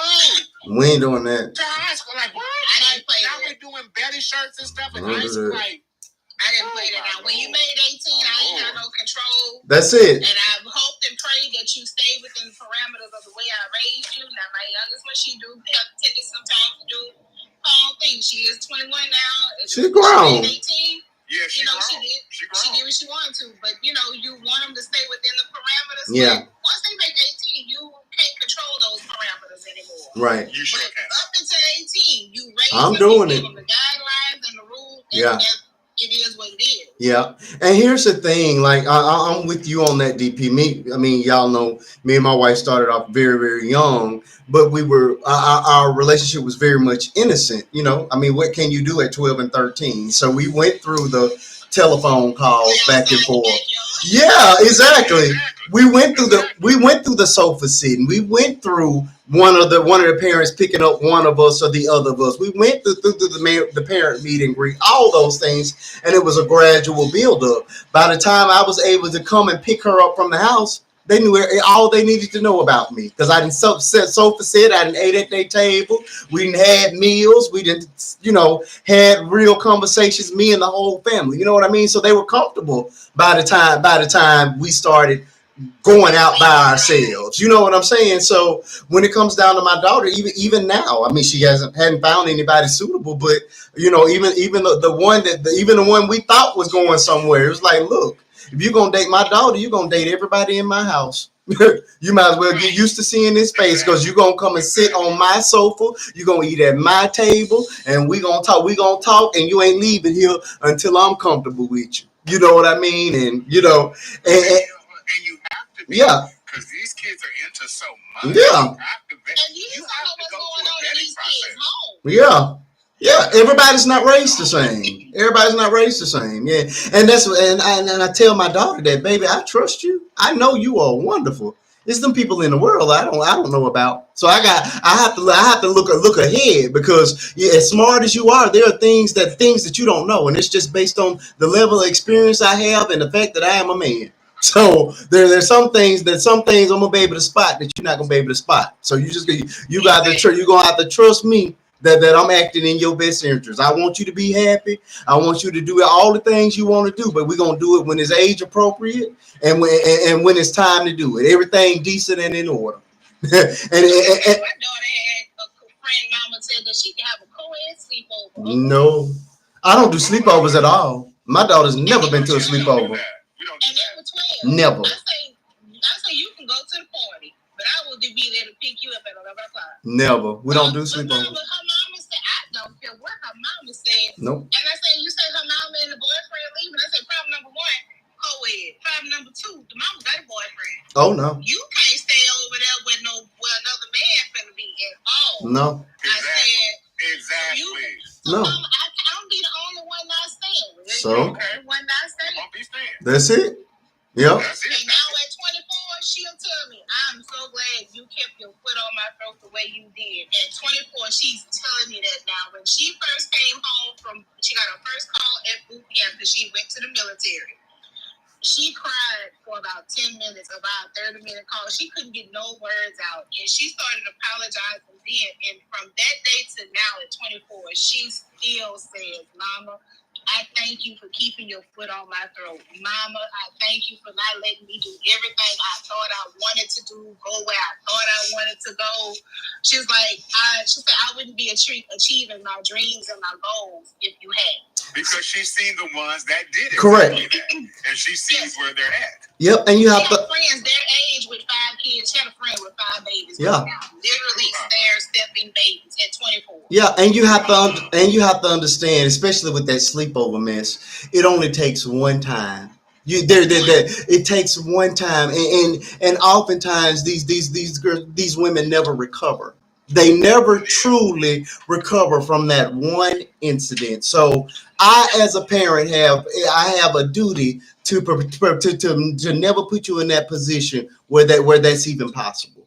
No. We don't know. If somebody is in need, if you have a friend that's in need or something, we can discuss something like that. But just friends coming over to spend the night, no, we don't do that because again, no. I foster parented for years, and I thought having the boys, and me grown, but just not naive. Yeah. Because we lost you. If I tell you the boys wasn't sneaking girls in the house, the boys wasn't sneaking boys in the house. Jesus. I had one foster son. When I tell you, he hid the little heifer in my house. I don't even know how many days she was in there. Listen, in the house, days.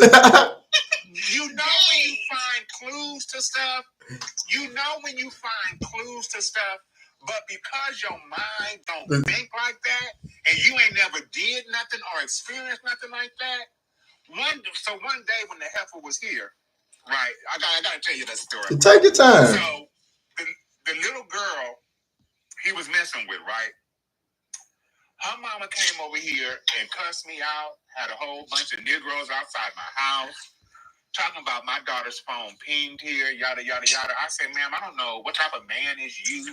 Baby, she called down to the county on me. What type of man is you? Had them acting like I'm some type of pervert, hiding out this little girl. I'm like, she's not at my house. I go, if her phone pinged here, she may have been outside or something on my work. Your daughter's not here. I don't know what you're talking about, right? Cussing her out. I mean, this was like an ongoing feeling. We live in the same city. We running into each other. It's like we stand each other down like something to go down because this woman thinking I'm hiding out her child, right? So I had 2 foster boys at this time, right? A black one and a white one. It was, of course, the black one doing all this. So the police came to my house one day, right? And I opened the door. We've got this report to this. I said, come on in. Ain't nobody here but who's supposed to be. I said, come on in, look in the closets, everything, right? Me and the cops started chopping it up. They went on. And the other kid come out here and tell me, well, I think, Mr. D, I know why they were here. I'm like, what do you mean? Well, he's been sneaking girls in and out the windows. Wow. Different girls. And the girl that they're talking about, she was hid in the closet for a couple of days. I said, excuse me, what? I said, you didn't think to tell me? Jesus. I said, you didn't think to tell me? Well, I was afraid he was going to beat me up because my youngest, and he's still my baby, even though he messed up, he was like 6'1", 200 and something pounds at like 15. Mm-hmm. So he was a big dude. Wasn't too big for me, though, but big for the other kids, right? Right. So I said, so you're telling me he was not only bringing that girl and had her hiding here, and you knew this, but you wouldn't tell me. And that put everybody at risk, right? So then I tell you signs you see, Marquise, and see what you like. I come on the side of the house because my house is it's a ranch style house. I got a side yard where you can park an RV, all that stuff. Uh-huh. I'd always find a chair or like a crate by that window, and I'm like, oh, he either trying to sneak out or something, but never really put it together. Just I take it, move, and go back. But one day, brother, I went into their room. I'm like, I need to get this room cleaned up. And when you walked in their room, a bed was here, a bed was there, but the chest of drawer was here. I looked. And there was a big gulp cup. I'm like, I done told you about eating in this room, but when I looked at it, it smelled funny. I smelled it. It was a cup full of piss. Oh. Right? So then, and in the cup was a wipe. Oh. Right? So, like, I'm questioning my other kid, like, because he has some issues. I'm like, are you drinking your urine? Right. And he was offended. He looked at me like I had 6 heads. He said, like, how dare you? Right. But he would never say that. So why I got a big old cup full of piss on your dresser? And you know, you don't put 2 and 2 together. That was the toilet the heifer was using at night. Yeah. Because even though their bedroom was directly across from their room, I got cameras in the house, and I got a hallway camera right there. It covers the back door and my door. So basically, somebody come in, the doors, they're covered. My sliding glass door to my master room, through the garage door, then the front door, right? Right. So I would have seen her on the film. Wow. So I'm thinking he done had some type of mental breakdown and he drinking his own urine. That was her portable toilet. A porta potty. On me, I'm like, why do y'all got a cup of piss in this room? Right. And come to find out, he said, I said, when was the last time she was here? Well, when we went to the storage, because I'm the Christmas guy. Like, I got the I'm the Christmas guy. My whole house get decked out, right? Okay. But when we went to go get the Christmas decorations, she was in the house. I said, I left her here with my mother. I left this child, I don't know who she is, in the house with my mother, and you didn't say nothing? I mean, I couldn't blame him per se, because he was a kid and was terrified of the other kid. But, I mean, man. Wow. That's what I'm saying. You don't know. And then this woman, her mother, want to talk mess to me, find out she was taking my kid, having him work for her janitorial business, ain't told me nothing about it. Whoa. Paying him money, ain't told me nothing. Letting him at 15 drive her car. Wow. That baby, and he ended up getting that girl pregnant, like I told her. That baby was conceived at your house because she wasn't conceived here. He wasn't conceived here. Because the only time, and when I found out that mess went on, she wasn't allowed to even come within 100 feet of my house. Mm-hmm. She would literally park down the street to see him. She couldn't come nowhere near my house. Oh, but you sitting up here talking about me hiding out your daughter, and you taking my kid to work to another city without my permission. You sitting up here, you know what I'm saying? Mm-hmm. What is it with these parents that do stuff like that? It's insane. Like, what is that about? That's insane.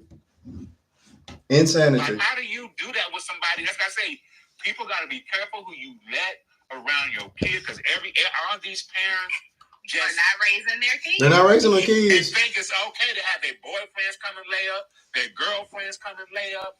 Like, how you gonna let my kid drive your car? No. You ain't even got a permit. No. Like, I don't get it. It's bad. And if you got it, that means you was just like them, and that's good you don't get it. Yep, exactly. I mean, how can you just? Yep. Yes. People, I don't know. But everybody don't raise their kids the same. That's why I tell people, like, raise your kids, because you don't know what's going on in somebody else's home. Yep. I had to know my kids, their friends, their parents. I needed to know. All that. I need to step a foot in your house because I need to see something, because I need to smell something. Okay, is that a Southern thing or a Black parent thing? Because I'm the same way. Oh, I want to go over to. Okay, let me take you over there. Correct. And let me walk in that house and let me meet these parents. Correct. Not just to meet them, but because of the childhood I have, I can smell drugs. Literally, because what I lived around. So I need to know, because you look good out here on the street with your Coochie pants and your Coochie shirt and your nice shoes and everything else. But I need to step inside your house, because your house is going to tell me what I need to know. That's it. Because you're right, drugs have a scent. I can smell crack a mile away. Right. I can smell crack. I can smell crack on you or in your house a mile away. I don't know crack. I can smell weed. I don't know about crack. Crack has a very distinct smell. I don't know. It's not a stinky. It don't stink. Yeah. Exactly. It's a sweet. It's kind of like a sweetish kind of really? smell. It has a very distinctive scent. Okay. But that means they smoked it so much, and wherever they're at, that it just leaves an odor, and you just know it. You just like cigarettes. Yeah, you just know it. But it's not as pungent, but you just know it. Okay. You know a crack house when you go to it. You really do. You truly do know a crack house. It kind of reminds me of I realize. tart, but something. It has almost like a sweet scent, but it's not super. It has a very distinctive scent, and I can tell you, like, they smoke that up here. Yeah. Don't worry about it. Once you know that smell, you don't forget it. You know it. Once you know it, you know it. Wow. You know it. Yeah, but but parents, so they don't check Because my kids couldn't even, like, when they got to have a cell phone, bring me your phone. And I want it right now. Matter of fact, I'm coming to your room and get it hand in here. I don't need you to take, well, let me check. No, you don't need to see nothing because everything that you just saw it already is your phone. Now let me see what you just saw on your phone. You didn't have time to try to delete nothing. Yep, I do that too. I still would spot check. Oh yeah. My oldest tried to be so slick, and to this day, I don't think she ever realized how I knew she had deleted a conversation out of there. Because I was like, so I thought I told you to start talking to XYZ. She's like, oh, I hadn't talked to him. Now, the last message said, inside the message said they text on Monday. But when you go to look at, you scrolling looking for that person's name, it showed you had text something today. The problem is, I just can't see what you had text today. Because you done deleted it, but the phone actually shows that you did send something today because this person's name is up here with all your today messages. Mm-hmm. And she was like, I promise I did. I said, I promise you're lying. Oh, Lord. You know, I used to have a program. I used to call it an app called Watchdog. Man, let me tell you something.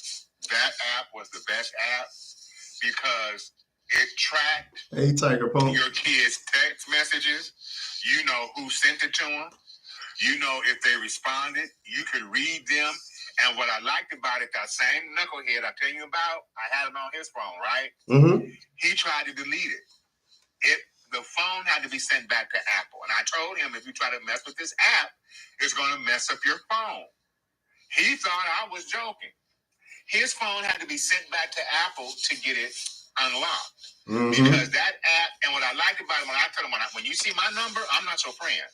I don't care who you're talking to. When my number come across that caller ID, you hang up, you answer my call. Exactly. Or you in that call and you call me back. And if they didn't respond to me as quick as I wanted to, I could push a code and shut the whole phone down. Oh, that's cool. And they could only call people in their ICE in case of emergency numbers. And I get a call because you unlock my phone. But I called you and I called you 10 minutes ago. So if now you got time to call me back. You're not in school. You're not in class. So when I call, you call me right back. You know what I'm saying? Mm-hmm. Man, that was the best. I don't know. That's really cool. But that Watchdog, and you can see their text, who texted them, when they text. I said, because I don't understand how people let their kids have these cell phones. My niece does it. Like their kids are 8 or 9 with these cell phones. Oh no! Monitor monitor everything. Oh no! I don't understand how people are walking around with 7, 8, 9-year-old kids Absolutely with these not. cell phones, knowing what type of society we live in. Every day there are reports of children missing, molested, raped, murdered. R word. I'm sorry, unalived. Because they just like, to me. My kids couldn't have a cell phone before they were 13, and they had to be in need. Like if you was playing sports or something, like no. Correct. I know what time football practice. That's it. I know the end. I'll be there to pick you up. Yep. You don't need no phone now. If you got a job or something, okay, here you go, boom. But these kids is getting cell phones so early. I mean, if the kid can handle it and y'all got it like that, that's fine. I ain't knocking nobody's skills, but for me. Don't know 8 or 9-year-old need no cell phone. That's how. Yep. Faith got it out. They need a cell phone. Yep. Faith was 12. And and she got it out of necessity. And that was because she got accepted into the school that I talked about. And the school the school was a 45-minute bus ride to the school. That's it. She got to get in contact with you. Exactly. That makes sense. That's the only reason she even got it. That's crazy. And even then, there was no social media. The only thing you could do was call and text. To this day, she still don't have social media. And she's 16. They was like, yo, and people have gotten on this app and got mad at me. Well, she doesn't need it. She get all it. What she need it for? I'm like, Yep, I said. Understand kids get bullied on social media. She don't need to be on TikTok. Exactly. But she's not up with her daddy. Exactly. I said she gets all the social media exposure she could want, and then some. I said. Really got mad at you about your daughter on social media? Upset. See, you better than me, because baby, I'd have to pull my girded garments off. They were upset. Betty got to cuss out, and I'd have had to repent. Yeah, they were. And that's why your child gonna end up on a milk carton. But they say the same thing. Because you sitting up here letting them do all this mess. Yeah, but they call what I'm doing too controlling, and she's just gonna lash out and this, that, and the third. I'm like, all because. Okay, but that's why she got a 4.4. Come on. Never got to be in her life. Correct. Ain't never got in no trouble.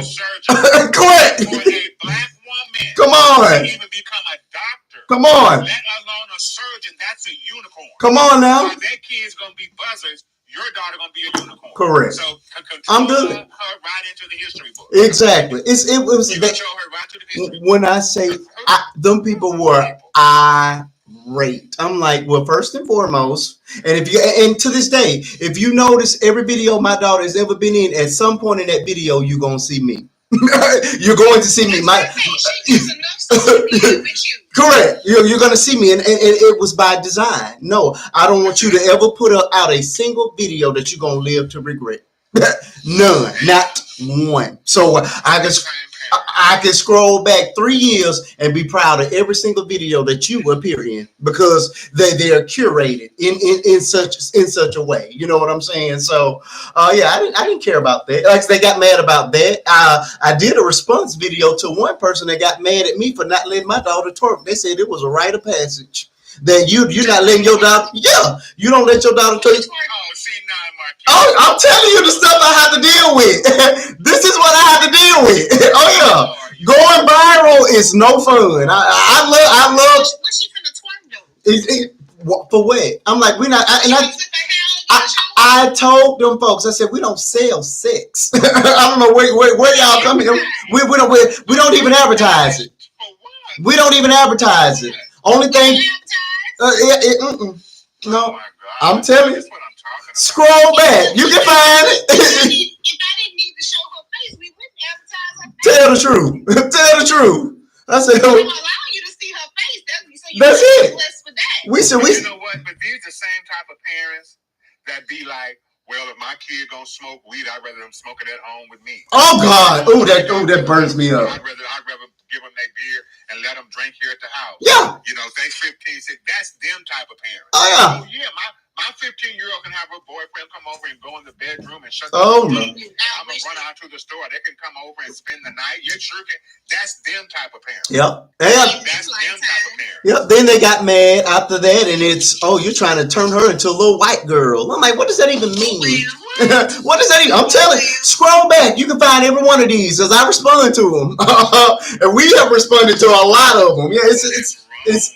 I'm like, so why is me raising my daughter with class and morals and standards and values somehow elevating her above being black? We never said we weren't black. What are you talking about? She's just not ratchet. I'm going to give you grace to be ratchet. That's it. I'm not giving you grace to be ratchet. Correct. I'm not giving you grace to be ignorant. I'm not giving you grace to be debased. I'm not giving you grace to be degenerate. I'm not giving you that. I don't care what other people do. Yeah. I care about what people that look like me. Correct. What we do, what image we put out there. Because I want a lot more of your daughters than a lot more Sexy Red. Come on, and that's my thing. A lot more of your daughters than a lot more of the Cardi B's. Come on. And all of them type with the WAP and all that mess. And the fact they got on stage and them white and they performed that song, you want to talk about a person that was disgusting. I didn't even know. I was turning to the TV and that was just a WAP. What is this? And I was like, I didn't know. WAP. It's WAP. Tell me that stands for blank, blank, blank. I said, excuse me, what? Yeah, thank you so much. And they performed that I appreciate on a music show. And not that, but them YT people let them, and people don't like, huh? Man, DP guy, he be having us fighting for our life. Oh yeah. Now I will admit, my TikTok family will go. Once we bring it in, they tear them up. And there's been times that they have gotten to them before we and Faith could get to them.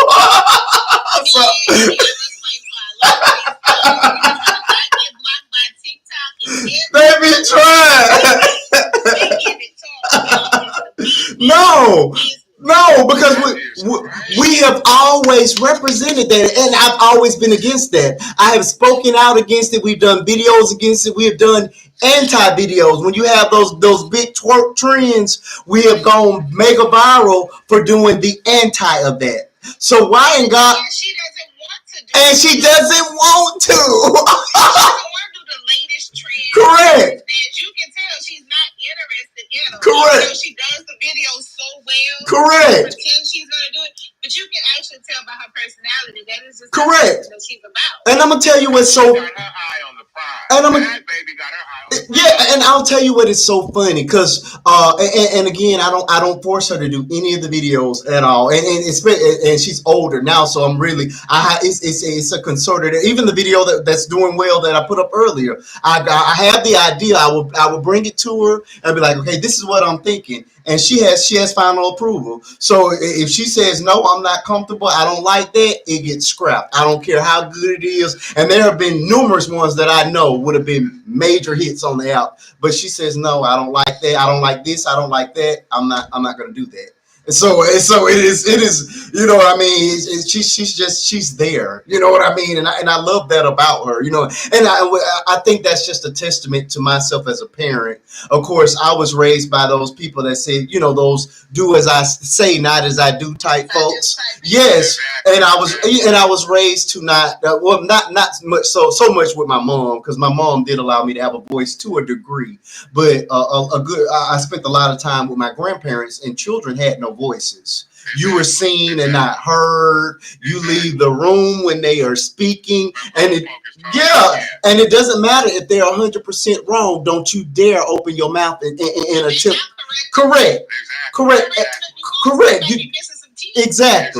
Exactly. So when I had my babies, I said I'm never gonna rob my children of their voices, because I feel like that's a lot of reasons why a lot of these girls and boys have been touched, and things have happened to them, because they've been so afraid to stand up to people of authority just because of age or whatever position they are in. So I taught her from the very start, hey, you stand up for yourself. You do it in a respectful manner, but you always stand up for yourself. And now and I got your back on everything else. Absolutely, and I tell her that all the time. Fortunately, she's never been in a fight, but I tell my baby all the time. I'm like, listen, I'm totally against you starting something, but you better finish it. And when you get there, and when you finish it, you call me, because I know you've done everything I told you to do.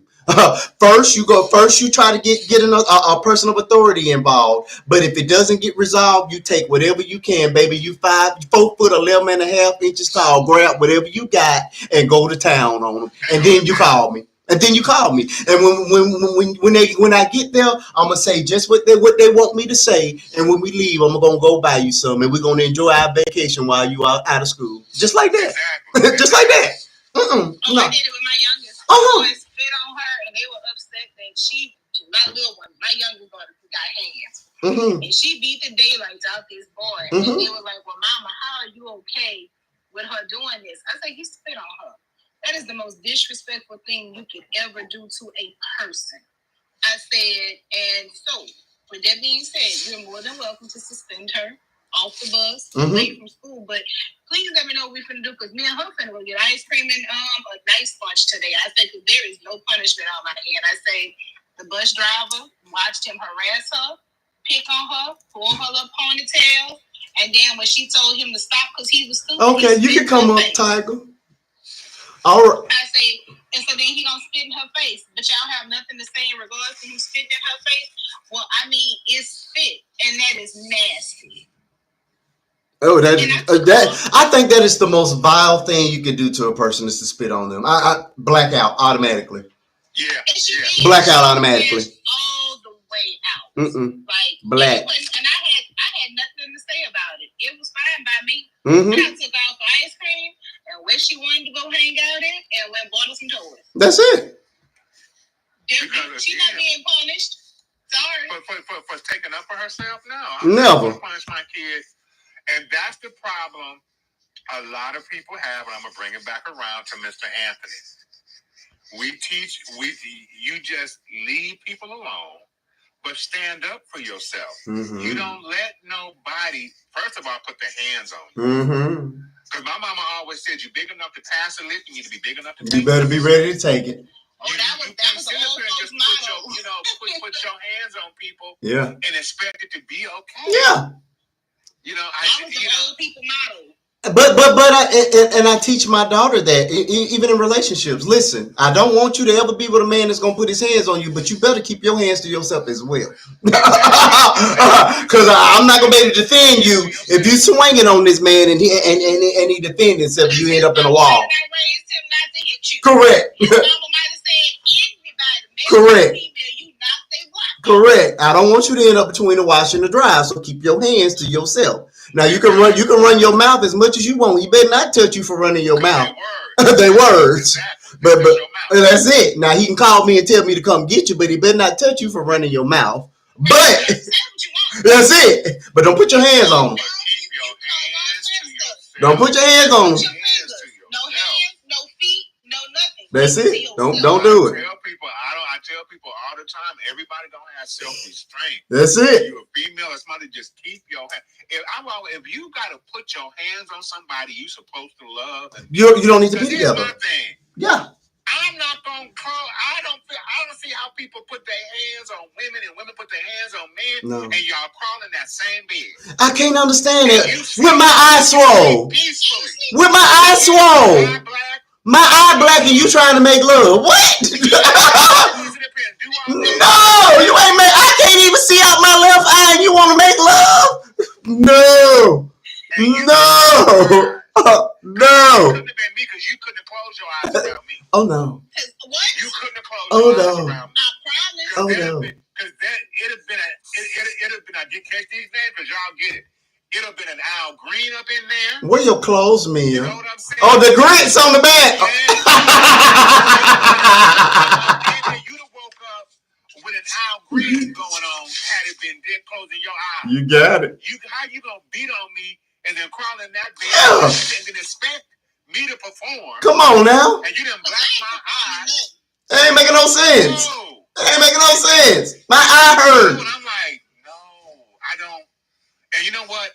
I have a lot of empathy for women in abusive relationships because my mother was in one. My mother was as well. My mother, yes, beat my mother at least as a kid, and I'm glad I don't know if he finally left or she finally left. I just know I came in one day he was packing. Yeah. But I saw him put his hands on my mother. Yeah. On a few occasions. Yeah. And and in that era you stayed, but I'm like, and her mother did the same thing. Yeah. And she stayed till she died. I mean, she died of a heart, but she didn't die from abuse. But yeah, like I don't understand how you could just and then go and lay up with this man.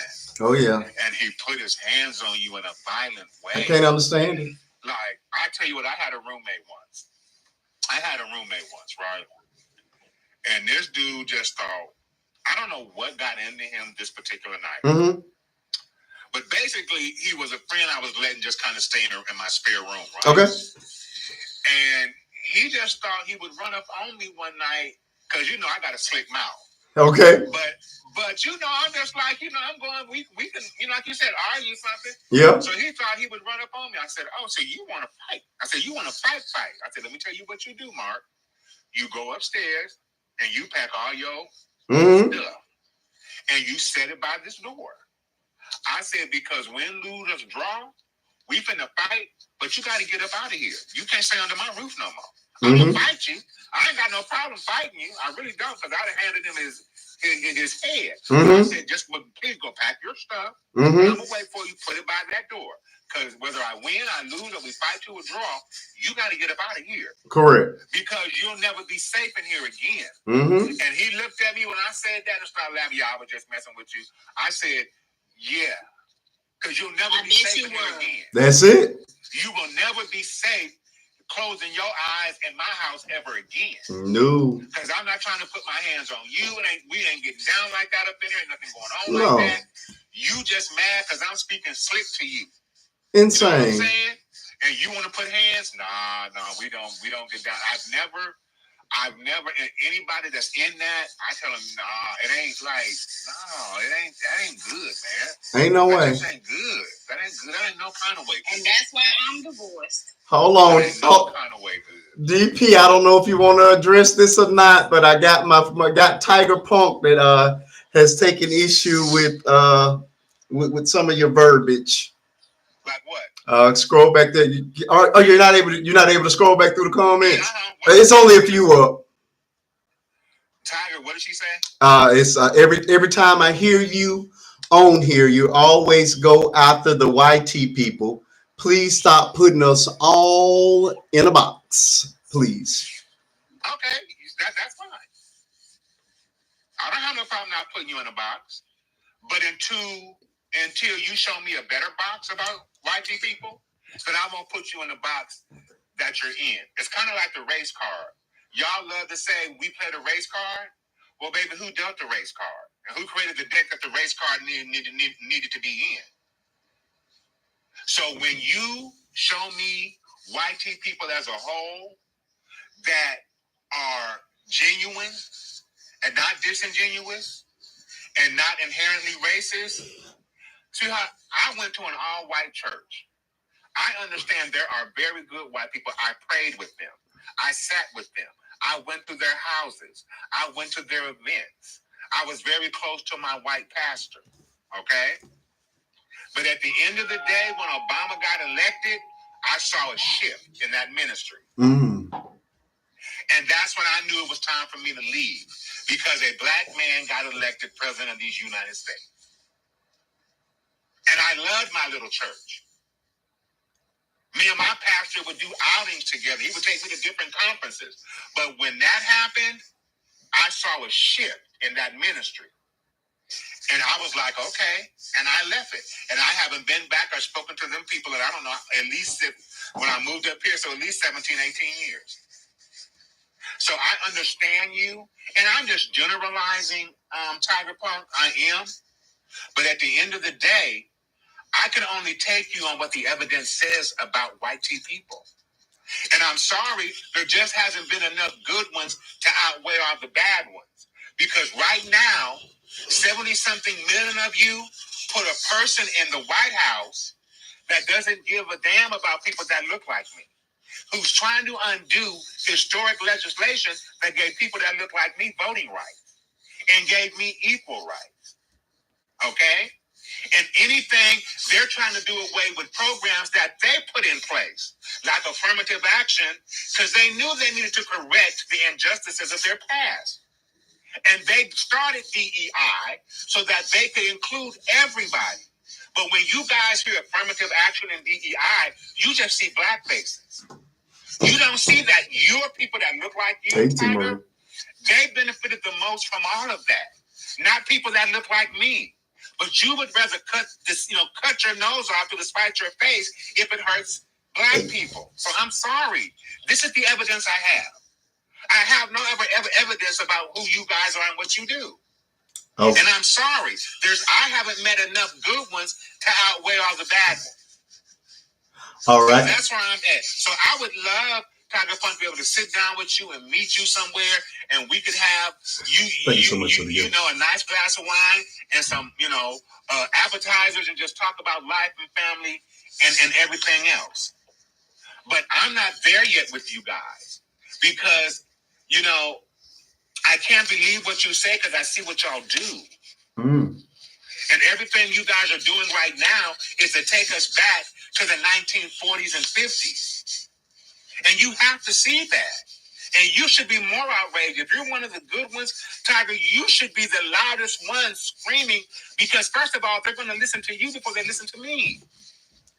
Okay? And I'm going to land this plane. I don't think all white people are horrible. I just decide to protect my calm and my mental state because y'all can be tiresome. Y'all can be tiring. You guys are still trying to police black people's bodies. You're trying to police where we go. We can't enter buildings. We can't walk in neighborhoods. We can't go out for a job.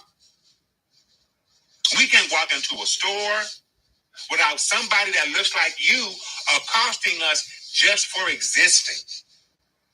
So when you can get your people under control, I'll change my perspective. All right. Follow up. How's that? Well, I got a couple of follow-ups here. I've been reading since you've been talking. She said you don't understand her and that your username should not have the word God in it. Actually, it has little g, not big G. That's number one. So there's a difference. And actually, let me tell you what. When I typed that name, it was supposed to be good, but there's a typo. And once I said, I'm not going to go back through and re-do that. There it is. But baby, what you're trying to say is I'm not saved. You see, and that's your caucasity. That's your white privilege. How dare you tell me that I should not have God in my name when y'all turned around and turned a black man, or at the very least a brown man, to a white man with blonde hair and blue eyes? How dare you? And your religion or your church, the Catholic Church, codified slavery and told the rest of Europe it was okay to come and slave us, murder us, rape us, genocide us. So I'm going to tell you right now to stop with me, Tiger, because I'm not the one, love. I gave you your respect. I wasn't disrespectful. I shared my opinion. But now you're going to make me get disrespectful with you. You don't question my religion and my relationship with God. You need to question yours and then question your people, because you evangelicals, even if you're a believer, you put a 34-time convicted felon, accused child molester and child rapist in the White House, and y'all white folks run around calling him, there's God and then there's Donald Trump. How dare you? That's your people. So please don't come at me. You should be quiet to ever approach somebody with any type of moral quandary. As much hell as you white folk raised on this earth. How dare you? Leave God out of your mouth in relationship to me, because I'm not the one. Now, I would like you to leave me alone. I'm inviting you, Tiger, to leave me alone. Please leave me alone. I'm asking you nicely, leave me alone. He's not the one, the two, or the three. Leave him alone. So what I'm gonna say. Hold on, wait a minute. Hold on. Hold on, because she said that she didn't vote for him. I understand that. I think we all can understand that you didn't vote for him, Tiger. If you didn't vote for him, then that means that this doesn't apply to you. Therefore, if you don't fall into the category of people that he's speaking of with regards to people that are racist and hateful, then I don't see why you're offended.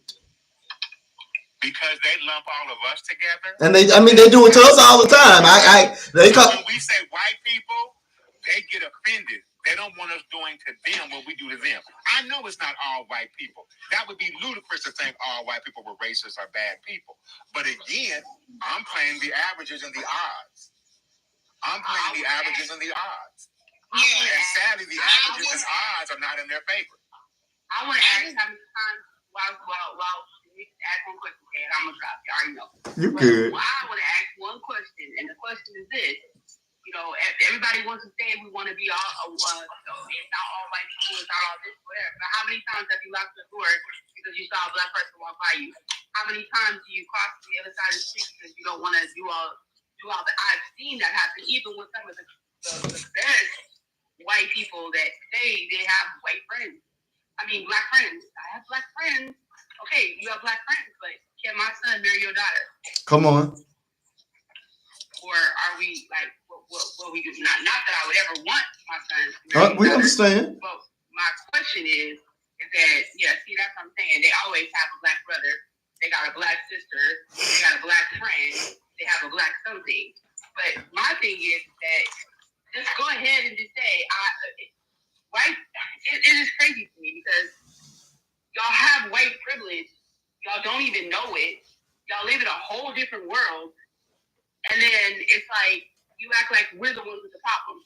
We're not. We're not the ones with the problem.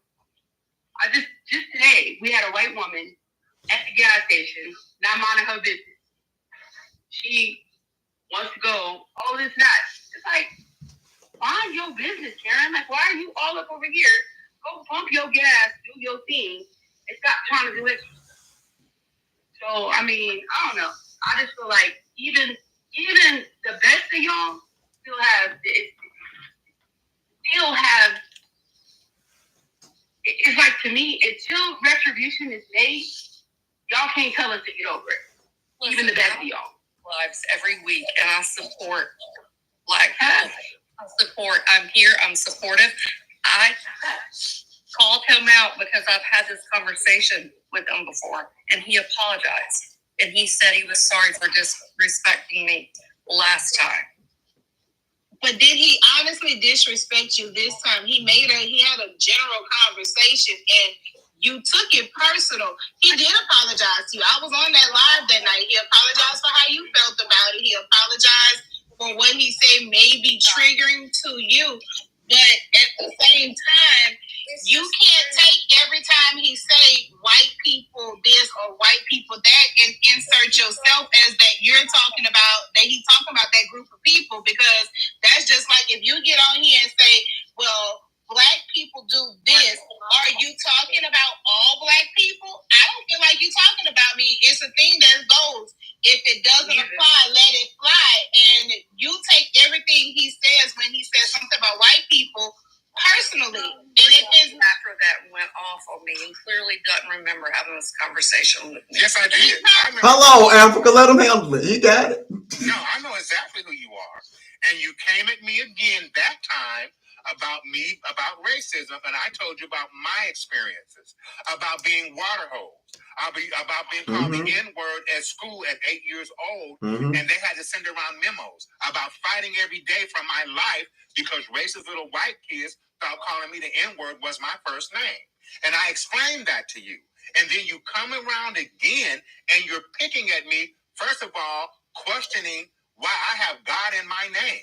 Basically, you were questioning my relationship with God. You don't know me like that, Tiger. So why are you questioning anything? If you don't like what I say, keep it moving. See, but that's your capacity. You're trying to check me. I can feel how I feel. I'm one man. I'm one voice. I don't even have 800 followers. I get on here and talk with Marquise because that's my brother. I've come to respect him and appreciate him and the platform that he has. And we just on here. Before we even got on this, we was talking about movies. See, you weren't here. See, you one of these people that come in here thinking, all we doing talking about race. We was talking about movies. We've been everywhere. He was giving me movie recommendations. We was talking about shows that we should watch and catch up on. We wasn't doing nothing negative till you came in here fucking with me. Excuse my language. Okay. You came in here bothering me. So I'm sorry if you feeling some type of way, but you came in here picking a fight with somebody. I can say what I want to. I'm a grown man. I can say what I want to, how I want to, when I want to.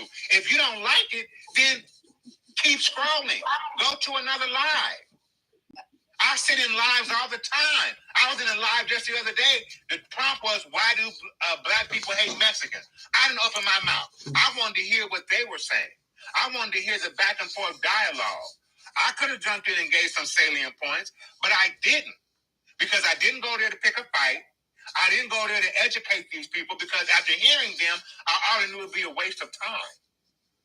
I'm sorry, you telling me you a good white person is not going to change my perspective on white people, because I know y'all too well. Question was, what is the conversation about? And then I said, when y'all were talking about cell phones, I said, I gave my son a cell phone when he was 5. Y'all weren't reading the comments, so you wouldn't know that. What? But what does that have to do with you being offended about his comment in regards to YTP? Well, because it went from all that conversation to all of a sudden what all these white people do. And I'm just sitting here going, okay, you aren't even reading my comments. Like, not even acknowledging me, Marky. It's ahead. Because we weren't talking to you and we weren't worried about you. And you didn't need to be centered. See, again, Tiger Punk, that's what we talk about. You're upset because you weren't centered. We were all over the board talking. I haven't even read the comments. I maybe read one comment tonight because I'm too engaged in the conversation, because it's been me, Marquise, and Farrah up here for a good 2 hours. It was a good while. We just been vibing. 11 something by ourselves. Yeah, we just was up here chilling, vibing. I came and I'm, oh, you on tonight? I was out with my mom. We up here just vibing, chilling. What no anger, what no nothing. We just black folk talking amongst black folk. That's all it was, man. We just up here vibing. He talking about his daughter, her dreams. We not trying to, like, it's like you wanted our attention. Well, you should have came up and joined the conversation. That's what you should have did, Todd. You should have just came up and said, hey, I'm here. Come up and join the conversation with us and sit back and chill. I don't have to necessarily like you. I don't have to want to sit down and have a polite conversation with you. I don't have to like you to be able to listen to you and maybe glean some nuggets from you. You're taking this way too personal, and maybe that's your white guilt. I don't know. But you need to just stop and say, you know what, everything ain't fit. If it don't fit, Tiger, let it go. Perhaps you should do the same, sir. Okay, well, I'm going to let you go because I'm done talking to you. I'll never speak to you again. Now, there you have it. I'll let you go. No, like, it's kind of like read the room, right? But even with reading the room, we do speak on all races in on this platform. We do not single out a race. And I saw her comments in the thing, and we were talking. But at the moment that those comments were coming in, I don't understand what the confusion came in with the YT people. We were speaking on the races raising kids and who stays in their kids' business, how people are being raised in their homes, what we allow our kids to have, how we were raised as Black people coming up, the things that were and were not allowed, and the freedom of expression and everything else. That was a general conversation on the differences of the races. It was not to speak on one particular race and make YT people feel some kind of way, anything like that. I don't think that's the way he was meaning it in that conversation. And I'm not apologizing, but I mean, I saw the comment about the cell phone Tiger Punk, and he's 5, and I let it flew because y'all are entitled to give a 5-year-old phone to have fun with. We just don't give our kids phones at 5s. Well, he called Vicky, me verified. Vicky, the only reason why I muted you is because you have a lot of background noise. You can take yourself off mute whenever you're talking, okay? I didn't mute you to like be funny or anything. I just muted you because it was a lot of background noise.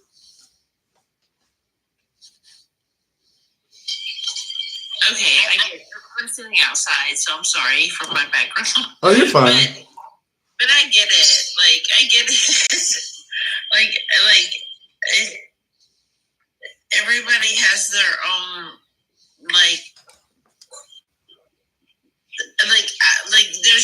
there should be no judgment. Like, I don't get that. I don't get the judgment at all. Please elaborate. No, not from y'all, but from her. Okay. Not from y'all, from her. I was speaking specifically to him, not to everyone. Okay, well, I'm gonna ask a question. Everybody mute y'all thing. I want to have a conversation with Tiger Punk right quick. That's why my camera's on, so we can make sure we read my face to go. That's right. I want to read those expressions. Exactly what did he say that judged you? Just you. Where in his conversation and in his remarks, where was he judging you specifically that touched on Tiger Punk? Can you help me understand, because I'm completely confused. He wasn't. It had nothing to do with just me, but there was only 11 people in the conversation, and I'm the only one commenting, and he was going on a rant. It just triggered me because. Okay, so all right, you keep talking. I'm gonna go find your comments right quick. Keep talking. I'm trying to see something.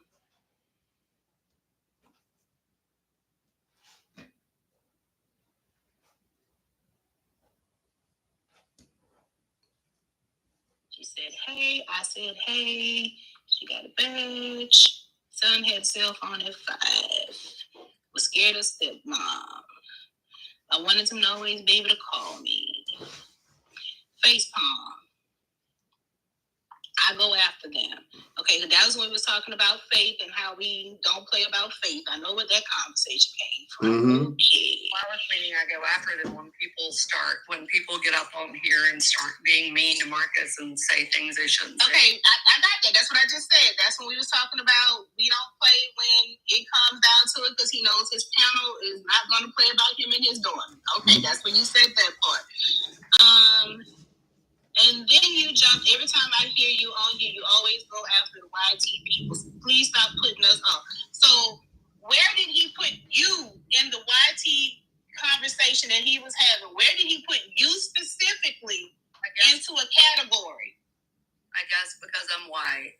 I just don't understand. So, because you're white, you're going to assume every time we say something on this panel that it is completely in reference to you? No, not y'all. I was speaking to him specifically. But every time he says something about YT people, are you going to continue to assume that he's speaking on you? Well, because the conversation did not include all white people. He just said YT people. He didn't specifically say, oh yeah, Tiger Punk is grouped in with this. He just was speaking in general. He went off on me after that.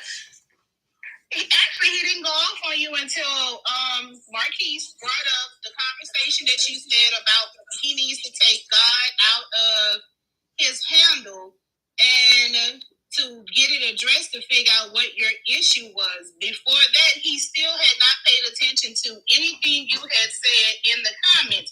Marquise and I paid attention to the comments. I chose to ignore them because I just felt like tonight you came in and you started picking on him for whatever the reason was, because he did not specifically say anything to you. And I'm still scrolling through these and I'm trying to see because I don't recall him saying anything to you specifically. So that's why I said I'm going to scroll. So again, the way it seems is that you still have an issue with him you saying anything about YT people, period.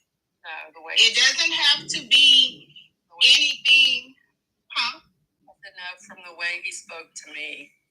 But he had not spoken to you at that time. You started with him based on a general conversation he was having, which is what you did him the last time also, based on his experiences and what he has experienced with YT people.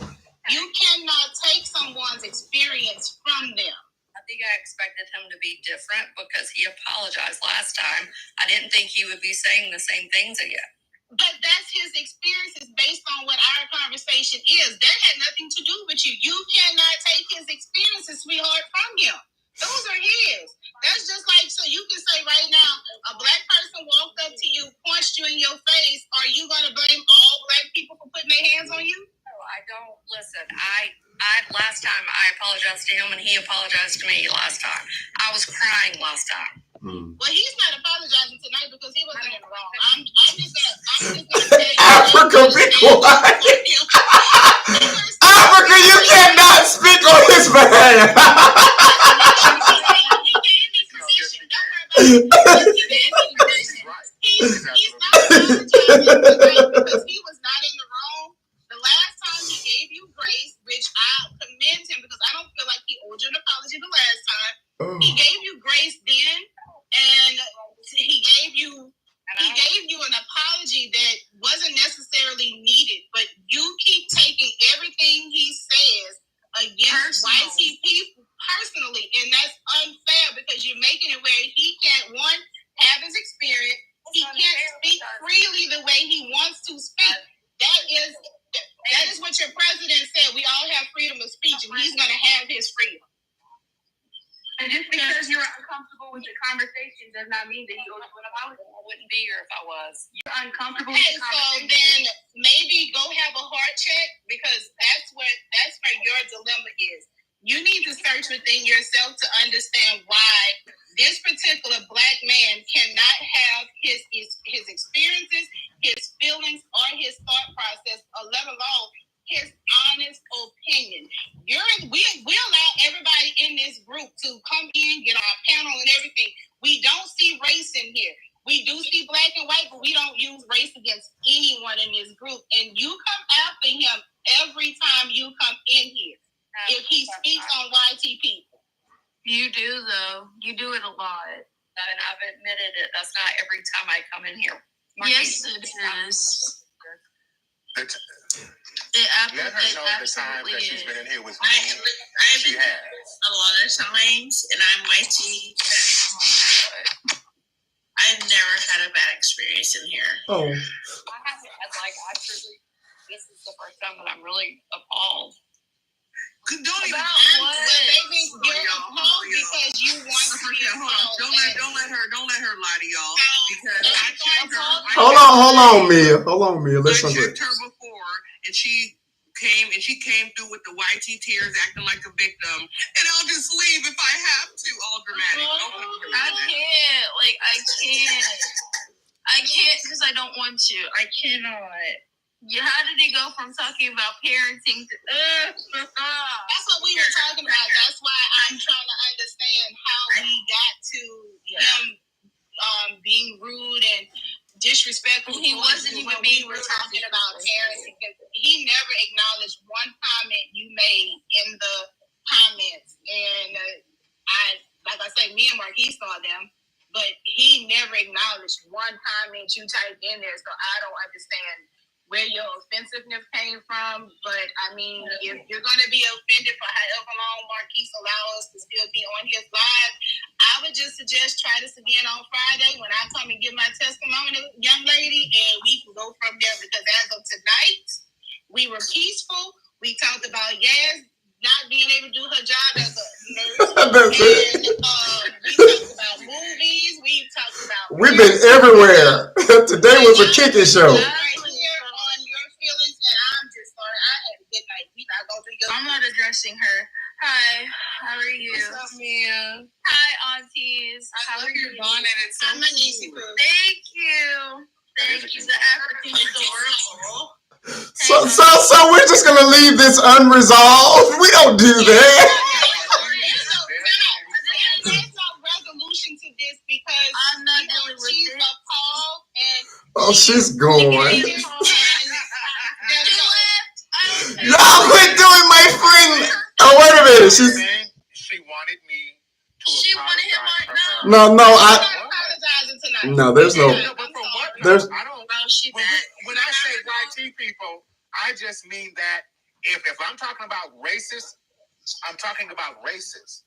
If I'm talking about like, why are you if it doesn't fit you, don't let it fly.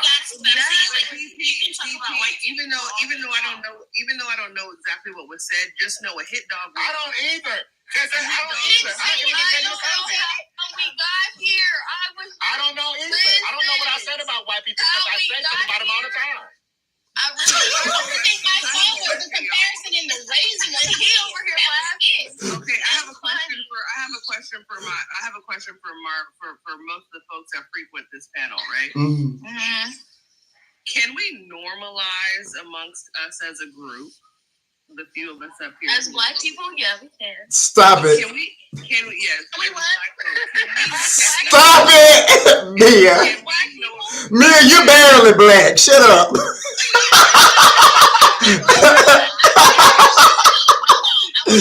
You're passing. You shut up. I speak for the Black people. You are passing. Calm down, folks. We as a group, can we normalize not entertaining the delusion when it comes up on the panel? Yes, we should. Absolutely not. Delusion will be dealt with. Not tonight, because we had a good night. Like I said, we done talked about it. I was surprised y'all was still on because I left. I had a couple phone calls. I fell asleep. We was vibing. We were having a good time. That's why I haven't left. I was like, I was only supposed to be here 30 minutes. And I was like, Lord, this conversation, this is why I don't hit this button. I want to have a little fun for it. Tiger Punk, what happened? No, stop addressing it. Auntie, let's go. What happened? I'm just going to put my conversation on mute and you can watch my... Get out of the your face. We was vibing so good. I gave up going to see Sinners tonight. That's how cool we was Wait, vibing. because you told us about that the other night. You was going. Correct. And still ain't made it. We can't even talk about it because he won't go. I was like, I'm cool where I'm at right now. I was like, I'll go tomorrow. Don't talk about it yet. I haven't seen it yet. I still gotta go. I was like, I'm just vibing. I'm vibing, She so I left. was cool. Nobody got to address it. Anyway, how y'all doing? I'm not doing this. How are y'all? How y'all been? They say y'all since a good Friday. How's it been? We been good? It is Monday, friend. Have you been smoking again? No. It is Monday.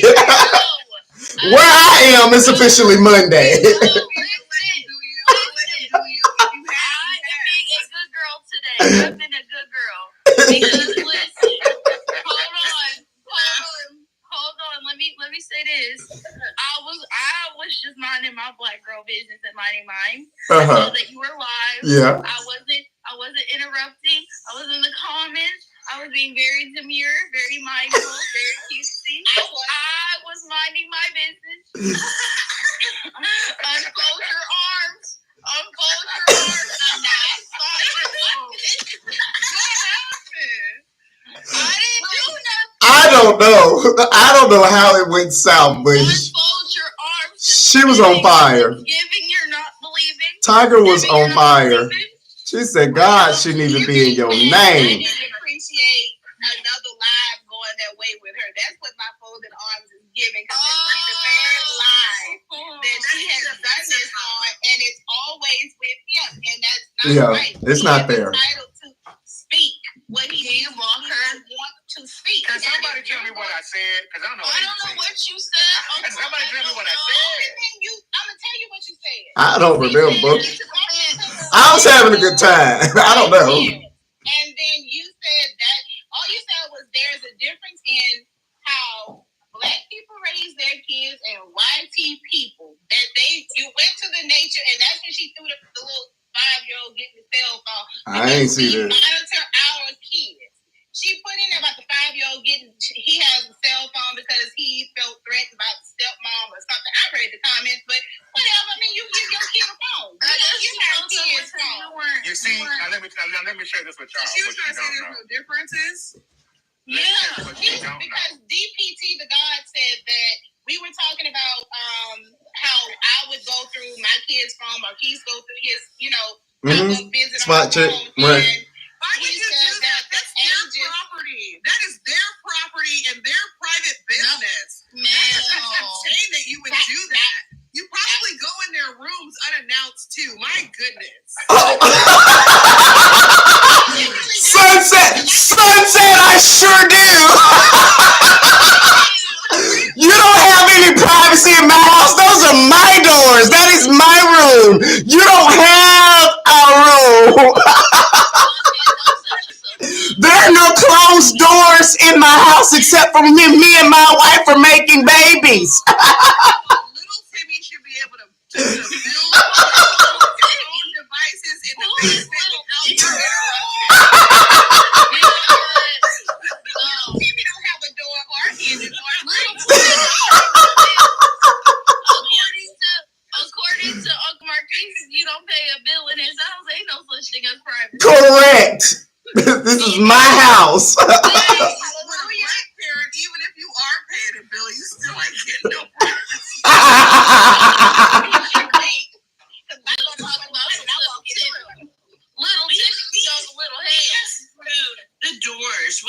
The doors were gone. Yeah, we don't close doors in my house. That was what started her rant, was that he said what the difference was with our and kids. she didn't like it.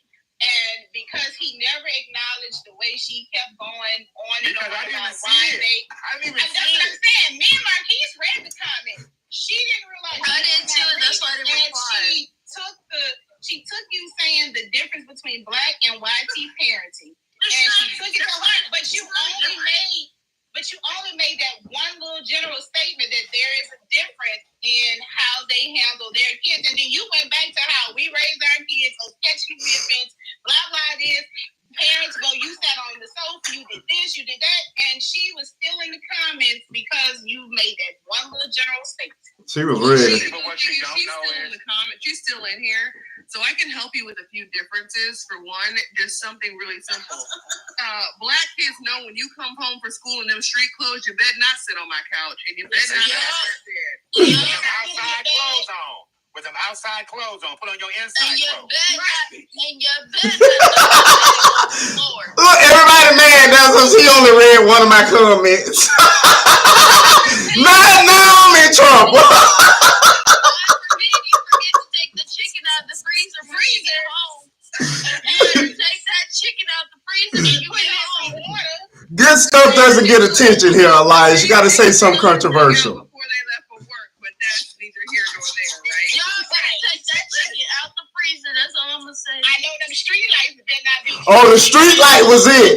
The street light was it. Came home all upset because that I chicken. know it, friend. I know it. I know you playing. From a hard day, that chicken better be out the freezer.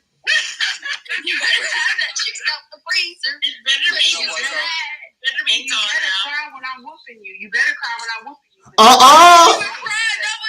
Do you know that you better go take a bath and wash under your lawn? Do you not understand how you gotta fake your own tears when you get a butt whooping? I had to fake it. I had to fake it because it didn't hurt. I had to fake it. Mine hurt. I don't know what kind of whooping you was getting. Y'all were beat as children. See, this is what I'm talking about. This is a room full of trauma. And y'all just want us to beat. This is what I'm talking about.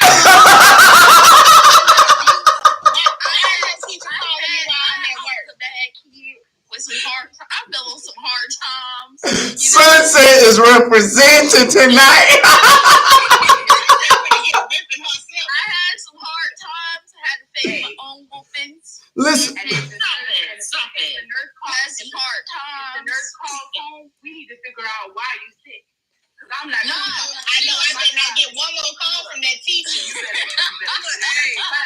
God forbid you call her. No, I will never forget. Who did I call? I called my dad. He said, call your mama.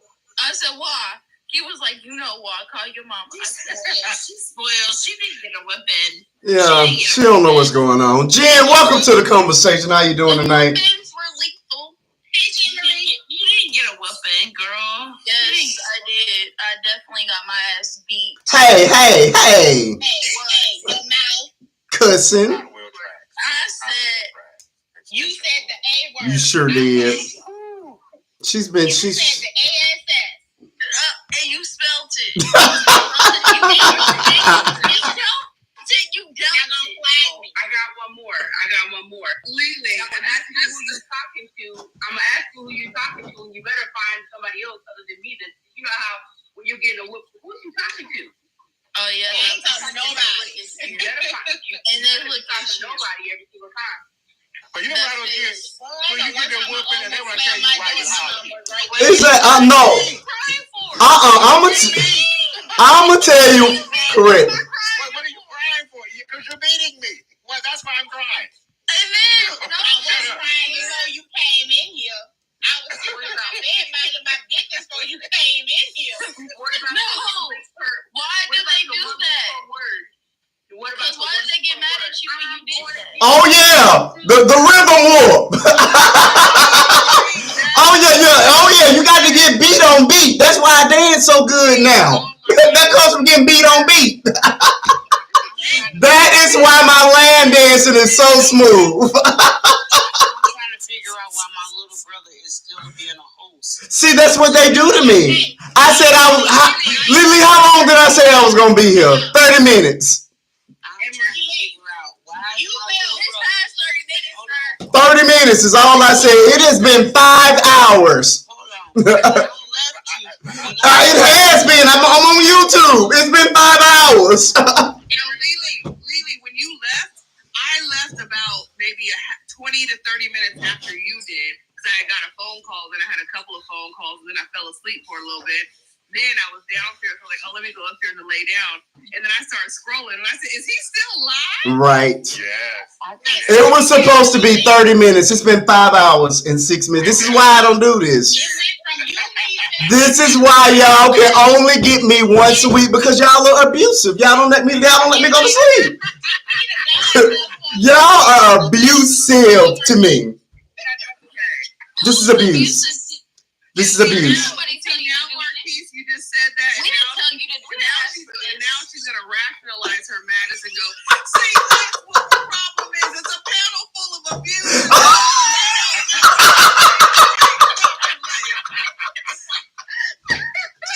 They're all hurting and they just don't understand. That's it. I understand. I get hurt every time I come up here. I give y'all 3.5 hours yesterday on Friday, and I'm here. I said 30 minutes is all y'all getting. It has been 5 hours, 7 minutes, and 58 seconds.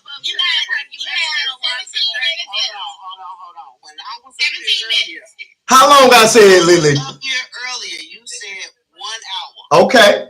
Yep. Now it is 5 hours later, and you still here. Thank you. Isn't that abusive? Is that not abusive, Lily?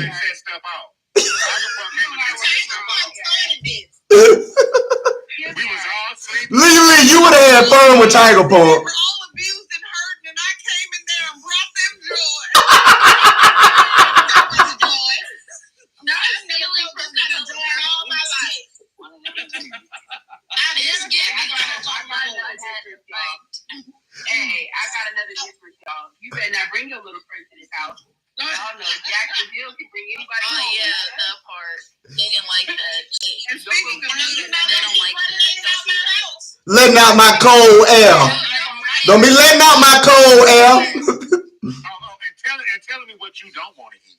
Do I look like one of your little friends? Who you think you talking to? What you don't want to eat. You don't eat what's put in front of you. Or you don't Don't eat. go to the grocery store with your mom. I actually kind of like that, though. I really wish we could go back to that.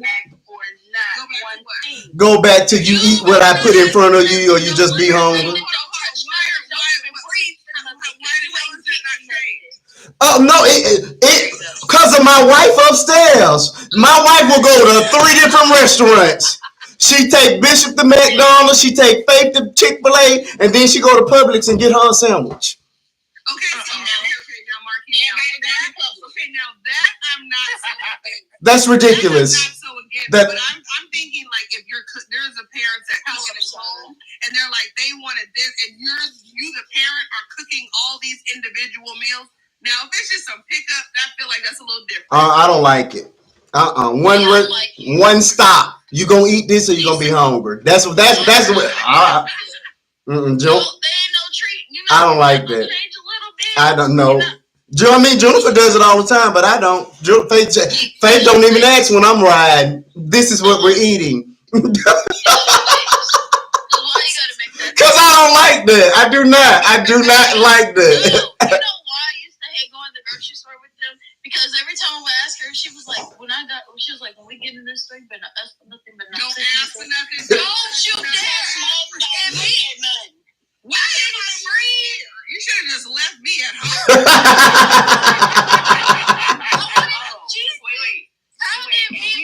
Wait, hold on.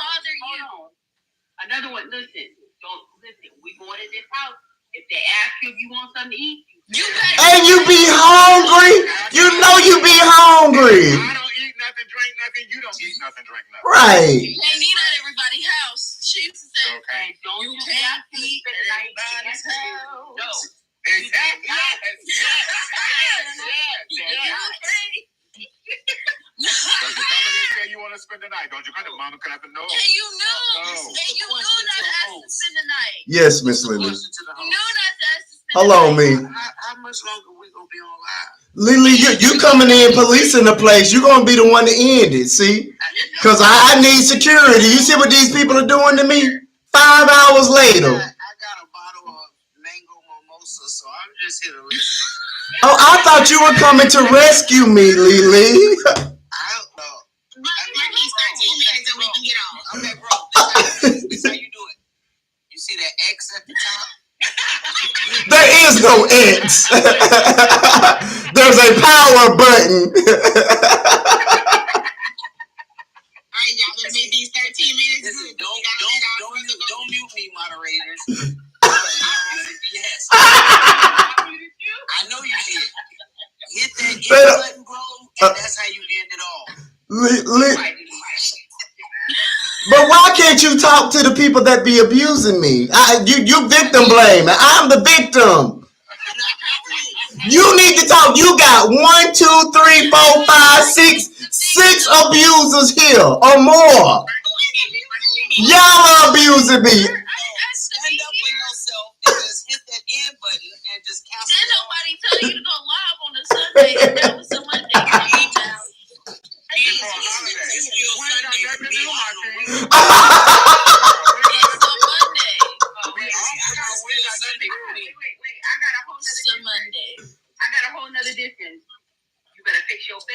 Oh yes, that's a good one.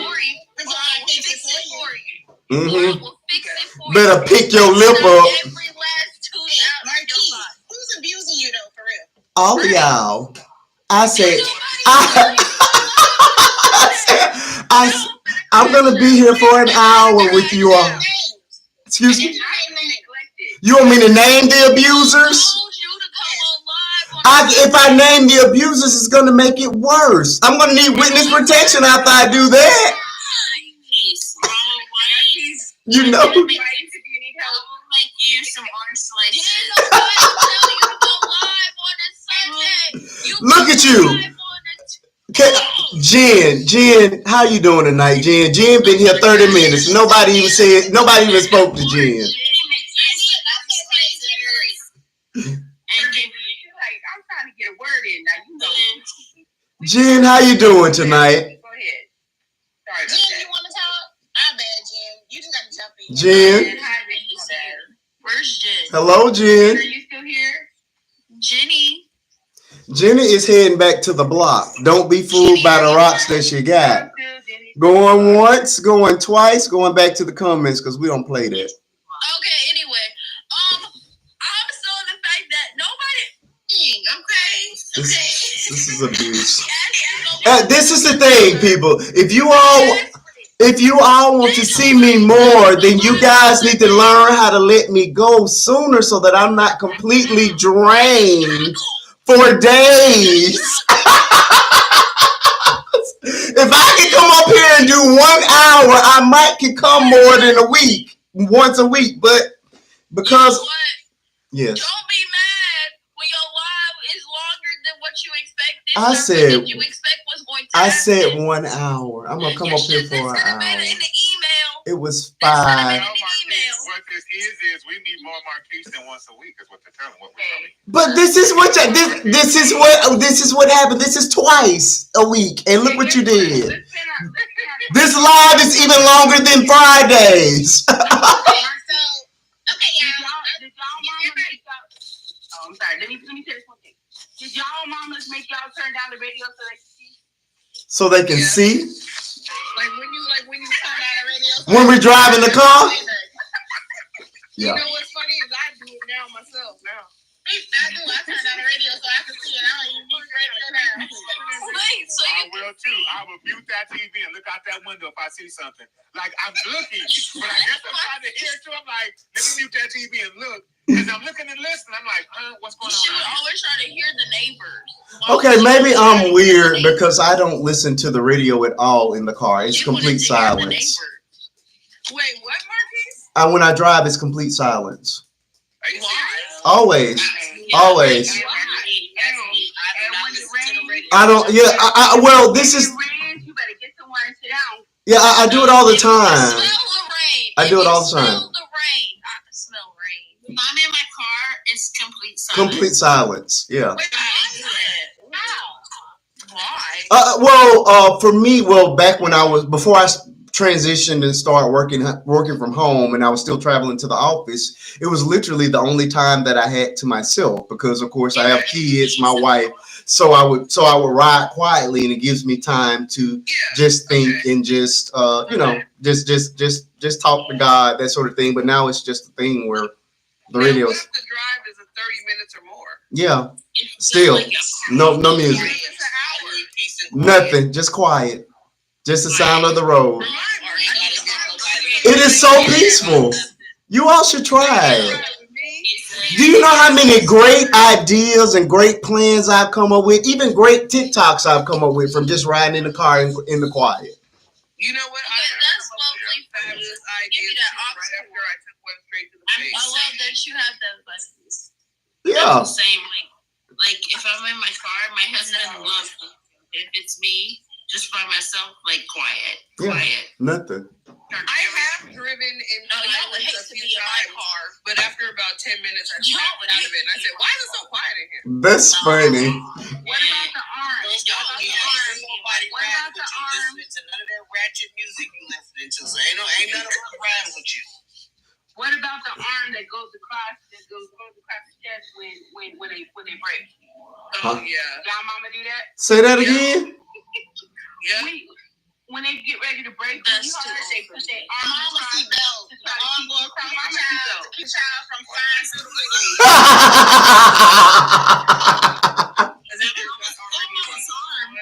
That's the mama seatbelt going over there for sure. To hold you in place. No, that's funny. No, I hadn't had that experience. Who said anything about me listening to ratchet music? Because I'm listening to Bobby Womack like trying it. Mia, don't even try to throw out the one name of an artist that you know. You didn't even know who Anita Baker was 6 months ago. Because I don't even listen to Anita. Why would I know who that is? I knew her songs. I didn't know who she was as a person. This is why you gotta drop a black woman, girl. You still got it. I mean, either I'm in or I'm not, but in a minute, I'm going to just pass as a biracial. I'm going to just start telling people I'm biracial, even though I'm not. I'm really not, though. Both of my parents are black, but it's fine. Allegedly. No, I love the fact about what I love the fact about black people. But I would never want to be white. Different people have different, like we have all kinds of shades. We could have two dark people come together, have a light skinned person. Exactly. Yep. I know my one of my godparents had a blonde hair, blue eyed black person. Man, please, who did that? Who did that? Only people who can do that. Somebody was cheating. Somebody was cheating. This isn't my thing, though. People who really do not understand that two dark-skinned parents can make a light-skinned baby. That's true. Even though I'm not light skinned, both of my parents are darker than me. You kidding? My sister's that way. Our parents are brown skinned. She's not yellow. It's very weird. And if she didn't look like us, we have questions. Correct. Light-skinned black. I look like my mom. I'm the light-skinned version of my mom, and then her mother is dark-skinned. The only light-skinned. Somebody please shut the door. Oh, I'm sorry, y'all. Jesus. He just be doing all. I mean, he's doing everything. Okay. No, my nephew came out here to check on me, right? Because I've been sitting in the driveway with the camera and the lights going on, and I was talking to y'all. You okay? Like, you like, I thought you might have, you know, that I thought something was wrong. Did something happen to somebody? I said, no, just on live. You open the door thinking I'm just sitting up here like. Thought you had a heart attack. Yeah. An hour plus in the driveway, you know. That is funny. I was sitting outside my car, and then I finally came in the house. Yeah. That is funny. I came back from the wedding and just I saw your post. You look so pretty. What's that? You girl. And the post that she posted on the wedding. Oh, you just posted a new thirst trap today. First of all, it was Not a thirst trap. You're not about to do two like I that. already posted my new video. I'm not watching any of your videos because you were naked in the last two that I saw. Oh my God! I was not naked. You were naked. You were naked, Mia. I wasn't naked. Love yourself. You should have been here when DP was telling us to love ourselves. Quit degrading ourselves. I have my page up. Here you go. You were naked, Mia. This is naked. You were naked. You don't have to. We want you that one where you were twerking in the parking lot. In the parking lot Yep. right here? Yep. Talk about that video right here? Naked. Talk about this video right here? Naked. Your skirt don't look kind of long. It looks kind of short. Is that a skirt or short? Those are panties. Those are panties. Those are panties. Those are panties. Those are boy shorts. Those are panties. Sorry about this one. No, ain't nobody talking about that matronly outfit. No, we're talking about the naked one. The food. Okay, first of all, stay off my page then. Correct. I'm not heading back there. Because I wasn't. Please take her off the big box before I lose my account with all this nudity.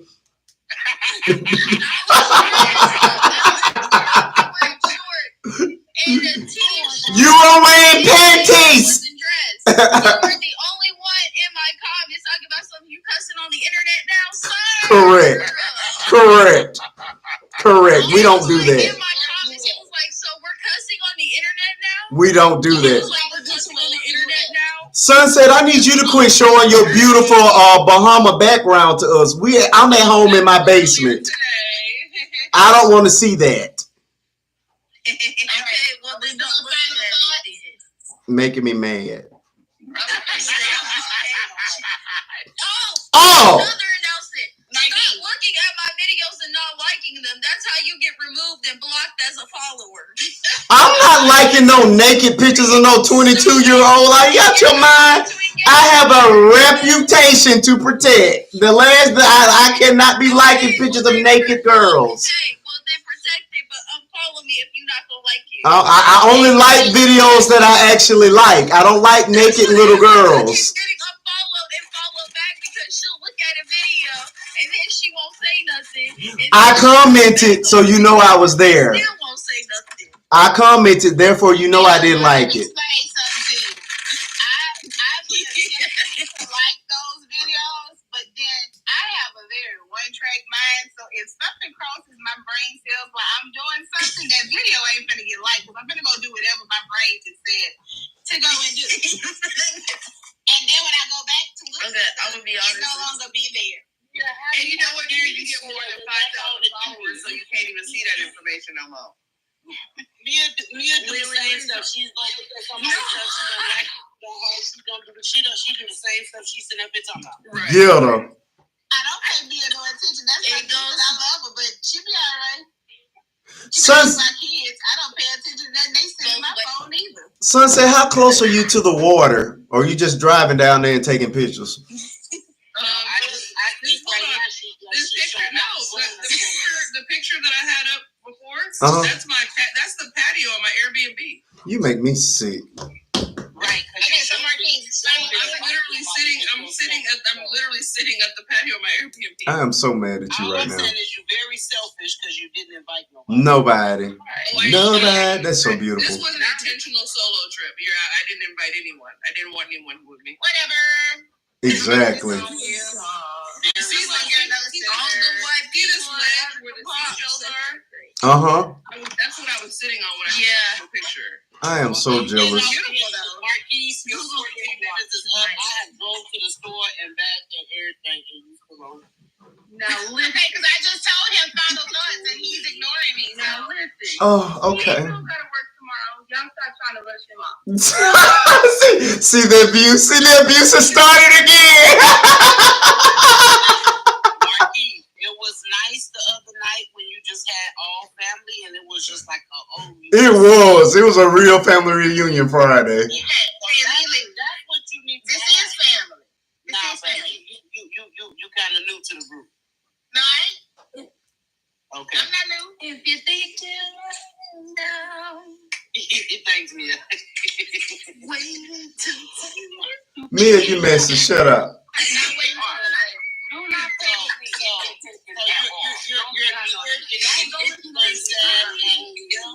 That's why I mean, like you're new. You're newer than us. We have been together. I'm not new. We're not talking about you, girl. Mia, you know what you in. Girl, I'm the one that's been drinking. No, I'm not new. I'm just kidding, Mia. But You know what? No, you just Indiana slow. I'm just kidding. You just Indiana slow. I don't think we can say that. I've been smoking.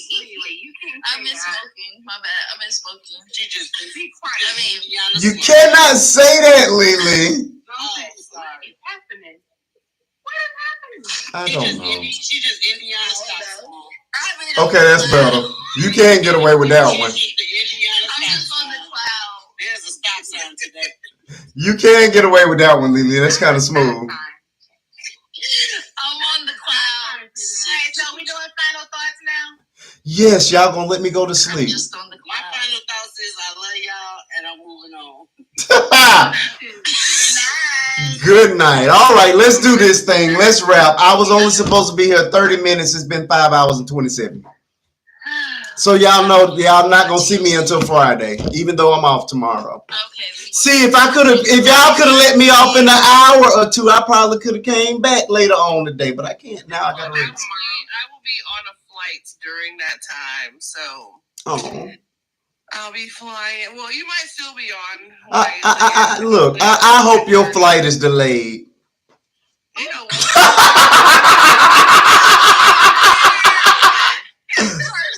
I hope you get stuck in a terminal for 6 additional hours. Man, I am.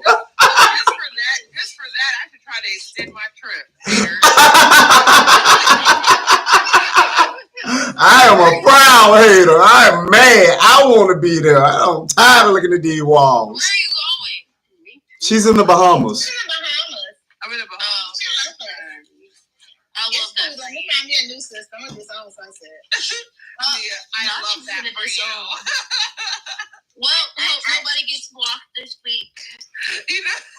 Mia, you got 17 friends. You might want to try to hold on to them. No, I got more than Mia don't even follow me, okay? Uh-oh. I do follow you. Oh, No, you don't. I don't follow you. Yes, I do. Right. I follow you. Mia, you got 297 people, and you trying to block half of them. Now I know why when I go look for Mia, I can't find her because she took me off her friends list because I was like, well, how petty. Like I said. How petty. Some of y'all are just acting weird. How petty. Like, why are you viewing? I'm looking at my viewers. I can see when you're viewing my profile. See, I don't even know how to do any of that stuff, and that's for real. I have no idea. Once you get more than 5,000 followers, you can no longer see who's viewed your profile. Oh, okay. And you can't see who's No, I'd be quick. Oh, I had no idea. I didn't. Okay. Okay. It's a miracle Africa didn't get blocked. But you'll miss me. I'll see who'll get blocked this week. I'm seeing who's gonna get blocked You'll this miss week. me. It's okay. You'll miss me. It's all right. I'm not blocking you, not yet. If you do right, as long as you do right by me. I'm trying to say. Wait a minute. Do right. Now then you until you do right by me. Everything you think about gonna fail. You better try to keep her on your side. The way she handled that whole conversation, I think you might want to keep her on your side, Mia. Correct. Baby, your comeback ain't as quick as hers, so you might. I didn't say it wasn't. I'm just saying some people just be quick to get blocked. I blocked my whole family. My mother's blocked on here. Block me again, and I'm gonna show you. I never blocked you. I unfollowed you, not unblocked. Oh my God. You got to unfollow. See, Mia, that's why your service is nervous. Do you know how many times I've unfollowed Marquise and followed him back? This follows me at least 3 times a week. I told you I was gonna meet her. Okay, well, I never blocked her. She ain't blocked. Okay, here's my final thought. Thank you. Hurry up. How rude. You're gonna get a whipping. Okay, so on that young lady's name that's in the background, right? Yazz Scott. Right there. So, I wish that she can never get another license. Oh my gosh, it was just a lidocaine pad. You're all doing absolutely the most. And I am glad that happened to her because I've been in the position of having someone tell my business that they were not supposed to tell. And you took an oath to not do stuff like that, and you broke all the HIPAA laws. So I'm very happy for whatever she gets in Tiku. And so then, Marquise, I will definitely be ready for my interview on Friday. I'm excited. I'm interviewing Africa. She has quite a testimony and a story. I think everybody needs to hear it, and it's going to be. Maybe I can. Well, let me see. Maybe I could catch part of it on my layover. Oh, it's well. It'll be recorded to YouTube as well, so you can go back and watch it. Yeah, if you miss it. Final thought also is DP the God. I want to tell you personally, my brother, is that keep living, keep shining bright, keep walking in your truth. whether YT people appreciate your truth or not, they are yours and you are entitled to them. And you don't owe anybody an apology. And if you feel upon yourself that you want to apologize to somebody, by all means, but just know, Xera is going to come back behind and say, you don't owe an apology. Was a baby. ASS down somewhere if they don't understand the rest of the conversation. I got you back because I don't have nothing else to do. I'm like Mooney. I like to stir the pot sometimes because I be bored. I have to make the live a little entertaining because I be bored. I love Mooney. Y'all know I love Mooney. She's awesome. And DP is quickly climbing the ranks up in here because tonight he was swinging and I loved it. It's the Virgo in me, so I think that's I keep forgetting we're both Virgos. DP, what state you live in? California. DP, where you live? Where you at? I live in the Bay Area. Hey, yee, what it do? You're not mean, okay? You from the Bay too? Yeah. From the Bay. Yeah. But I'm a September Virgo. Hey, Lavender. September Virgos are better than y'all. Lavender, you did not show up for the live 5 hours late. Go to bed because the show is over. DP, I was love you guys. You was where? Hey, Marquise, if you decide to come And that's where I've been all day. I'm in Antioch. I was right there. Okay, I'll let you know. Conquered all day today. Sound good. Bye, good night. Yeah. Man, I'm bright as man. I'm the Bay all the day. All day. See, I grew up in the Bay, but I live inside. Oh yeah. Okay. Lavender, you showed up 5 hours, 34 minutes, and 38 seconds late for the live. You know you're not coming up. That was a second. I'm looking at him. No, ma'am. You're super late.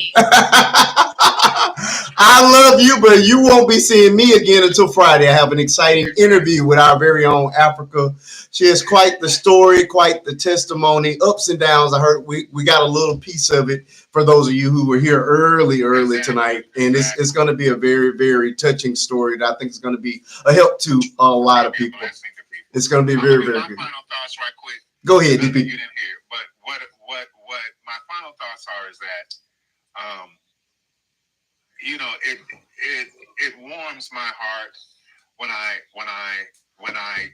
go through some of these lives and I see this gender war between black men and black women, and it's very disturbing. But to have these amazing queens standing lock, stock, and side by side, and in Africa in front of a black man, just I wish more people would have seen that, because that's what our black women are and have always been. Mm-hmm. And it's sad that so many of our men don't understand. The man is the roof, he's the covering, but the woman is the foundation. Come on with it. The woman's the foundation. That house is built on that woman. It's not built from the roof. A house is not built from the roof down. Mm-hmm. It's built from the ground up. And they don't understand that about our women. And tonight, a lot of them could have seen black women doing what black women have always done. I don't know what triggered that woman. I think she's still hurting. But I would have told her if she would have came at me correct when I said there's a difference. I was a foster parent for 30 years. I've raised every child, every ethnicity, every nationality, every gender, and every gender identity. Mm-hmm. And I can tell you with 30 plus years experience, there is a difference between the way white people raise their children and we raise ours. I know because I've lived them in my house. Okay? That's when I say there's a difference, I'm not talking about just because they're white. It's because how they raise their children, what they let their children do and don't do. So, I'm just so thankful for black women. We'll never not be thankful for black women. I love that. I love it, man. This has been great. DP, it's just always a blessing to just have you here. I promise. I look forward to every time that box lights up and you come up, because I know you're going to bring some truth, some knowledge, and a lot of lived experience along with the conversation. It just adds a lot of gravity to a lot of the topics that we have. I have to personally thank you for how well and how controlled you were, even in the confrontation with Tiger Punk tonight.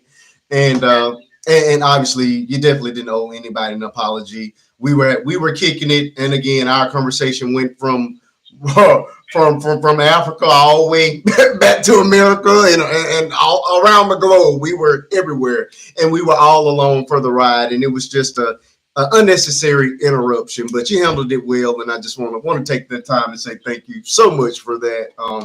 I don't know. I don't know. Tiger Punk is very supportive of what I do, but I have to just be frank and honest and say that those attacks have been quite personal and aimed squarely at you in at least 2 lives that I can remember. So, I don't know what the deal is. I hope that she can kumbaya, get it together, because we're not gonna continue to tolerate any of my panelists. I don't know what her issue is, and I don't even care. Yeah. So should I watch the Jazz movie right now or Black and Beauty? Oh, please, Jazz Man's Blues. Black and Beauty. Shut up. She's 22. Do not listen to her.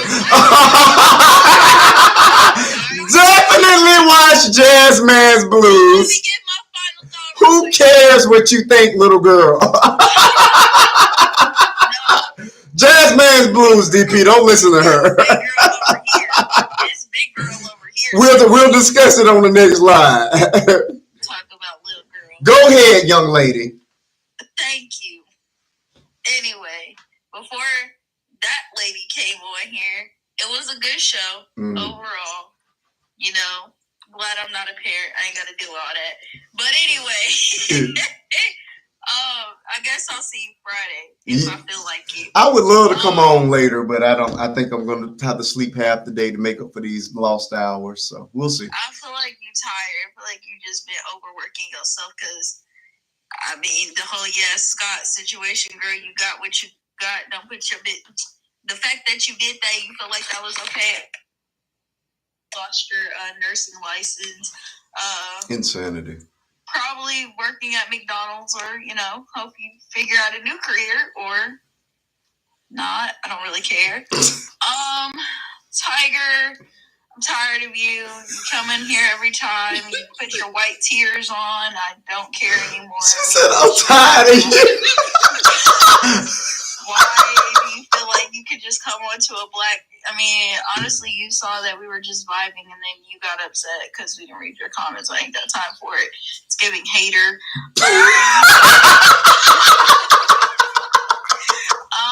Why does she sound like she's reading from a script? I'm picking a show because I'm about to watch a show. It's giving hater. I'm picking shows, nondescript over here. Oh my just God. Kind of really tired of YT women and their YT tears, and they're so emotional. I'm just over it. It's giving real hater. I don't like it. So she needs to figure out herself. I'm very bad. I will not stop posting inappropriate things. I'm sorry. And I will not be liking them, so that's fine. Correct. Mind your business. Maybe wasn't meant for you. When you post something appropriate, I'll be happy to support it, but I cannot support your inappropriate TikTok. It's not inappropriate. It's just not appropriate for you. Okay. It's not appropriate for you. It's definitely not appropriate for me. Okay. I don't want to see it. Well, with that being said, Fresh Prince. Well, with that being said, I'm going to keep mining my light-skinned black girl joy because... Oh, Lord. Here we go being a colorist. Thank you. The darkies are still here. It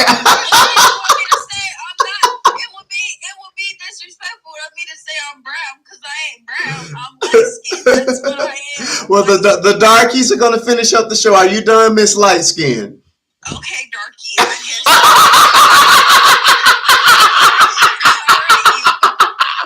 Get off my page! My final thoughts are going to be very, very quick. Thank you, Miss Sunset. I know I came. It was a good live earlier. Then I was gone for a while, and I came back to the madness. But all I'm going to say is, y'all are tripping because it was just a lidocaine powder. Okay, so whatever. Just a shout out to lidocaine. So that's it. I love it, man. When I tell you, that's exactly how she acted the entire video and faithful. That's gonna be my new segment.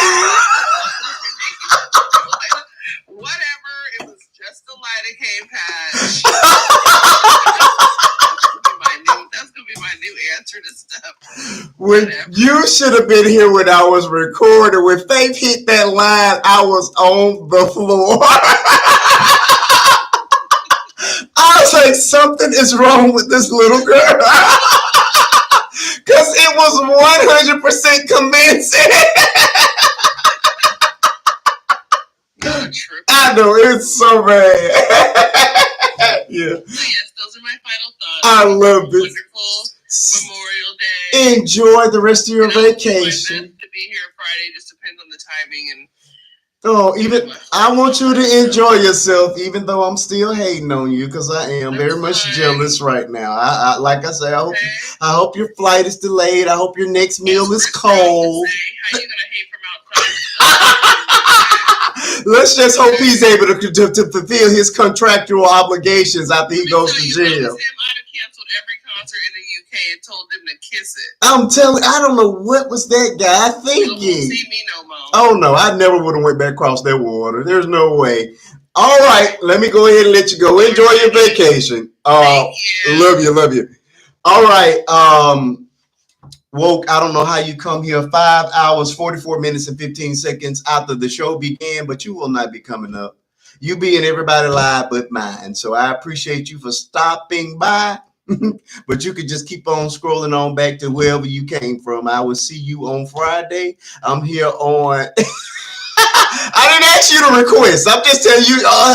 I'm preemptively letting you know that you ain't going nowhere. So just scroll on back to wherever you came from and try to show up on a Friday sometimes, 8:30 Central Standard Time until midnight. That's my regular schedule. This is a surprise show, and you still 5 hours, 44 minutes, and 51 seconds late. So I don't appreciate it. I simply don't appreciate it. This guy's been here pretty much from the beginning, and he got him a new wife, and got that trucking business up and going, and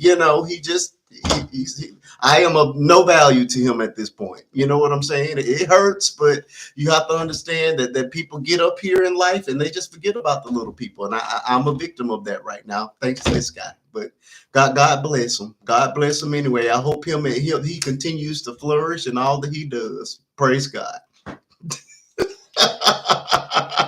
A wife about to be out. Out where? Outside? Where's she going? To meet up with some of her the church group? It was just a light that came back. Your wife ain't going nowhere. She'll be back shortly. She probably needed a break from you too. You probably treat her the same way you treat everybody else in your life. You need to be humbled a little bit. Yeah, she got to humble you a little bit. It's fine though. God bless you. All right, folks. With that, I'm gonna go. I'm here on goodbye, Woke. Before I call your real name. With that, I'm leaving. I'm live 8:30 Central Standard Time until midnight. Follow me on the other platform, the Tube. They won't let me say the name without suppressing me, but it's at the top of my TikTok page. Just hit the link, hit subscribe. All the lives are recorded there as well as original content. So check me out over there. This app is in danger of being removed again next month, so I want to make sure I don't lose you all. So I'm on the Tube of You, same username, Faith and Bishop too. So we don't know if this app is going to be around next month, so I'm just preemptively getting my people over there as well. So exciting interview coming up on Friday. It's going to be a tearjerker, I can tell you that ahead of time. We're going to be dealing with issues around feelings and thoughts about wanting to end yourself and the life trauma that led to those type of moments with our very own Africa. So please join me on Friday night. We're gonna do that interview, and then if there's any time left, we will wrap around and do some of my regular scheduled content as well. Me and my daughter have a brand new video that's been burning up the charts all day. Please go out and support it. It's about Miss Yazz Scott. I'm in the same uniform in the video. It's easy to find. It should be at the top of my page. Go out and like it, watch it completely. It's about a minute and a half. share, please share. Reposting is what really helps to push that video forward. Like, share, comment. I do respond to every comment that comes in, and most importantly, share. If you enjoyed it, if you don't enjoy it, it's fine, but just watch it just the same. It was pretty good. People seem to enjoy it, and it's based around the Yazz Scott situation. So I appreciate you. I see you still being messy. It doesn't make sense. You're here late. You're 5 hours late and missing. We done here. All right. I appreciate you all, ladies and gentlemen. This has been the show. You guys have missed it. It's been almost 6 hours. I'm going to get into bed with my wife now. I appreciate you all. I love you all with the love of God. I will see you all on Friday, 8:30 Central Standard Time until midnight. Check out that video. I love you, and I'll see you guys. Enjoy your Memorial Day. Please, Woke, I know you have a problem with the liquor, so just lighten up tomorrow because you got to go back to work on Tuesday. So could you please? I'll be praying for you that you just slow down. You know what I'm saying? Because I don't want you to have to end up back in Alcoholic Anonymous again. So just take a drink, just one or two. Slow down. That's probably why the wife had to leave tonight. You know what I'm saying? And I'm praying. She's a good Christian woman, and I don't want that liquor to be the cause of the demise of your relationship. So just slow it down just a little bit, okay? Just do that for me. Praise God. Good night, Miss Africa. I'll see you on Friday.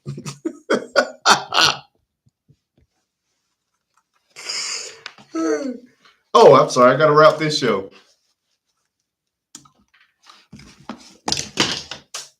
I'm dropping stuff now. Oh. Look, I'm just muted myself.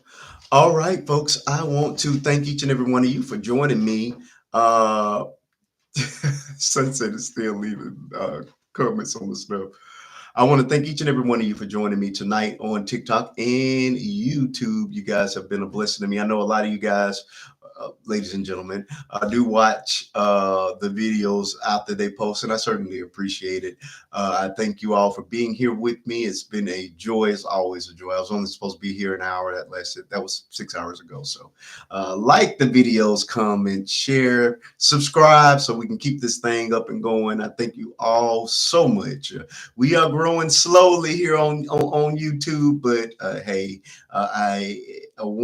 every new subscriber is one more towards that goal. So I just thank you all for enjoying what I do enough to want to be a subscriber. So please, if you've enjoyed what you've heard tonight, or enjoyed any of the content that you come across on my page, please hit that subscribe button. It means the world to me to continue to grow and have the fighting chance to grow here as a creator on both TikTok and YouTube. I'm also on Instagram and Facebook. I'm Faith and Bishop 2 everywhere. All lowercase, spelled together with the number 2 at the end. So hit those buttons, subscribe to me in all those places. I love you all with the love of God, and you enjoy your Memorial Day weekend, or what's left of it. I'm going to bed as soon as I find this button to end this thing. Good night.